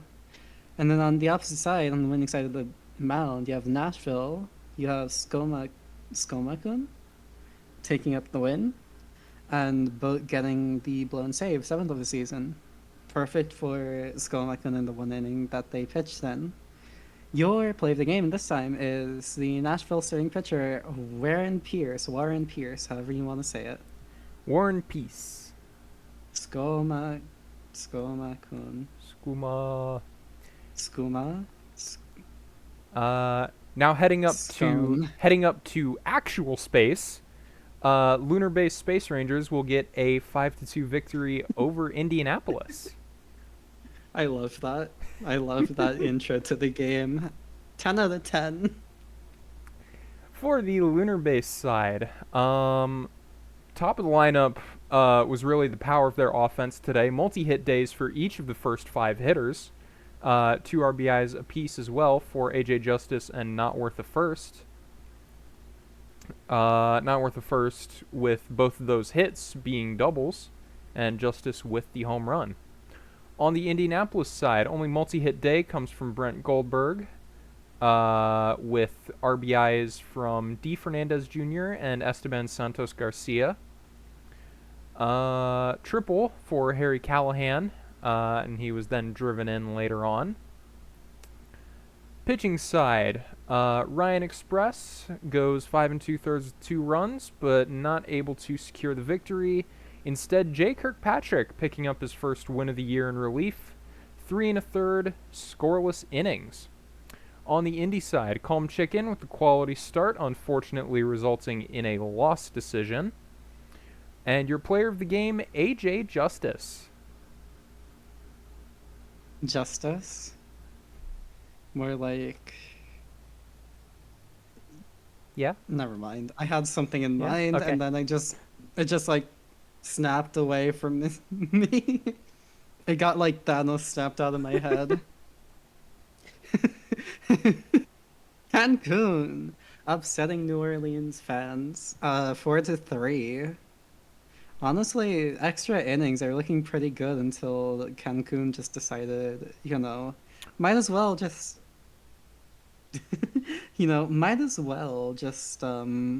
score here on the 19th double of the season for Berlin. Berlina? Yeah. Berlina.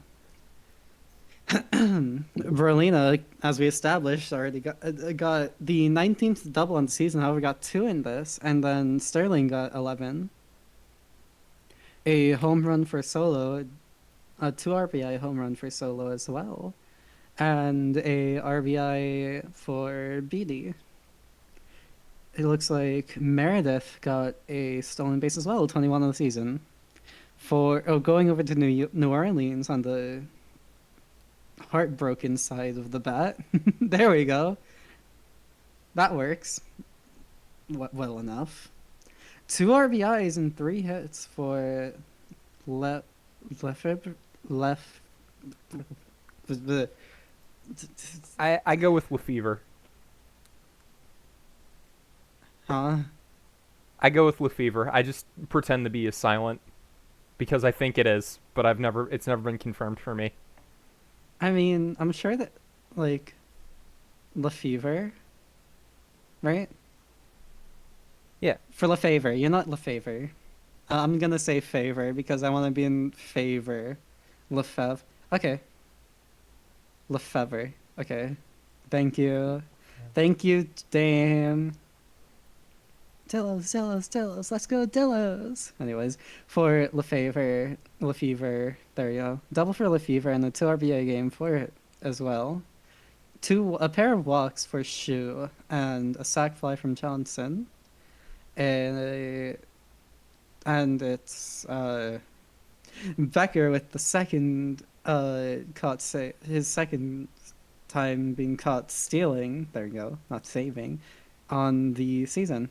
Going over the pitching for both teams. Cancun's Cotswold gets the win in this one after not allowing anything basically and only giving up a walk. Martini, the starting pitcher, giving up 3 runs and 0 home runs actually. That was on the other side, right? Boss on the other side getting 2 runs and 1 home run. Abner with the blown save and Nasir with the loss in this one. First one for Abner, first blown save for, yeah.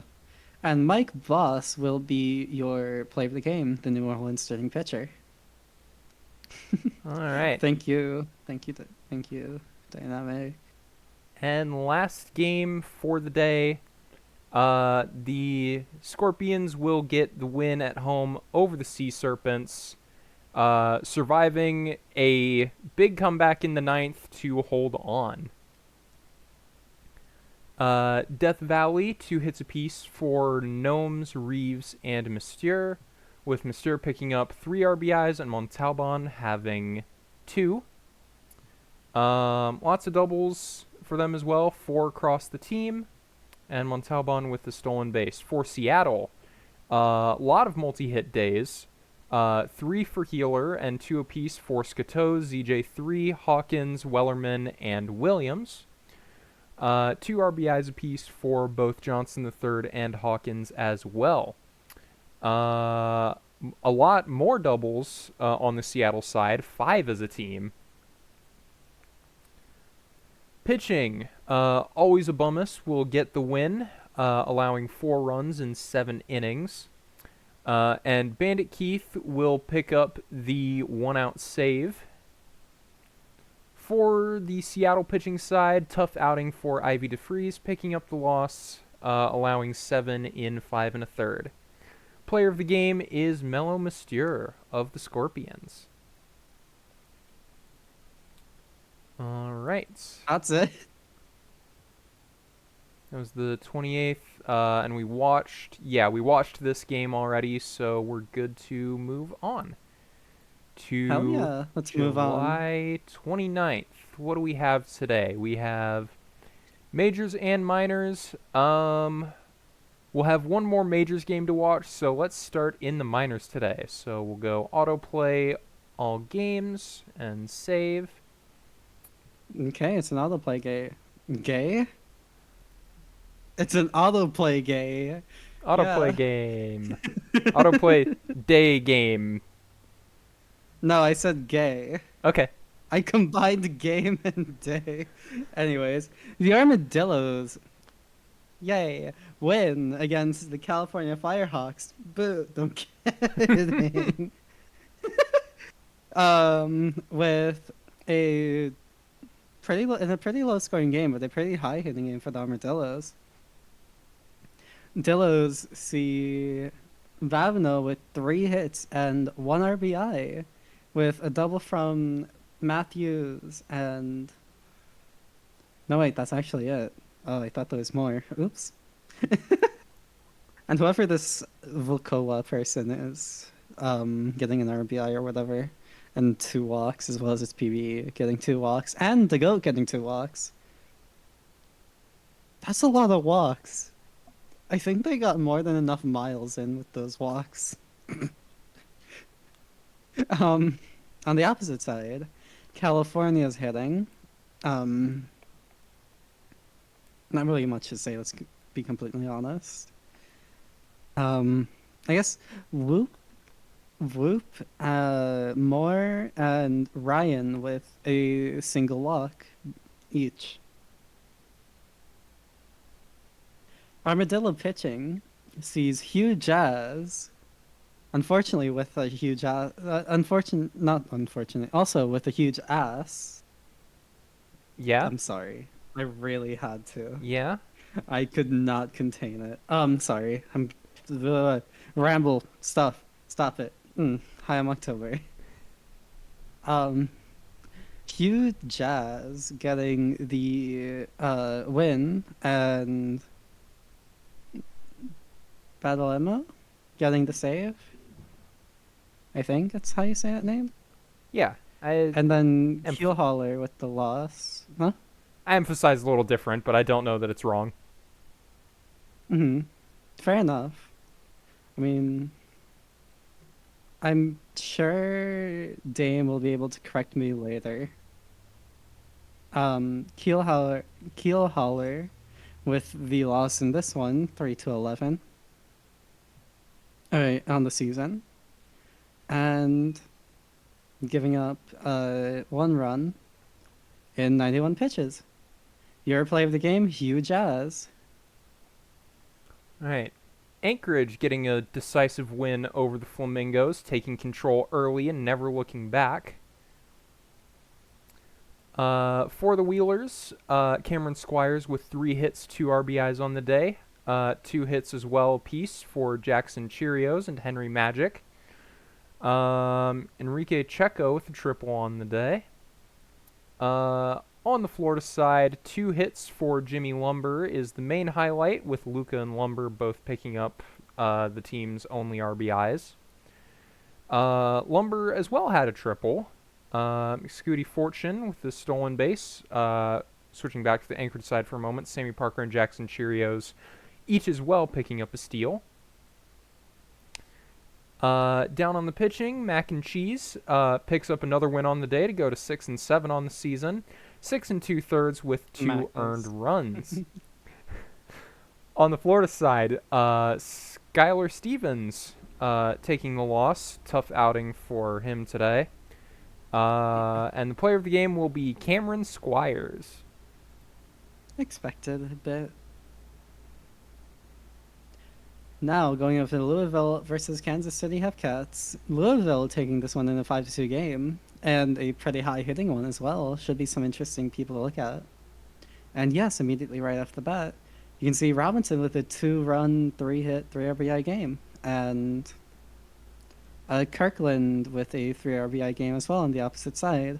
Doubles for Robinson and home run for Robinson as well in the same. I guess not really in the same inning because 3rd inning, 5th inning, but hey.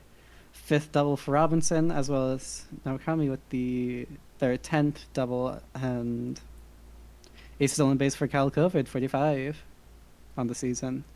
Kirkland with 16 doubles on the season, and Whittle with 2 stolen base in this game, going up to 48, as well as Gray getting 2, going up to 7 times caught stealing. Going on to the pitching side of things, Louisville and Wantani getting the win with 3 runs given up in 93 pitches, and the save from Pimling in 1 2/4 or 2/3 runs. I keep saying quarters. I don't know why I keep saying quarters. I'm just too used to quarters. I'm so sorry, baseball fans. And then Miller with the loss, 5-6 on the season. 3 runs given up, and then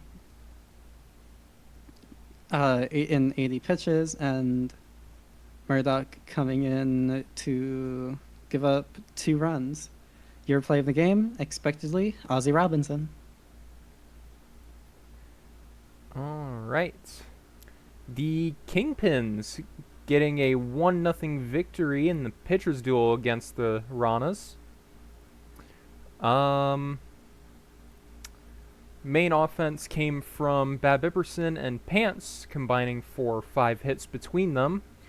The RBI eventually came from Troy Monopolitsky with a 2-out RBI single from the looks of it.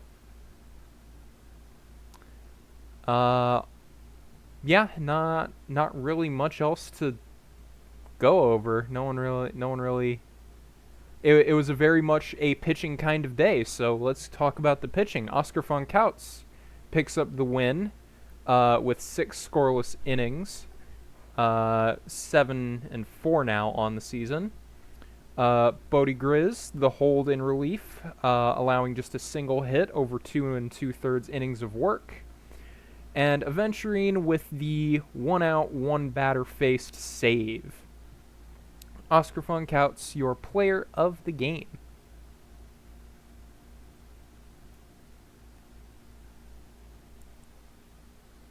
There's my unmute button.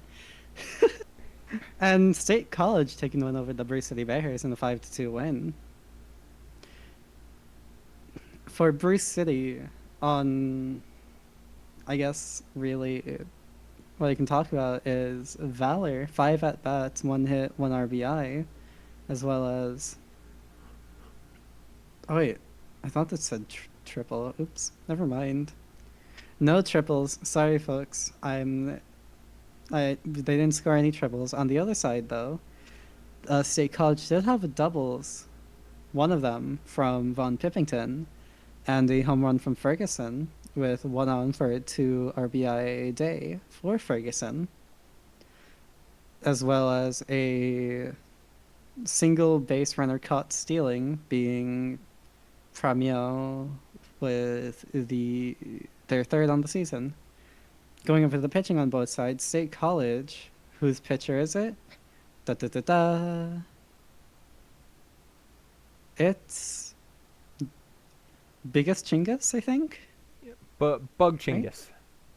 Bug Chingus, Biggest Chingus, Bug Chingus. Oops. With the win, 7-6, and only 2 runs given up in 92 pitches.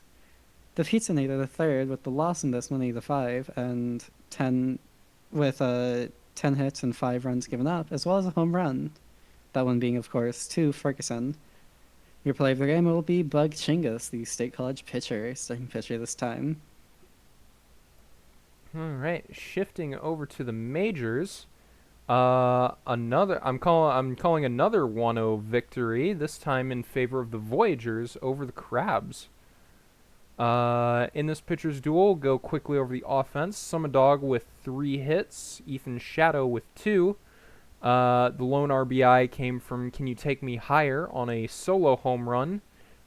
His 1 hit of the day to go along with a pair of walks and a stolen base.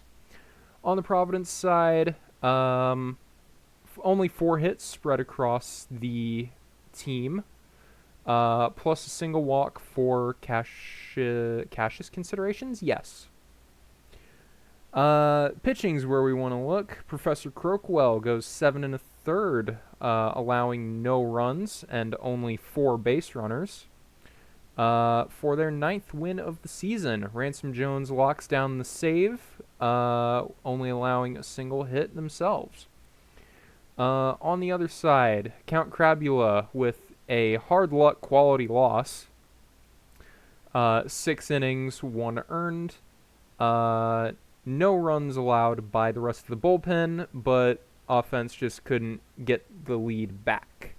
Your player of the game, Professor Crockwell.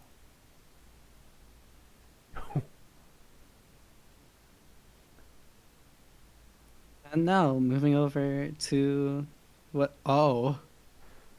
Yeah, yeah. Oh. The, that is a very high scoring game, I must say. Y'all, we're playing baseball, not football. Exactly, that's what I'm saying. Anyways, the Vancouver Vandals, what is this, Valorant? Taking the win over the Toronto, uh, what are they called again? Pathfinders. Pathfinders. The Toronto Pathfinders, I should know this. The Toronto Pathfinders, 15 to 12. Um, That's some pretty high offense from both sides. I mean, I think the 3 hits, 4 runs, RBIs, I mean, and 3 runs from Hrishikesh, that catcher. Probably gonna be the best I can point out. Or the 4 runs from Strange in the 2-1 as well. Um, there's also, I have to point out, Berger's the designated hitter. They're 3-3 and 2 runs. McLovin Jr. with a double as well as Burgers and Phillips. A home run going to Von Caliente, Strange, Hrishikesh, and Burgers, as well as on the opposite side. A home run goes to Webb and Greer. Triple goes to Deathraj. And Texas Ranger Hunter M Dog. I don't remember who that is. Dawson and Greer. Mortimer Dog, thank you. And Greer getting doubles. Um, it's a stolen base for Dinger, for Strange, for Phillips, and for Walker. 2 of them for Walker. Phillips and Jackson Jr. were caught stealing 5th for Phillips and 7th for Jackson Jr. On Toronto's side, on the pitching side, wait, did I talk about the batting for Toronto? Uh, I maybe? absent mind. I'm absent-minded. I'm sorry.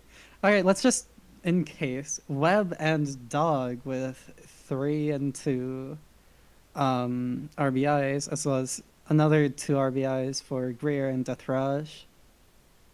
Um, 3 walks for Dinger, 2 walks for Dawson. Yeah, that's all I really wanted to point out. And then on the pitching side now, Bonzo with a pretty quick exit in 87 pitches. It must have been one of those the games. It absolutely Like was. just constant hits. So like it makes sense that they're taking out super early the starting pitchers. 1 2/3 innings pitched for Thor Lore on the other side. If you see that. The loss this time around though goes to Alvarez with 0-4 on the season, not looking too good with these runs. However, their starting pitcher did give up 8, so I can't really say anything too bad. Um, Vancouver on the other end of the spectrum, on the other end of the mound. That's what I want to say. Like I pointed out, Thor Lore, 63 pitches in 1 2/3 innings pitched, 7 runs given up, and the lower you go down the ladder, the less it goes, of course. However, in 3 innings, J Kidd with the win, 1 and 3, 2 runs, and um,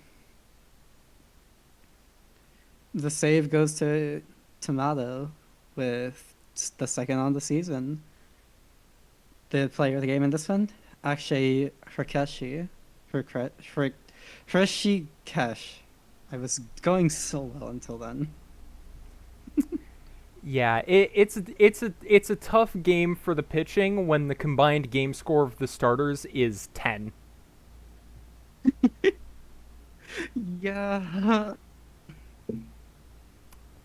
All right, moving on. The Aviators will get a 4-1 win over the Surge. Getting those runs in the middle part of the game, the 7th and 6th innings. For Outer Banks, they had 2 hits apiece from Curtis Jones and Patrick Eschenbaugh, with Jones picking up a pair of RBIs. Morimura and Eschenbaugh both hitting long balls in this one. Buffalo, only multi-hit day came from Mark Honcho, and Hayden Andrews Jr. represents the only RBI, Stream Song the only run. Mayo picks up their 74th stolen base on the year. Pitching, that'll be Sniper King, going 8 innings, allowing just a single run, picking up the win for the start, and Zach Voss grabbing the save, allowing just 1 hit in 1 inning of work. Barto Ocolon takes their 8th loss on the year. Not a bad start, going 6 2/3, going with 4 runs. Akio de los Santos mopping it up. Your player of the game, OBX pitcher, Sniper King. Oh yeah, and then moving on to the Boise Raptors versus the winning San Antonio Sloths at their home park. A lot of San Antonio's runs actually came in the early game, third and fifth. Boise with Wallach and Enderman both having the same sort of scores. 2 hits, 1 RBI, and 1 run. As well as 1 walk, so literally the exact same sort of game from both of them. Wallach with 2 doubles, 20 on the season, and Gagne with 16, as well as Enderman with 14. On the other end of the bat, on the other end at bat, you have Gerrymander with 222. You have Skoden with 1 and 3 RBIs, and a home run from Gerrymander and Skoden. You can tell where those RBIs came from, because 1 on and 2 on for Skoden and Mander. For base running, you have Littleton getting caught stealing, but also stealing 1 for 2 and 5 respectively. And Twiddlecock getting caught stealing, but stealing a base as well as Enderman stealing 2. On the pitching side, on the main side that some of us care about, I care about pitching. I kind of care about pitching. Anyways, Vaseline picking up the loss, 1 and 13 this time, and the Kid coming in, giving up nothing but a walk, so pretty decent. I guess kind of perfect, question mark? No. Well, 2 hits as well. Two hits, but like no runs, so do I count that as perfect or no? No. Perfect is okay. no hits, Just no zeros walks, across just the board. just every batter you come up against, you sit down. Okay. Fair enough. And then all right, if it's just walks, then it's no hit. Mm-hmm. All right, then never mind. I revoke what I said. But on the opposite end of that, innings either with the win 7-9, 99 pitches in 6.2, 6 2/3 innings pitched. That's going to be a save, going to Nilliam with the second on the season, and it's Gerrymander with the player of the game. All right. Into the Champions Conference, the Demons get a 5-4 win over the Stars. Getting those early and surviving a comeback from Nashville late in the game. For the Demons, everybody getting a hit today. 3 for that's Jordan Love, and 2 apiece for Slamus, Alpha Nerd, and Sir Poe. As well as 2 RBIs apiece for Poe and Love. And a pair of stolen bases for Sean. On the Nashville side, only 5 hits to spread around, but 2 RBIs apiece for J.C. Tomlin and Slate Gray. Or,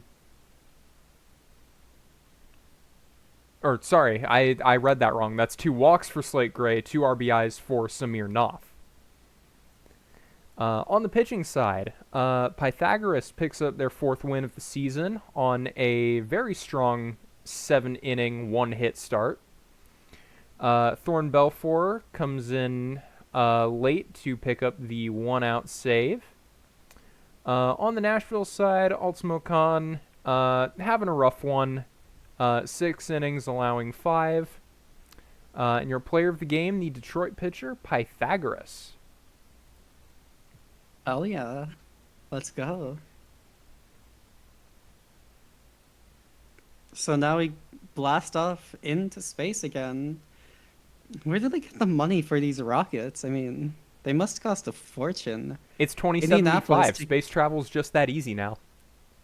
is it? Oh, I didn't know that we'd have space travel by 2075. Shoot. Anyways, the Space Rangers picking up the loss in this one at home. Unfortunately, they couldn't please the Martian crowd, but hey, at least they put up a show, you know? Yeah. Two runs, 2 hits, 1 RBI for Callahan, 1-1-1 for McInlay, and 3-1 for Kelly. Double for Callahan, a home run for McInlay and Callahan. I think those are both, yeah, but both of those are solo home runs. So there's that. On Lunar Base's side, the there's 2 RBI from who's that? 2 RBI from left field. Firefly Boy. Okay, thank you. Uh, 2 RBIs from Firefly Boy, and a home run from Rock Eater, 11th on the season. The Lion Court with a double, 11 on the season as well, and a stolen base as well for the Lion Court. Moving on to pitching, picking up the loss is Rubbish, unfortunately proving his name right this time, or their name right this time. 4-10 on the season right now. In 119 innings pitched. Wow. And Bernard picking up the win in this one. 5 um 5 hits, 3 runs, and 103 pitches. And quads with the save in this one. Callahan is your player of the game. I'm sorry for stuttering a lot. It's fine. You're good. You're doing great. Please be patient. I'm new to this, kind of. Hi, Cake. We're taking our time. The Toros will get a beautiful comeback victory, if I can be honest, over the Rougarous. Scoring 4 in the top of the 9th to tie it, and then winning it in the 11th. For the Toros, 2 hits apiece for Victor Cortez, Miles Meredith, Scotty Sterling, and Carlton Beatty. 3 RBIs as well for Meredith, and 2 for Cortez. Meredith with a pair of home runs, 1 in the 7th and 1 in the 9th to get 2 of those 4 runs they needed to tie. On the New Orleans side, 2 hits apiece for Udo Bonga and Werewolf, as well as 2 RBIs for Sidney Johnson. Johnson, one of those that one hit being a triple that got those 2 RBIs. For the pitching, Samuel Smoltz gets the victory, going 3 1/3 1-hit innings. The starter for Cancun, Jimmy Benico, solid start, 6 innings, 4 earned. On the New Orleans side, Westbrook takes the blown save, unfortunately not able to lock it down in the 9th. And Stumacher, Stumacher takes the loss in extras. Miles Meredith, your player of the game. Honestly, it's a really good question. Werewolf. Indeed. That was a stupid joke. You know what isn't stupid though? I guess that's a really bad way to segue into this. Baseball games aren't stupid. Yeah, roll with it. Baseball games aren't stupid. Um, the Seattle Sea Serpents uh with an 8-4 win over Death Valley. On Seattle's side is uh McGraw, yeah, Yeah. first baseman, with a triple to get two on, as well as another RBI to add on to that. I don't know from what. Don't ask me, please. Um, and who else was I looking at? I was looking at someone. Oh yeah, Pass, the center fielder, with a double 25th of the season and second triple of the season for McGraw, as well as three triples for Pass. Really funny. That's three triples on the season. On Death Valley's side, Raves takes two RBIs and three hits. Almost everyone on the Death Valley batting lineup got a hit. The only one that didn't was Rule, the designated hitter, the DH. For doubles, you got Lawn Gnomes. For home runs, you got Reeves, and that would be a two-man home run as well. You got a steal from Pass, four of them, in fact. Wow. 67 on the season, and Mets getting 42 on the season. Monte Montalban with two, and Reeves with one, 55 and 29 respectively for the both of them. For pitching on Seattle's side, O'Bell takes the win 10-4 with three earned runs and in 112 pitches. And on Death Valley's side, Vado takes the loss 9-6 in 67 pitches. Do not. 6 hits, 7 runs, 67. Oh no, it was made for you too. Mm-hmm. um, Pass with the player of the game. Yeah, interesting. Yeah, Pass is 67 stolen bases on the season. Very interesting. And that takes us to the end of the all the games today. We started in the minors, so we can let me double check that just to be sure. Yep, that's correct. So I'll go up to the majors. Advance today. Should be nothing going on today. Yep. So advance once again to take us to the 31st of July, where we will have our final stream game of the day. New Orleans at Indianapolis. I'm staring at chat. I'm waiting for you for Dame to say something. I don't think Dame's even here. Yeah, I think we ran out. I think we ran out his his work from home bandwidth. Yeah, probably. I don't think we have one up right now. And I don't think I have the power to start one, unfortunately. Dame is sinking anyways. Who needs him? Cake, you're so right. Hey, You're so right. instead of saying who needs him, ask why do we need him? I'm sorry.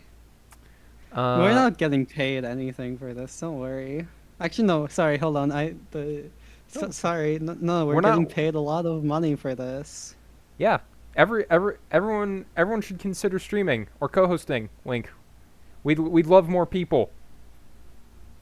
Blink, blink, blink, blink. We wanna continue avoiding things happening like having to run a quick sim for some stream days. I did write up a little thing. Unfortunately, we didn't get anything from Stat Team for this one, so I just wrote up a little thing myself. Uh, based on stats for from the start of the stream, so it might not be quite accurate, but we'll go with it.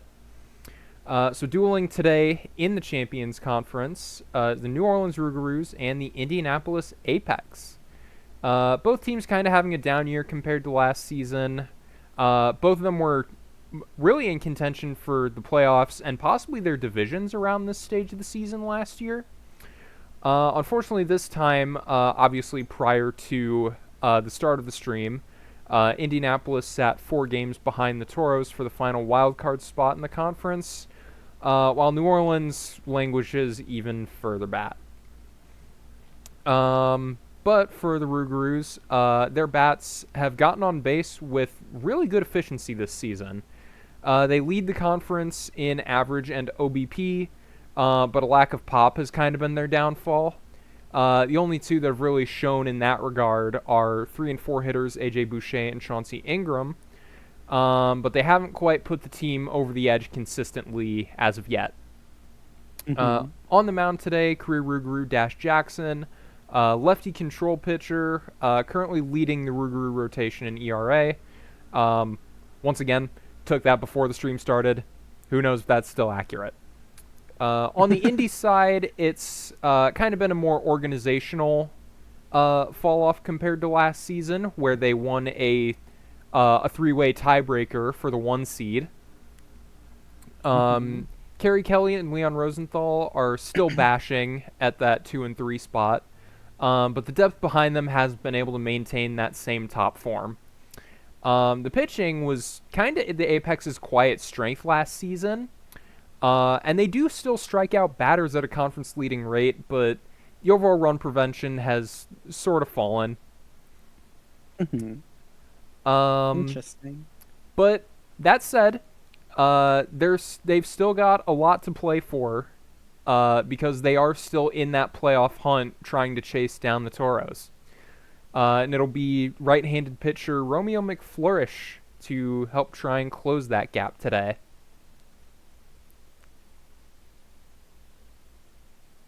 We have our prediction going. Whose starter is going to go longer? It's going for 10 minutes because they started late. So predict while you can, but let's be honest, the game will probably be halfway through when you do and when it does end. However, Yeah, predict I now. mean, Just pretend. I'm just gonna start it. I'll give it like a minute from now. Thank you, Valor. Yeah, thank you, Valor. Thank you very much. Thank you very much. But yeah, I'll give that like a minute, and then we'll get started. I think I'm up to start. Yeah, because I remember I started last time. Yeah. Okay. So I'll lead us off this time. I'm kind of curious. Click on both of them.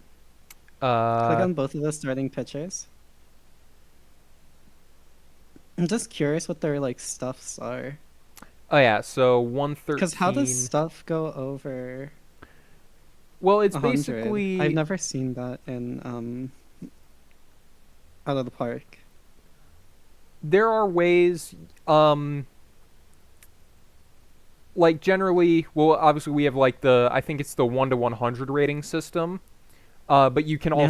you can also check a box that's like display ratings that go above the cap. Hmm. So for example, there are plenty of ways you can get something above 100.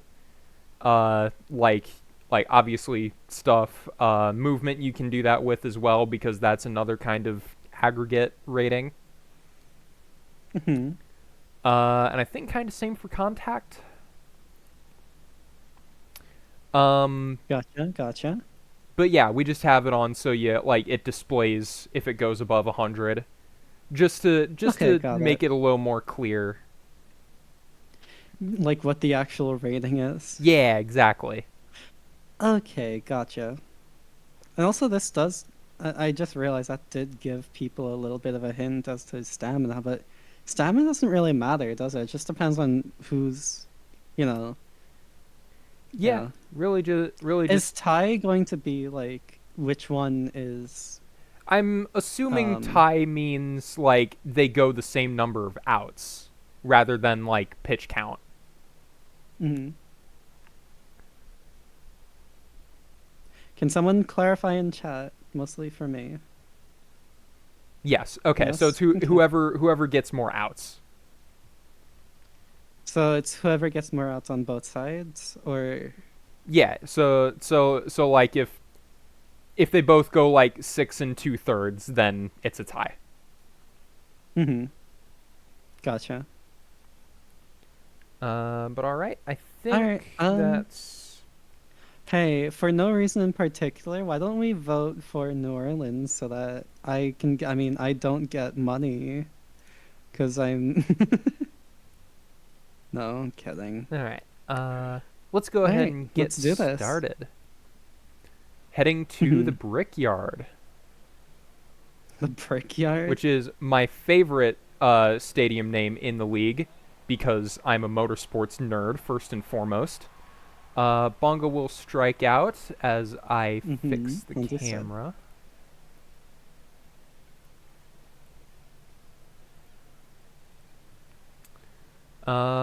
Cheeky Sin comes up, second batter against Romeo McFlourish. He'll watch strike 3. Got it on the upper outside corner, that one. And Boucher driven to left, but there to make the play is McKinley. He'll make the play, and then he'll get a chance to come up and make a play with the bat against Dash Jackson. On the ground, a shortstop will dash those dreams. Leon Rosenthal, line drive just past the shortstop, so that'll be our first base runner of the game. Kelly swings and misses, can't find the circle change low in the zone. And War Smoke will get beamed on the first pitch, so that'll be a free base for War Smoke. Callahan on the ground to short will be a fielder's choice to retire the side. Chauncey Ingram up, driven, opposite field, high and deep, it's gone! New Orleans taking the lead early on the Chauncey Ingram solo shot. That's what 105 power buys you. Dustin Becker on the ground up the middle. They may not be done. Becker on first, no outs for Werewolf. Bunted back towards the pitcher for the sac bunt, moving the runner. Sidney Johnson takes strike 3 looking. Runner on second, 2 outs, 1-0 pitch, popped up. Third baseman takes a step in and makes the play. D. Fernandez Jr. will come in for Indy. That's a gapper. That'll be extra bases off the wall. So a leadoff double will threaten to put the tying run across. Brent Goldberg driven deep towards the gap, but not quite deep enough. Hangs up a bit too long, and runner will not advance. Isaki Tef moves the runner on the productive ground out, but it'll be 2 outs, runner on third, full count for Garcia. Puts it on the ground up the middle, tie ball game on the RBI single for Garcia. Fernandez Jr. heading back to the dugout with a tie ball game. Garcia goes for second and makes it, so it'll be once again runner on second, but third baseman will make the play at first to end the inning. 1-1 heading into the third. Lefebvre strikes out. Udo Bonga, top of the order for the Rougarous, puts it into center field for a single. And gunned down trying to steal. Just didn't seem to get a good jump, and the catcher Rosenthal just launched it to second base. Cheeky Sin will ground out unassisted to retire the side. Rosenthal popped up in the infield. Shortstop will call everybody off for it. Kelly works a 4-pitch walk. That one looks like it might have caught the corner, but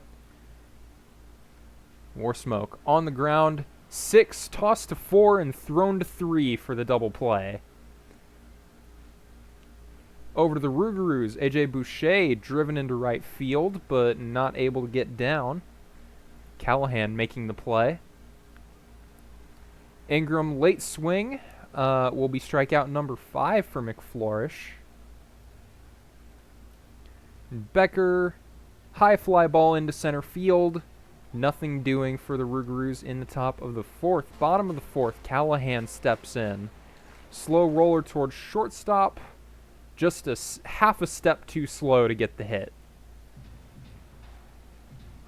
Fernandez, swing and a miss.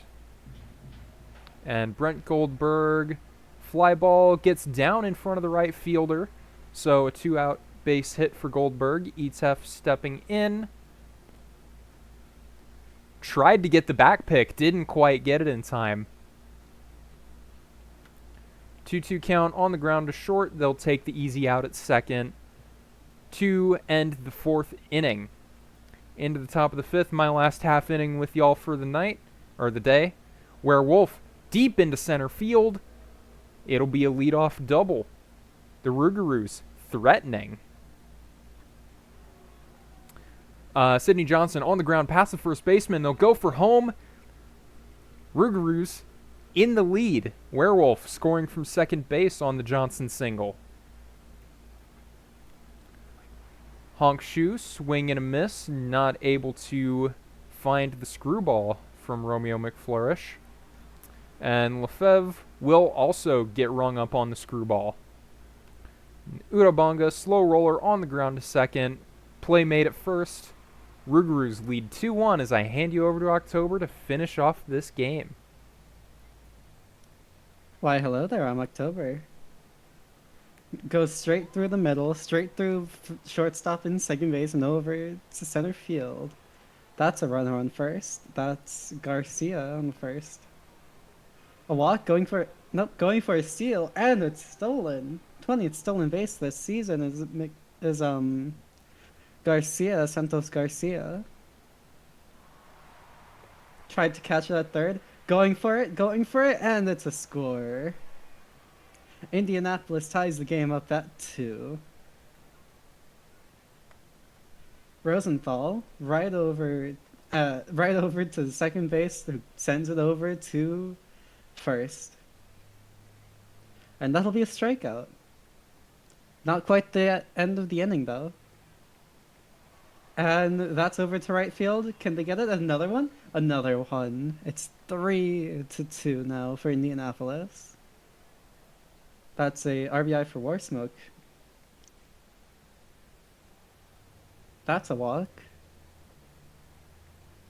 Ball 4 goes to a walk. And that's almost... And bases are loaded now, so Goldberg has the opportunity of a lifetime to just grand slam. And does not, actually. Retires to the sideline. 3 runners on base, no grand slam, unfortunately. And unable to catch it, goes to right field, stops at first. That's Chikison? I think? Yeah. Whatever. That's a ball for Boucher. Boucher, whatever. I forgot what I was going to... I forgot. Pop-up infield fly. All the way over to right field, and that's the second out. Swing and a miss. Yep, swing and a miss. That looked very late. Anyways. Now going to the bottom of the 6th. Right over to second field? What? To right field?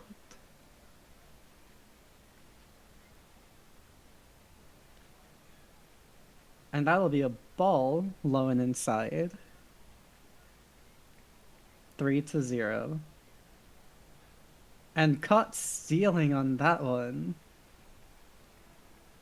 Ooh, 24 out of 117 runners this season for Becker. All the way to the left. Gets 1. Going for a second. Gets 2. And that is McKinley. McKinley's on second base right now for a double. Up past second.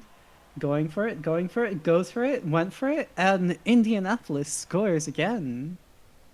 4-2 now for Indianapolis over New Orleans. And a double, I think. Kelly, foot on the plate, so retiring to sidelines. Could have been corners, but eh.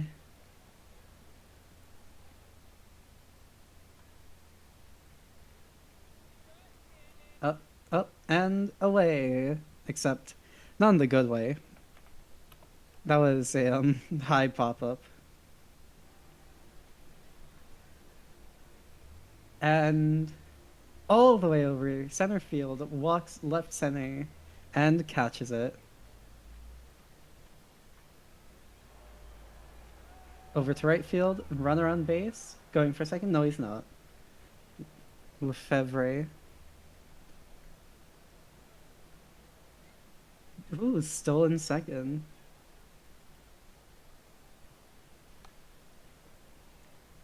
And that'll be uh, an easy toss over the first.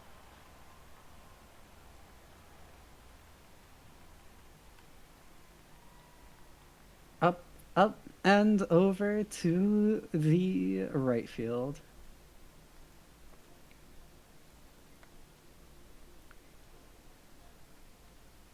I did not see that, but out either way.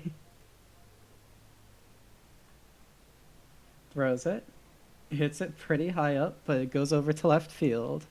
And that'll be the bottom of the seventh. Now going up to the top of the eighth. Top of the eighth, Indiana is still in the lead.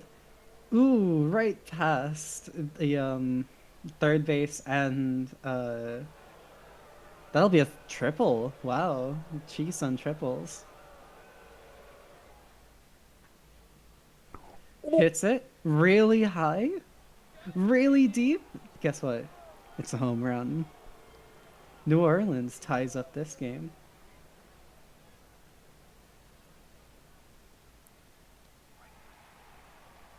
And checks the swing, but nope.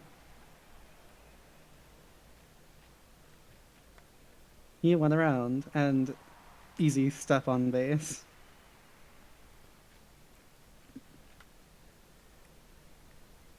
And werewolf, but looks like they found Wolf and somewhere at center field too.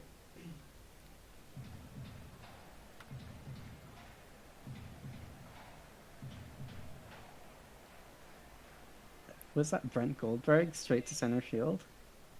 Or was that no? Yeah. Yes. Yes. Okay. I know. How do I pronounce that name? I say Etef. I say tough. Or I say tough.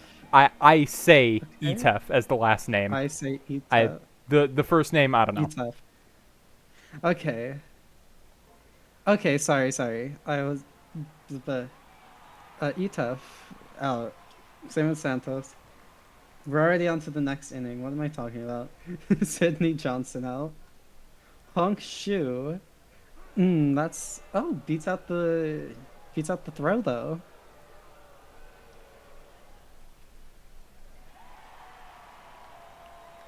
And that'll be an out for uh Lefebvre, something like that. Hit and nope. Remains deadlocked at 4-4. Let's see if New Orleans can do something about it. Okay. If we go to extras, I'll take the 10th, you take the 11th, and we'll just alternate. Oops. Yeah, sure. Okay. Sorry, I hit my mic by accident.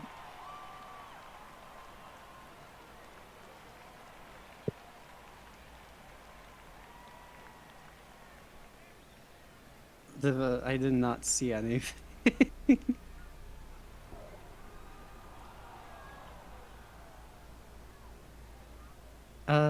That's what, a double play? Something like that. Yep. And Kelly right over to first.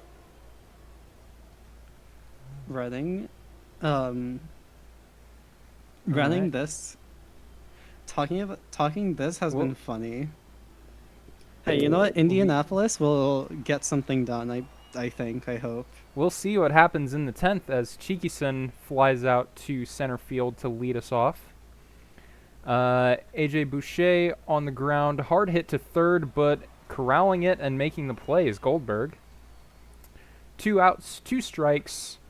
Tries to check his swing, but goes around. Be down to Indy. Tim Westbrook will come in for the Rougarous. Warsmoke gets a hold of that one, but not quite enough power to get it over. Harry Callahan hit high, but not having any kind of distance. Looks like Lefebvre will make that. Lefebvre will make that play. And D. Fernandez drawing a walk on the full count. Winning run on first with 2 outs. Brent Goldberg up, swings and misses. We'll head to the 11th. October, you're up. Hey, I'm up. It's the 11th. Hit, swing, miss. Nope, no hits. It's Flop Quads now pitching for Indianapolis. Straight over to the shortstop, and that's going to be an out. We're now at 2 outs. Can they do anything? Seems like they can. Right over to the left to right side of center field, but gets a runner on base. Hung Shu. Looks like it's time to say goodnight. As Hong Shu retires to the side, as well as his team, I guess. Right past first base. Stays on first. And a double play? Nope, just a choice.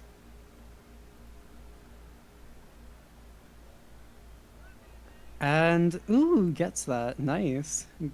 Santos Garcia picks up his 21st stolen base.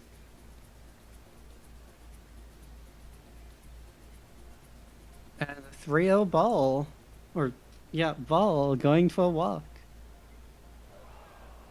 Straight to second.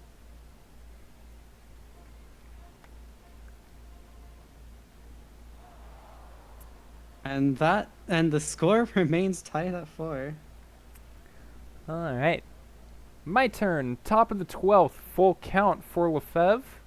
Works the walk. Quads issuing a leadoff walk. Go ahead run. Now on first. No out. Going for it is Lefebvre, and they'll get there for stolen base number 33. Go ahead run in scoring position for Bonga. Seems to be going for the bunt, but swings and misses on the 0-2. Takeda Takahashi ringing them up. Chiki-san on the ground to first will go unassisted. Go ahead run 90 feet from home, but 2 outs. Boucher needs a hit here to get that run scored. No hit to be found. 4-3 ground out. Bottom of the 12th. Warsmoke, Callahan, Fernandez Jr. up for the apex. Stu Macher in to try and keep this locked down. Lot of pitches. 13 pitch AB will end in a 5-3 ground out. Callahan on the ground to short. Play made. Fernandez Jr. one more chance to be the hero. 6-3 ground out. And we'll go to the 13th. Back over to me. Hits it. And nope. Steps on the plate in time. Ingram is out. Dustin Becker hits it. Is it far enough? Oh, misses. Going to second. Second. Dustin Becker on second. Wolf. And was that a choice? That's just a choice, I think. Ground out, runner advance. Ground out. Okay. Ground out advance. And sack? Nope. No. Unfortunate. Oh, wait, sack wouldn't make sense. It's 2 outs. Yeah. Never mind. And Goldberg hits it. Oh! There we have it, ladies and gentlemen. Cinema. Walk-off home run. Cinema. Let's go. Absolute cinema. And this game has been really close. Indianapolis 5 runs over New Orleans Rougarous 4. New Orleans having a pretty decent day as far as batting is concerned. Johnson with a 1 RBI, Boucher with a 2 RBI, 1 run, 1 hit, and Ingram with 1-1-1. Doubles for Werewolf for Dustin Becker, and triple for Cheeky Sun, and a home run, of course, for Ingram, second inning one, and then for Boucher. On Indianapolis' side, on the batting side, no, I'm not going to pitching yet. Please stop moving downward. It's fine. It's fine. You're good. Mackley, I know, I'm just trying to be funny. Mackley with 2 runs and 3 hits with an RBI. Rosenthal with 2 hits and an RBI. Warsmoke and, or no, wait, no. Never mind, I was mixing up Warsmoke and Goldberg. Goldberg and Santos Garcia with a 1-2-1. Doubles for Fernandez Jr. for McKinley, and home runs for Goldberg and as the walk-off home run. And stolen base and caught stealing is Santos Garcia, 3 stolen bases and 1 time caught stealing. Over in New Orleans side, Lefevre with 2 stolen bases and 33 on the season, and Bunga with 1 time caught stealing. New Orleans on the pitching side, 9 hits and 4 runs given for the starting pitcher, but it's Macher. It's Stomacher? Yeah. Right?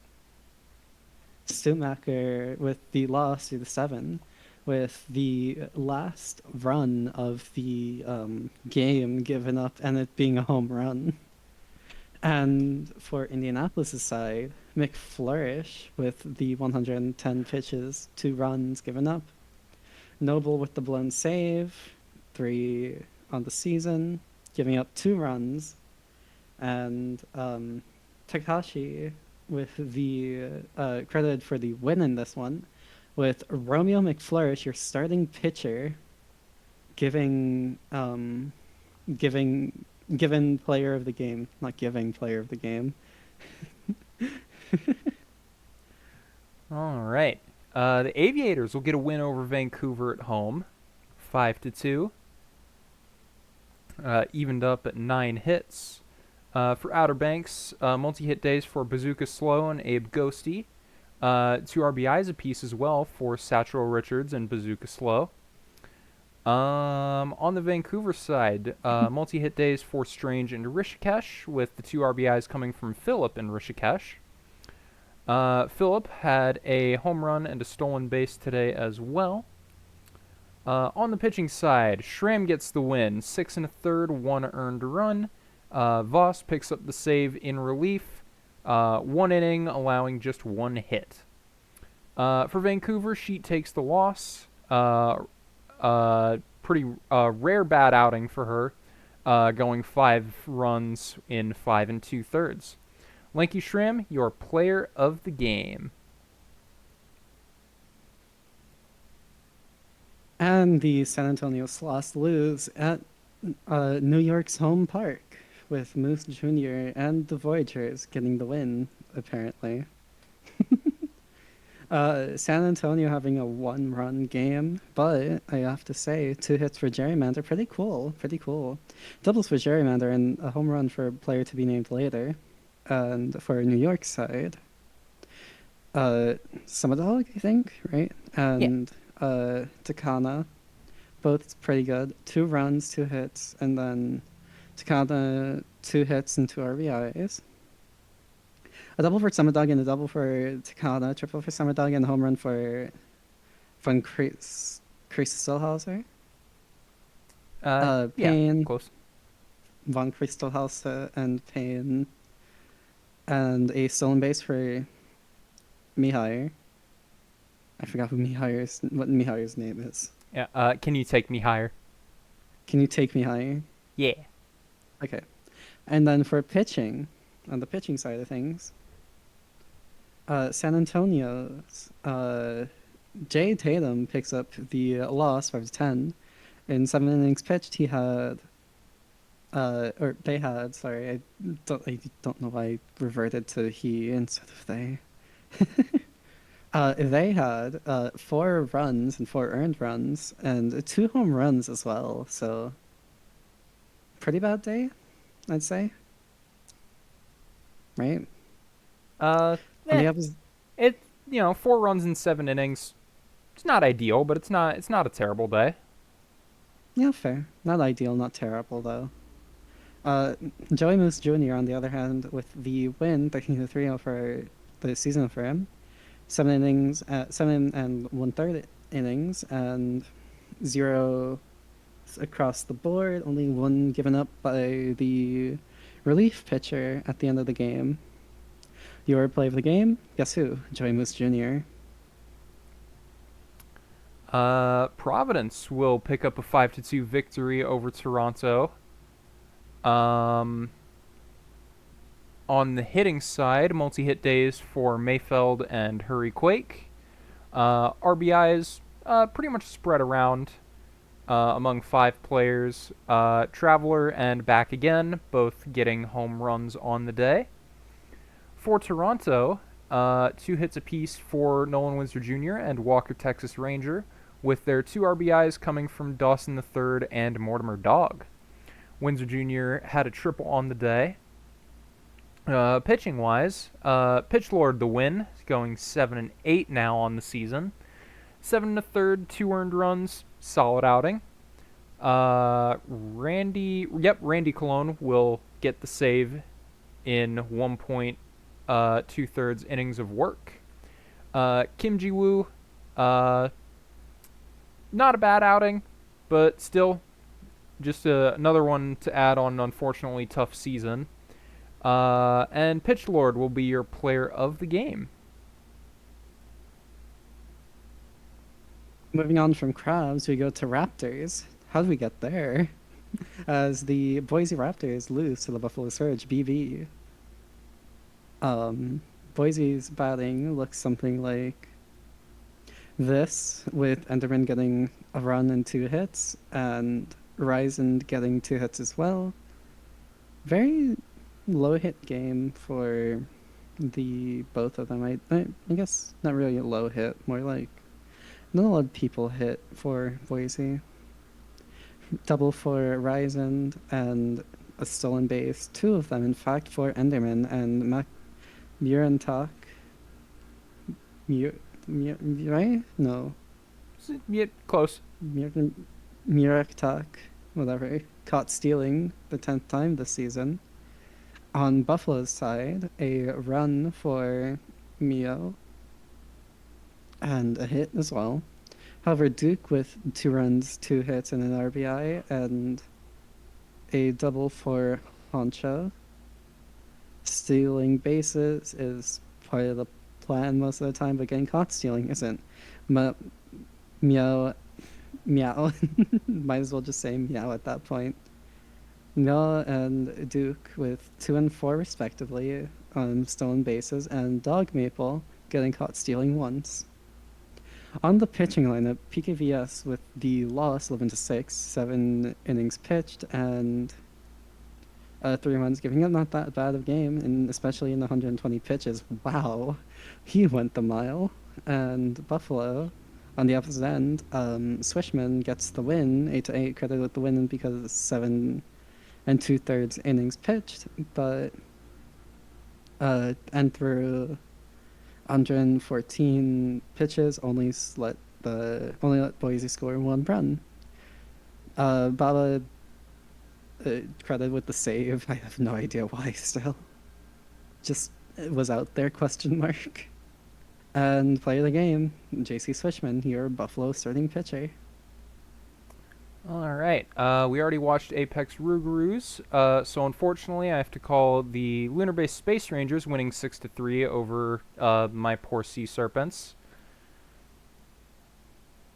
For Lunar Base, 3 hits for Firefly Boy with 2 RBIs. 2 hits, 3 RBIs for Big Red Rock Eater, and a pair of hits for AJ Justice. I just got spaced. Okay. Justice with a home run there. 2 hits apiece for Scotto's, Metz, and Williams on the Seattle side. Metz having a double and a triple on the day. For the pitching, Nansen the win, picking up their second win of the season on a quality start, 6 2/3 with 1 earned. And that's Chatty Johnson picking up the save.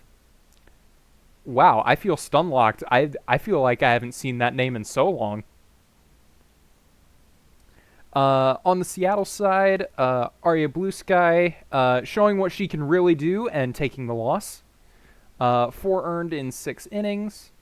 Cash and Treadwell rounding out the game. And Fridtjof Nansen, your player of the game.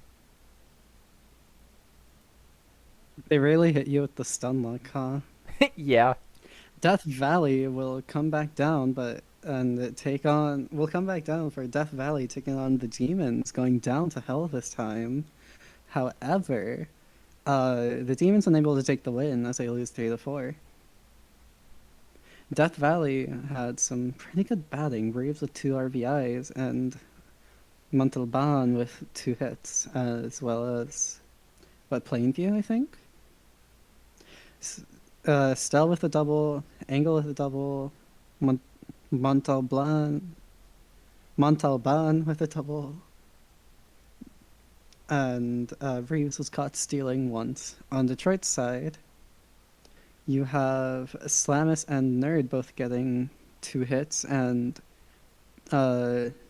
Serpo and Jam both getting 1 run and 2 hits. Doubles for Poe, and yeah, that's about it I can really talk about. Going down to the pitching, though, Death Valley's pitching looks a little something like this, with Martinez picking up the win 2-1 after coming in, and I guess bringing the game closer. How are wins just given? We can talk about all of the pitching decisions and how they work when we're uploading the file. After. Yeah, fair.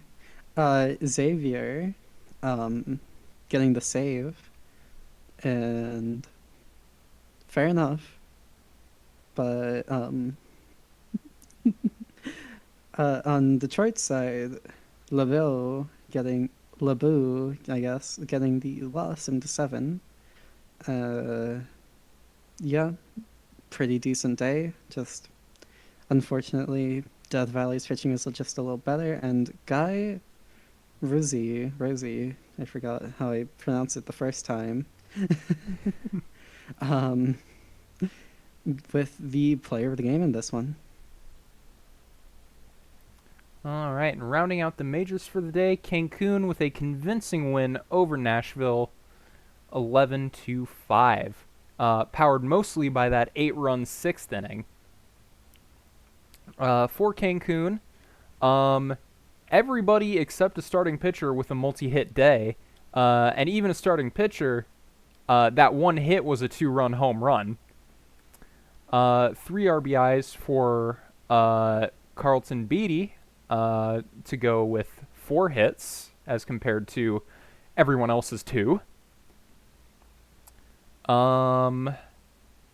I mean, there's just so much to say. I'll just take it in.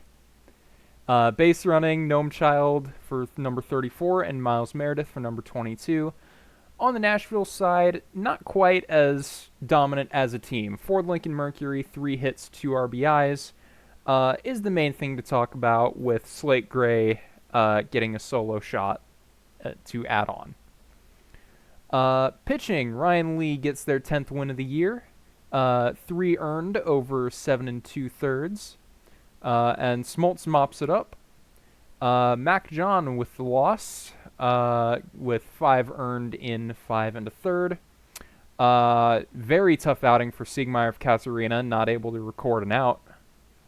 Carlton Beatty, however, will be your player of the game. So we move over to the minors. Looks like the Firehawks bringing us a win over the... Not us. I'm not really on the Firehawks, but hey. Bring us a win over the Lemurs at their home stadium. The Louisville Lemurs over here with two people getting 2 hits, and Mansquatch getting 2 RBIs, but California just able to one up that just a little more. 3 RBIs, 2 hits for 3 people, and a home run for Carver, giving 2 RBIs to him. However, on the Louisville side, there was a home run for Noxus and Mansquatch, and base running wise, Daryl, I think, gets the stolen base, and Calico that's caught stealing. For the California side, multi-pitch gets the win, and a save goes to Bumgardner? Yeah. Addison Bumgardner. That's an amazing name. Louisville on the other end, Eshelman gets the loss, and your play of the game is multi-pitch. I do have to use the bathroom, so be right back. Okay, I can run through these real quick. Kingpins will win in the pitcher's duel over the Brew City Bears. Not too much to talk about offensively. Poffenberger with 2 hits, Vega representing the single RBI driving in Poffenberger. On the Brew City side, really just a double for Cragg is the main thing to talk about. Kiso drew a pair of walks. Pitching, Pollock with the win. 6th on the season, 6 2/3 scoreless. Bodie Grizz the save, 2 1/3, the same. And Shota Takahashi will take the unfortunate loss, going 5 2/3, allowing just the single run. Pollock the 5th will be your player of the game. Moving on, I'll just kind of run through these until October gets back. The Hepcats win 5-3 over the Swifties, walking it off with a Kirkland 2-run shot in the bottom of the 9th. For the Hepcats, 3 hits for Geisel, 2 hits apiece for Stavinskis and Gandalf the Gray, and 2 RBIs apiece for Kirkland and Gandalf. On the State College side, 2 hits for Adam Confused, RBIs driven in by Griffin Stone, Turd Ferguson, and Kai Brummer. Down in the pitching, it'll be Porygon 2 picking up the win in relief for the Kansas City Hepcats, allowing just 1 hit and 1 walk in 2 innings of work. Evil Dictator falls just an inning shy of the quality start, but still 3 runs in 5 innings, not too bad. Bear the start and no decision. A quality start, 3 earned runs in 6 2/3. Esquire Limited will take the loss. Your player of the game, Gandalf the Gray. I have returned. All right, I'll hand off the Dillo's Wheelers game to you. Wait, I returned just in time then. Exactly. Game. Something in my body knew. The Anchorage Wheelers will take the loss in the Armadillo's home stadium. Sorry, I rushed to get back here. I'm a little winded for some reason. No worries, Squires and Cheerio getting 1-2-1 and 3 hits. A 1-3-1 for Sluggerton. Doubles for Squires and home run for Squires. As well as Sluggerton and Cheerio. Or Cheerios. Ah, yes, Cheerio. What am I, British? On the other side of the ballpark. Okay, I'm just going further and further in distance from bat. On the other side of the bat, Matthews with the 2-2-2. No worries.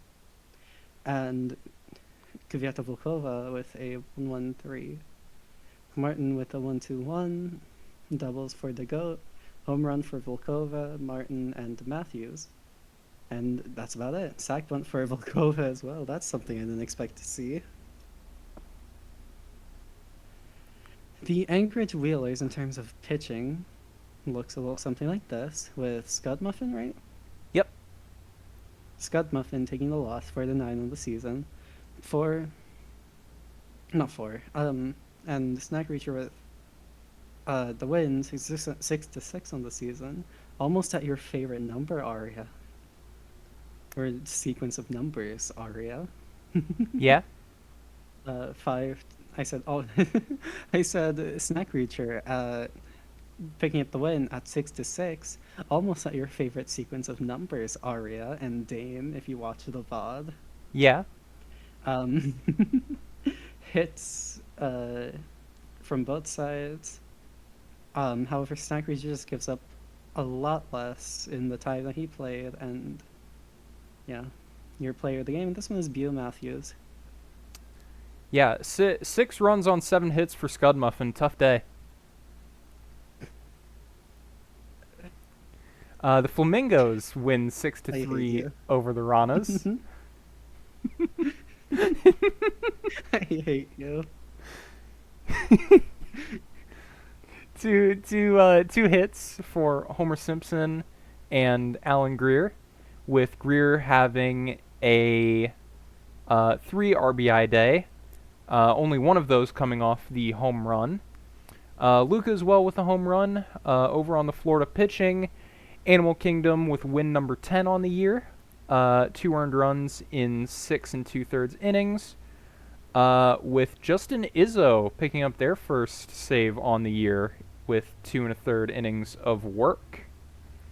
Alan Greer, your player of the game. Go ahead and save. And I will advance the day. This will be our last day of the sim, and it'll just be a quick sim day. Do you mind if we just do like super quick box scores? Because Yeah, sure, go for it. yeah, I'm I don't know how to do tapping out quick at box about score. 4.5 hours, I think, because I think we're gonna end No up going worries. 5. No worries. How do we do quick boxes? Pretty much what I'll do, we can just kind of trade off, like, so I'll sim all the games and I'll just kind of demonstrate. So for the Voyagers, 2-1 victory in extras over the Sloths. Stover, your winning pitcher. Erickson takes the loss. Player of the game, Taylor Adkins. And I'll flash these up for a couple seconds in case anyone wants Oh, screenshots. okay, gotcha. I understand now. The pitching. I'm sorry, I'm like slower at reading these things. I guess No, I'm you're really slow. I fine. tend to talk really fast. However, I read out everything that I want to. Yeah, I no, think you're that's my fine. issue. And it's or this is like your second stream, right? Growing pains. Yeah, second or third. Yeah. So it's Yeah, yeah, second because this would be the third, but I missed out on my call time for the All-Star game, so. okay. All right. And do you want to take? Oh, my turn. Yeah. Vancouver loses in 7 to the Outer Banks Aviators, with the win taking the win is Jones, with the loss is Beans. Player of the game is Murtamura. All right. And there's the hitting for you screenshot inclined locker rooms out there. Yeah, I tend to talk really fast, but I also tend to read out like as much as I can because I talk really fast. And I mean It that's just fair. comes If you with being a New you can Yorker, I fit all the guess. information you want to get in, it's fine. Yeah, fair. The Raptors 6-4 over the Surge in that competitive Legends race. Rockman takes the win, irons the loss, and Rockman, your player of the game. The hitting for you can't quite get all of it in one.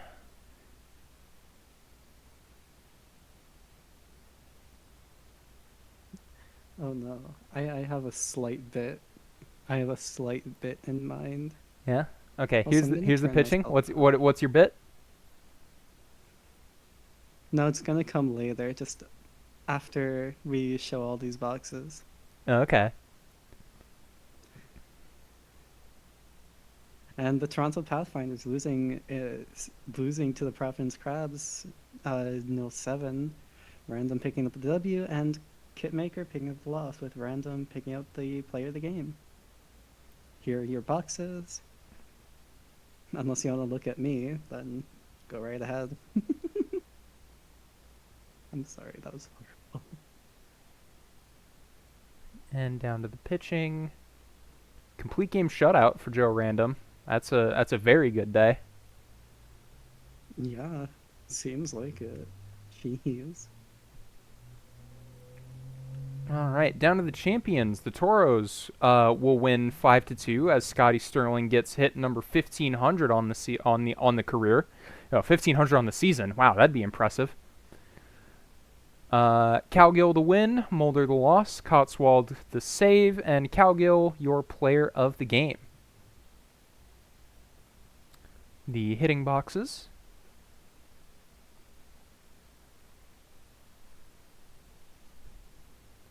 And the pitching.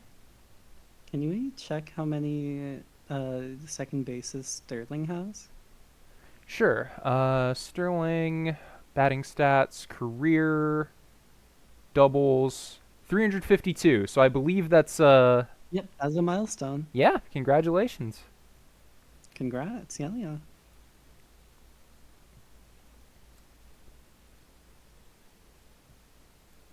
All right. And that's you. Hold on, which one is mine? Sorry, I was editing the notepad.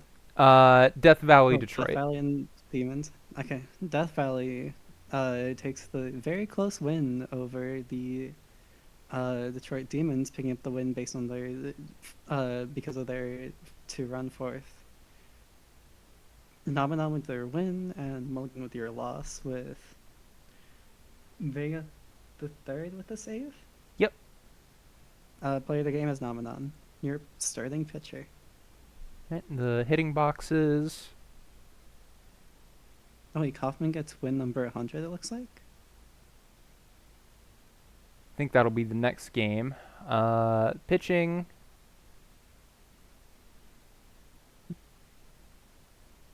What about Guy Rousey? Something like that. That'll be on the Scorpions. Let me peek real quick. Pitching, career. Yep, also 100 wins. All right, that's one. That's another one. Yay. All right. And yep, Kaufman will get that win, which, just to double check, is number 100 on the career.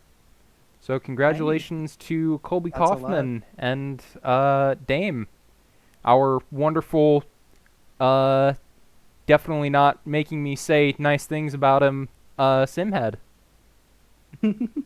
Yeah, definitely not making us say nice things about him. No. Couldn't have earned it in a tighter fashion. New Orleans only scoring 1 to secure that victory. Smidius the loss, Abner the save, and Kaufman your player of the game. Lone Star, I think, unfortunately, you have not gotten win number 2 yet. Sorry. And I didn't go through the boxes. My bad.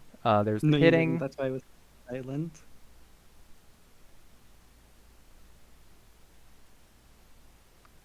And the pitching. Pretty good pitching, honestly. All right. And then finally, to wrap this all up, because Aria wants to go to sleep, and I don't want to let her, but I also have to go to sleep because I want to ruin my girlfriend's... Anyways, lunar space. We're going into lunar space territory as we get a 3-2 win over they get 3-2 win over the Seattle Sea Serpents. Hunter gets the win, Treadle gets the loss, and your player of the game is Yetef. All right, and then the hitting.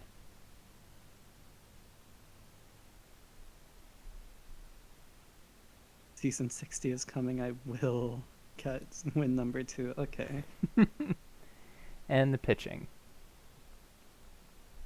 Wow, McQueen going the complete game, but no decision because it went to extras is rough.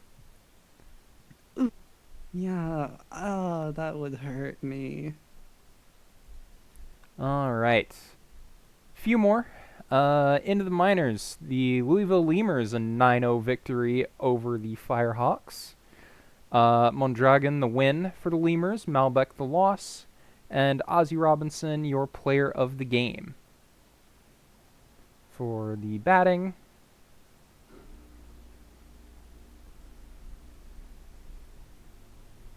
and the pitching,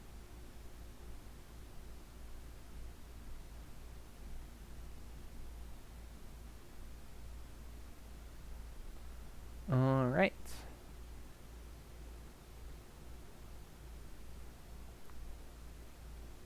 And the Armadillos picked up the 10-6 win over their Anchorage Whalers. Your winning pitcher, Melo Jr., your losing pitcher, Kingman, and you play the game, Parker.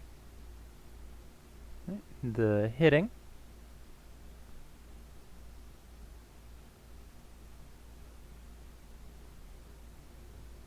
and the pitching.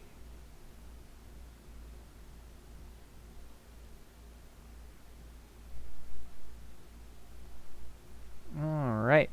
The Kingpins win in 11 over the Bruce City Bears, 2-1. Aventurine will get the win in relief. Papplebottom the loss. And that is Chartigal's son, your player of the game. Yes, McGritty. Play a Dillo Dillo. Play the Dillo Dillo. Play it now. If only the stream had sound alerts. And the pitching.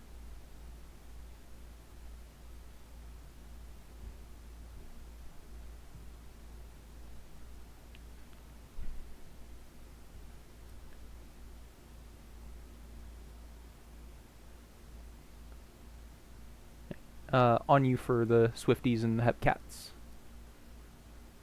Oh wait, that wasn't the last game. For some reason I had in my head that was, I guess I counted 3 for some reason. Swift College with the win, or State College Swift Seeds with the win over the Kansas City Hepcats, 6-5, with Kimura getting the win and the bot getting the loss. Primo with the play of the game. All right. And then the batting.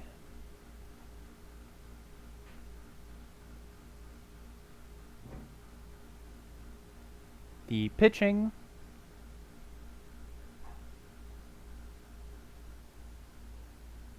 All right. Last but not least, the Florida Flamingos win 4-3 over the Puerto Rico Ranas.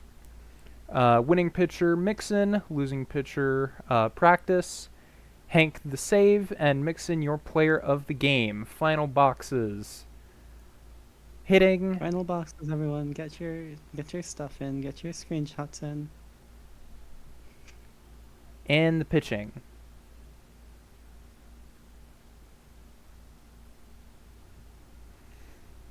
Alright, I'll back out. I'll save, and I'm gonna get started on uploading.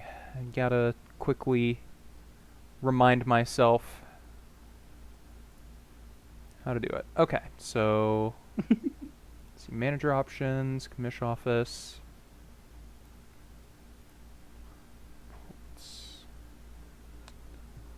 Let me double check that this is all correct. Yep.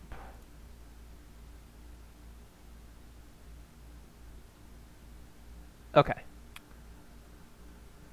And you click execute. Okay. And that will be that. We'll be waiting for this to finish up.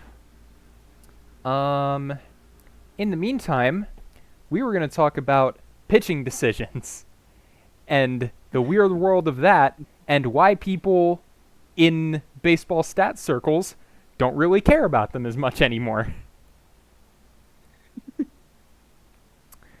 So, I mean, we can go over this after stream if you want to. we've got nothing but time right now. True. Okay, so wins and losses. whether you win or lose as a pitcher is almost, almost entirely determined by whether or not uh, your team was winning when you exited the game. So, if, let's say, okay, so let's say I were to leave a game and it's 1-0, and then they won that 1-0, I'd get a win. Yes, if they held that lead to the end of the game, you get the win as a pitcher. Hmm. Got it, got it. Um, and I say almost because I think as a starting pitcher, I think you need to go 4 innings in order to be eligible for a decision. Hmm. And if a reliever takes over before then, and like even if a reliever takes over before then, even if you left the game with the lead, I don't think you get the win. So it's a little weird in that regard. Hmm. So you have to play like 4 innings total before you get the win. Got it. I think so. Unless I you're a think that's the reliever, number. then you have to play 3 or 2 or something like that. Yeah. Okay, and then saves. It's 5? Okay. Five? Chat is saying Okay, it's 5. 2 at the same time saying it's 5 too. Okay. Not that she's the So best pitched pitcher. Okay. yeah, it's weird. It's weird. But then saves are also weird. If you, as a reliever, I'm gonna get these run numbers wrong. If you enter the game, I think it's if you enter the game with a lead of no more than 2, or the tying run when you come in is in the on deck circle. If you go on to maintain that lead and finish the game, then you are awarded a save. Or Hmm. if you pitch 3 innings in relief, regardless of how much you led by, and finish the game. Hmm. Then I you think get a that's save right. as well? Then you're awarded a save. That's essentially save opportunity, and if you lose that lead, it's a blown save. Hmm. Gotcha, gotcha. So yeah, that's baseball. That's baseball pitching That is stats that are weird. of stuff. There's a lot of stuff to keep in mind. Oh my god. Do I have to keep in mind all of this? Please tell me no. No, because pitcher wins, losses, and saves are generally considered not a very good measure of how good a pitcher actually is. Mm-hmm. Got it. Fair enough. Because Fair enough. if you throw a complete game where you allowed only 1 run, but your team didn't give you any run support, guess what? You lost. Oh. Mm-hmm. Gotcha, gotcha. 3 runs if it's full. Oh yeah. Okay. Remember that bit that I was talking about? Oh yeah, which bit?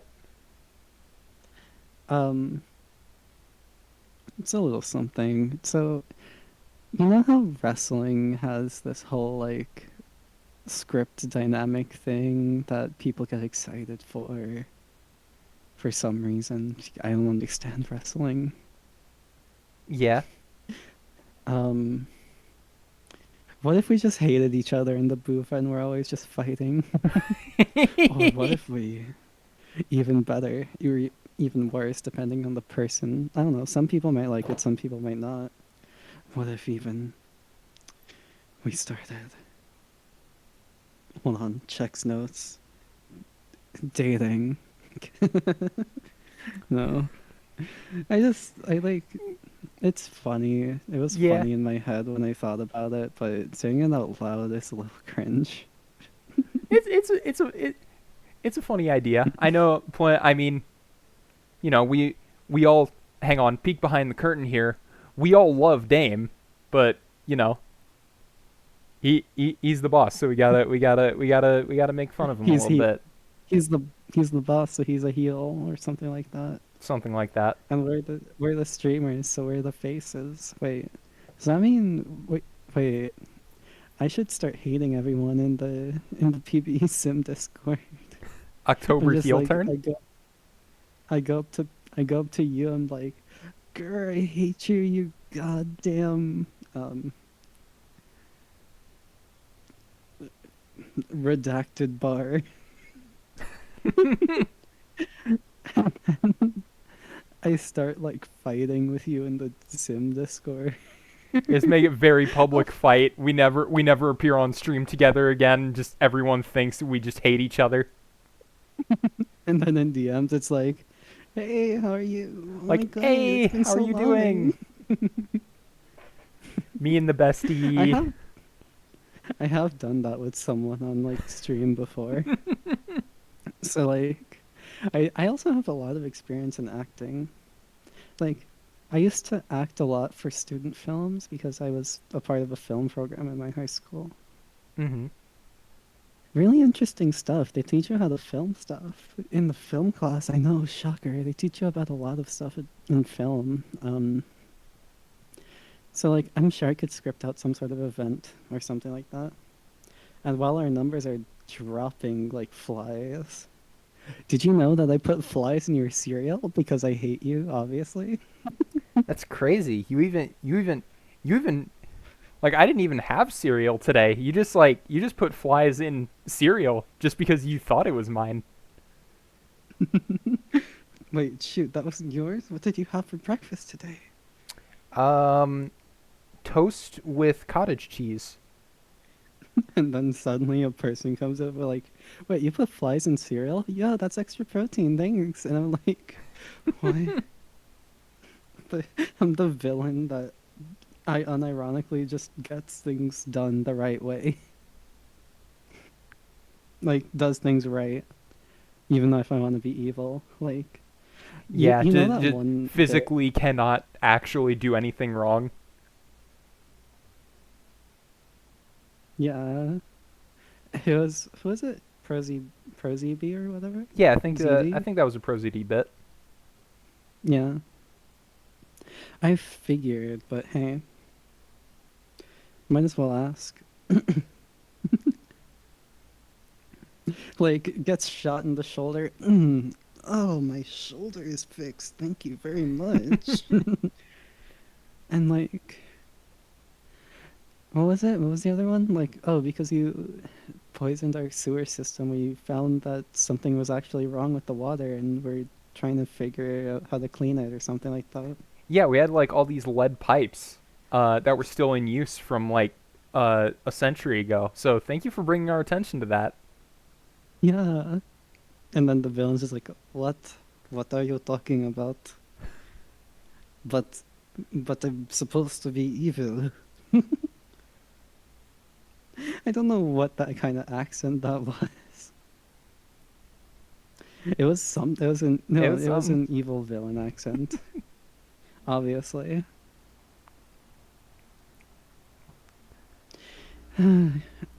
I want the silence to end, so Yeah. what are your I'm just gonna thoughts go ahead and on flash up this ask the booth, you can also ask a question. What were my thoughts on?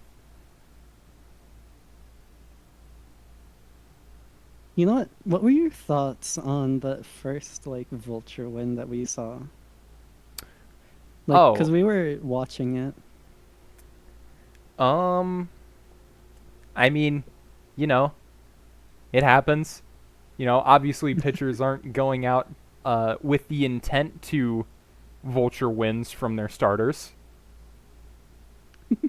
Unless you're me as a unless you're relief pitcher. Emmanuel Clase. But Or them, yeah. Now I'm curious, when was the first time you coined it as like a vulture one? um, I don't know. I'm not even sure that's a. I don't even think that's a real term. I just call it that. Yeah, but like what was the first time you coined it? Um,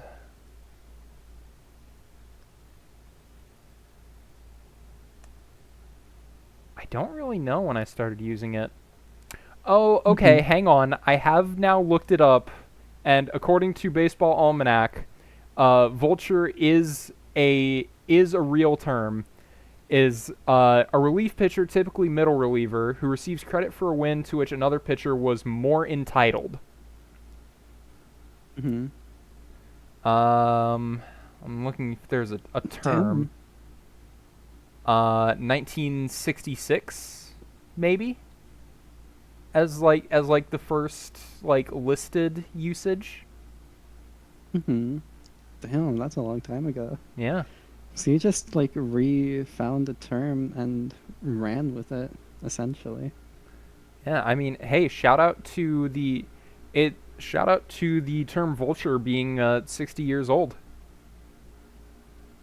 Hell yeah. Officially 62, 1966.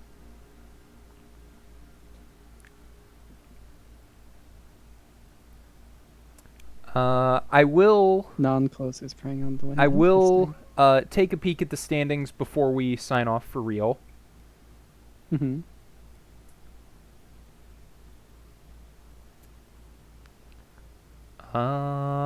Let's see.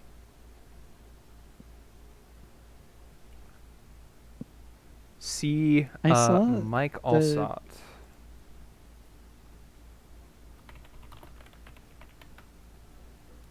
Mike Allsott.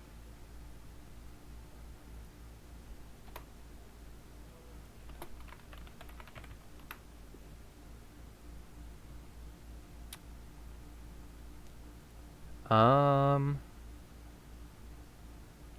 NFL? yeah, the only my I see Mike Alstott, football fullback.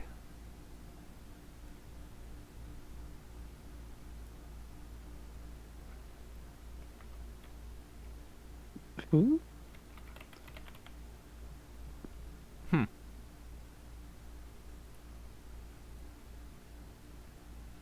Yeah, I'm not sure what you're trying to say, Maybe you're thinking of BBJ. someone else? Sorry. Maybe someone else, yeah. Also, I probably shouldn't use my personal streamer account to talk in this because it feels like, oh hey, come check out my channel esque, you know? Like, I mean, well, with my old username, I did that. what do you mean your old username? I used to go by Zodiac.EXE, and that's still the channel I use when I stream with my friend. Mm-hmm. But I just, you know, made a new one just because honestly that's so much like a joint account now between me and him that it didn't feel Mm-hmm. right renaming that to be my personal name, so I just made a new one.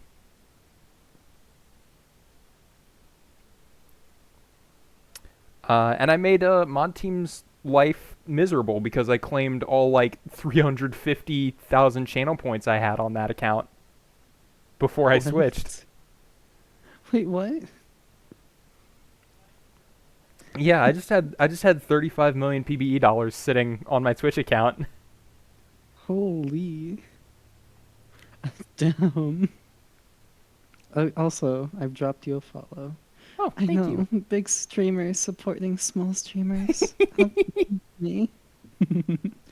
I say, checks notes, 104 followers.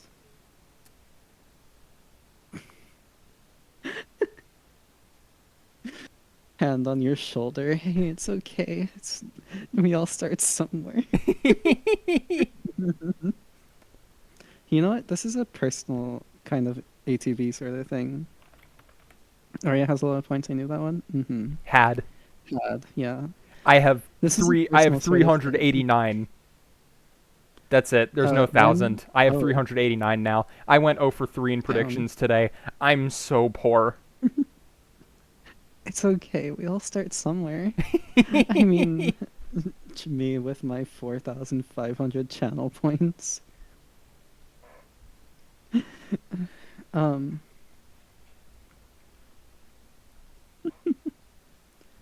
But like, this is sort of personal, I guess, in some way. When did you start streaming ever?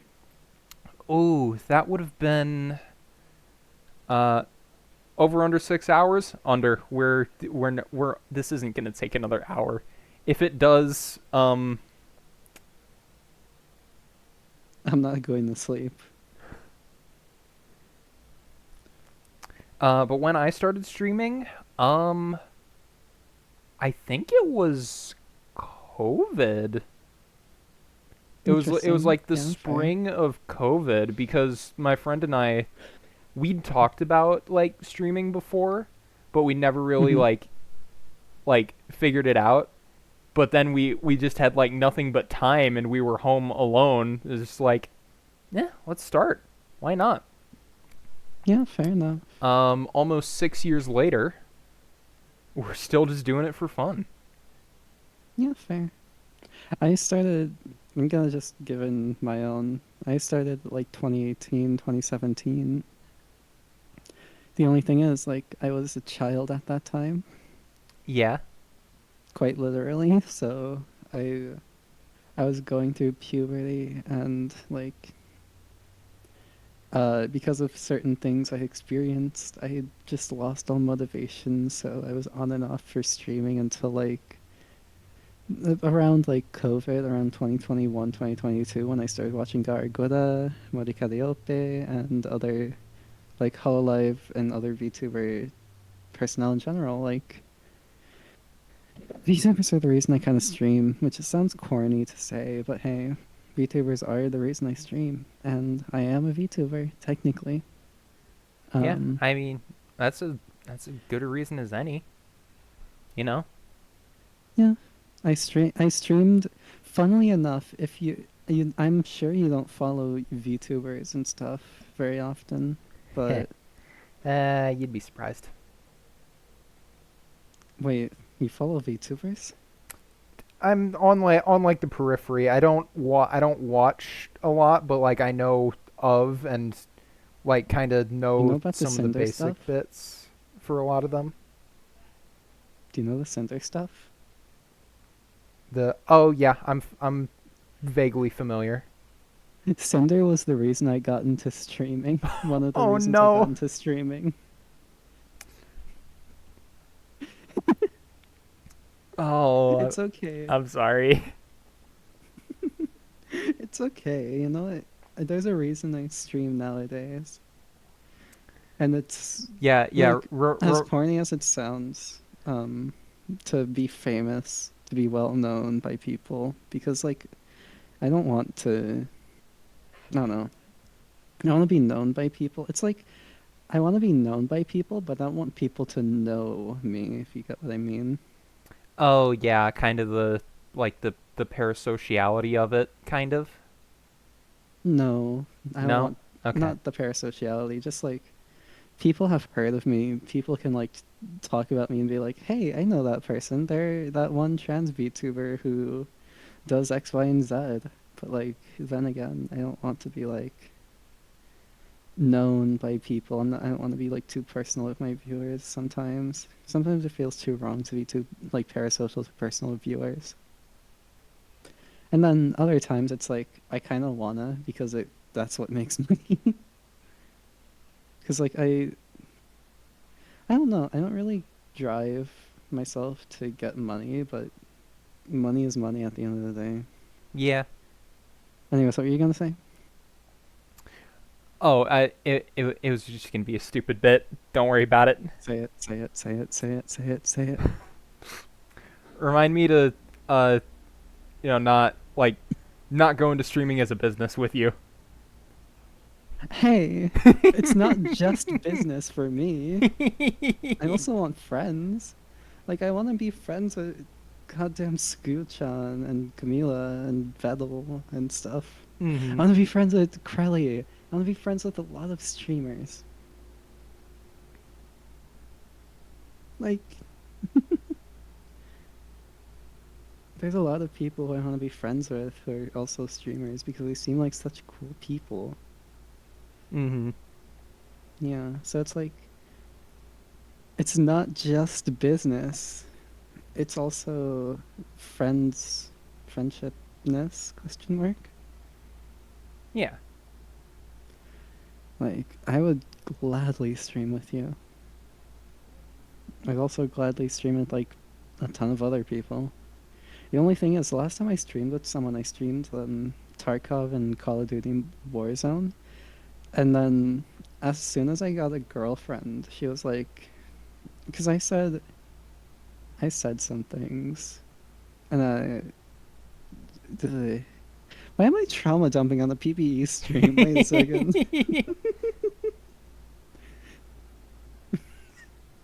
Hmm. No, but like, I really like streaming with people. I realize that. I really like streaming with people. It's why I like streaming. It's why I like having an active chat. Like, I'd be fine without streaming with people, but I need to have an active chat to do that. And like, you know, it's why I like the PvE, because there's an active chat Yeah. most of the time. Not Usually. when you're streaming for 5 hours, but like, Yeah, I think around the 4 hour mark we kind of we lost everyone. maybe overstayed our welcome a little bit. Yeah. What do you think, Lone Star and MJ? And And anyone any else of the other still in chat. 106 people, or 160 people in chat? And while on the subject, are there any mods or somebody around who can get a raid set up? Because we are uh, finished uploading on the file. I'm just finishing up with the What index we raid? upload. What are we raiding? A Dungeons and Dragons dungeon? No, just yeah, sure. Okay, gotcha.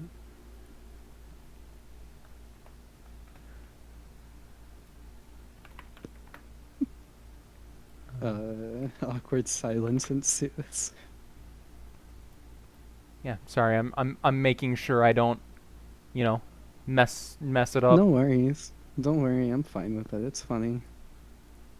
It's just like we're talking back and forth pretty decently, and then nil. Nothing. Okay. Yep, 8.1. So index uploaded. Send that out to everyone. Um.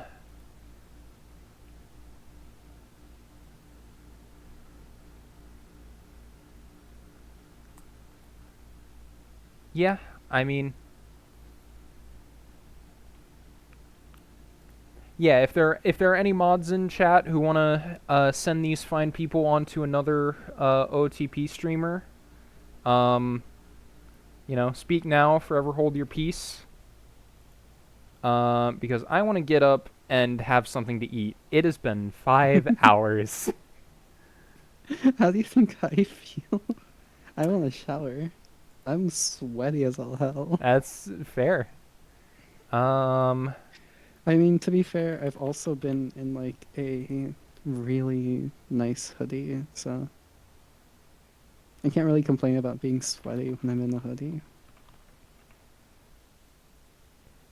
I'll try. Dr. I'll D. My send out god. a. Well, because I don't have permissions to start a raid, so Neither do I.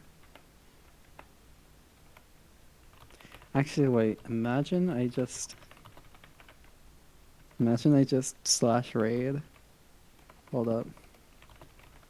Chat, I think I'm a genius. No, I'm not. Never mind.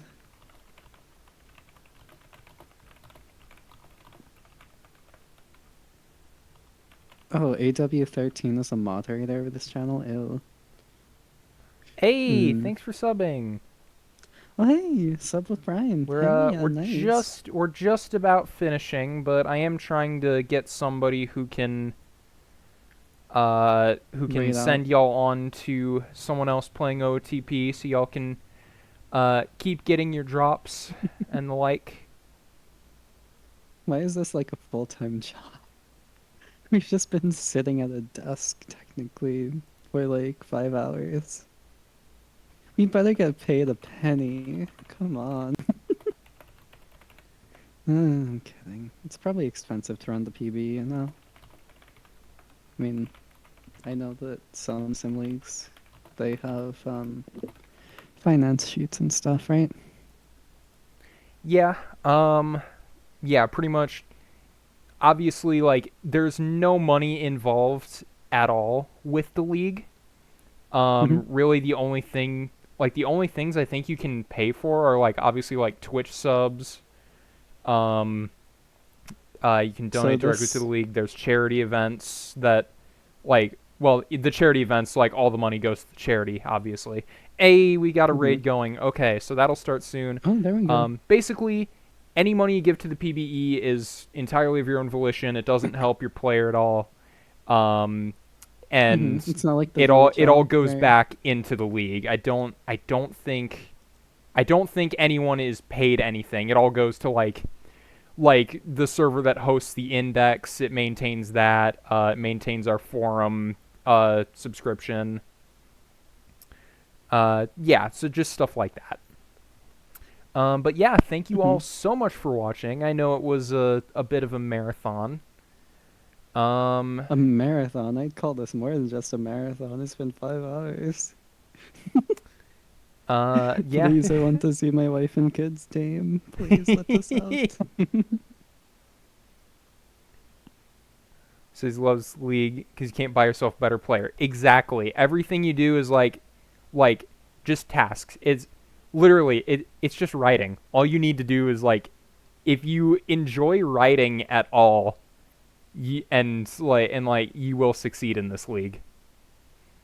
But Scratches yeah, on your ear with a pen. thanks everyone for watching, and we'll see you all next time. Indeed. Bye. Goodbye. Goodbye. Goodbye. Enjoy yourselves. Have fun.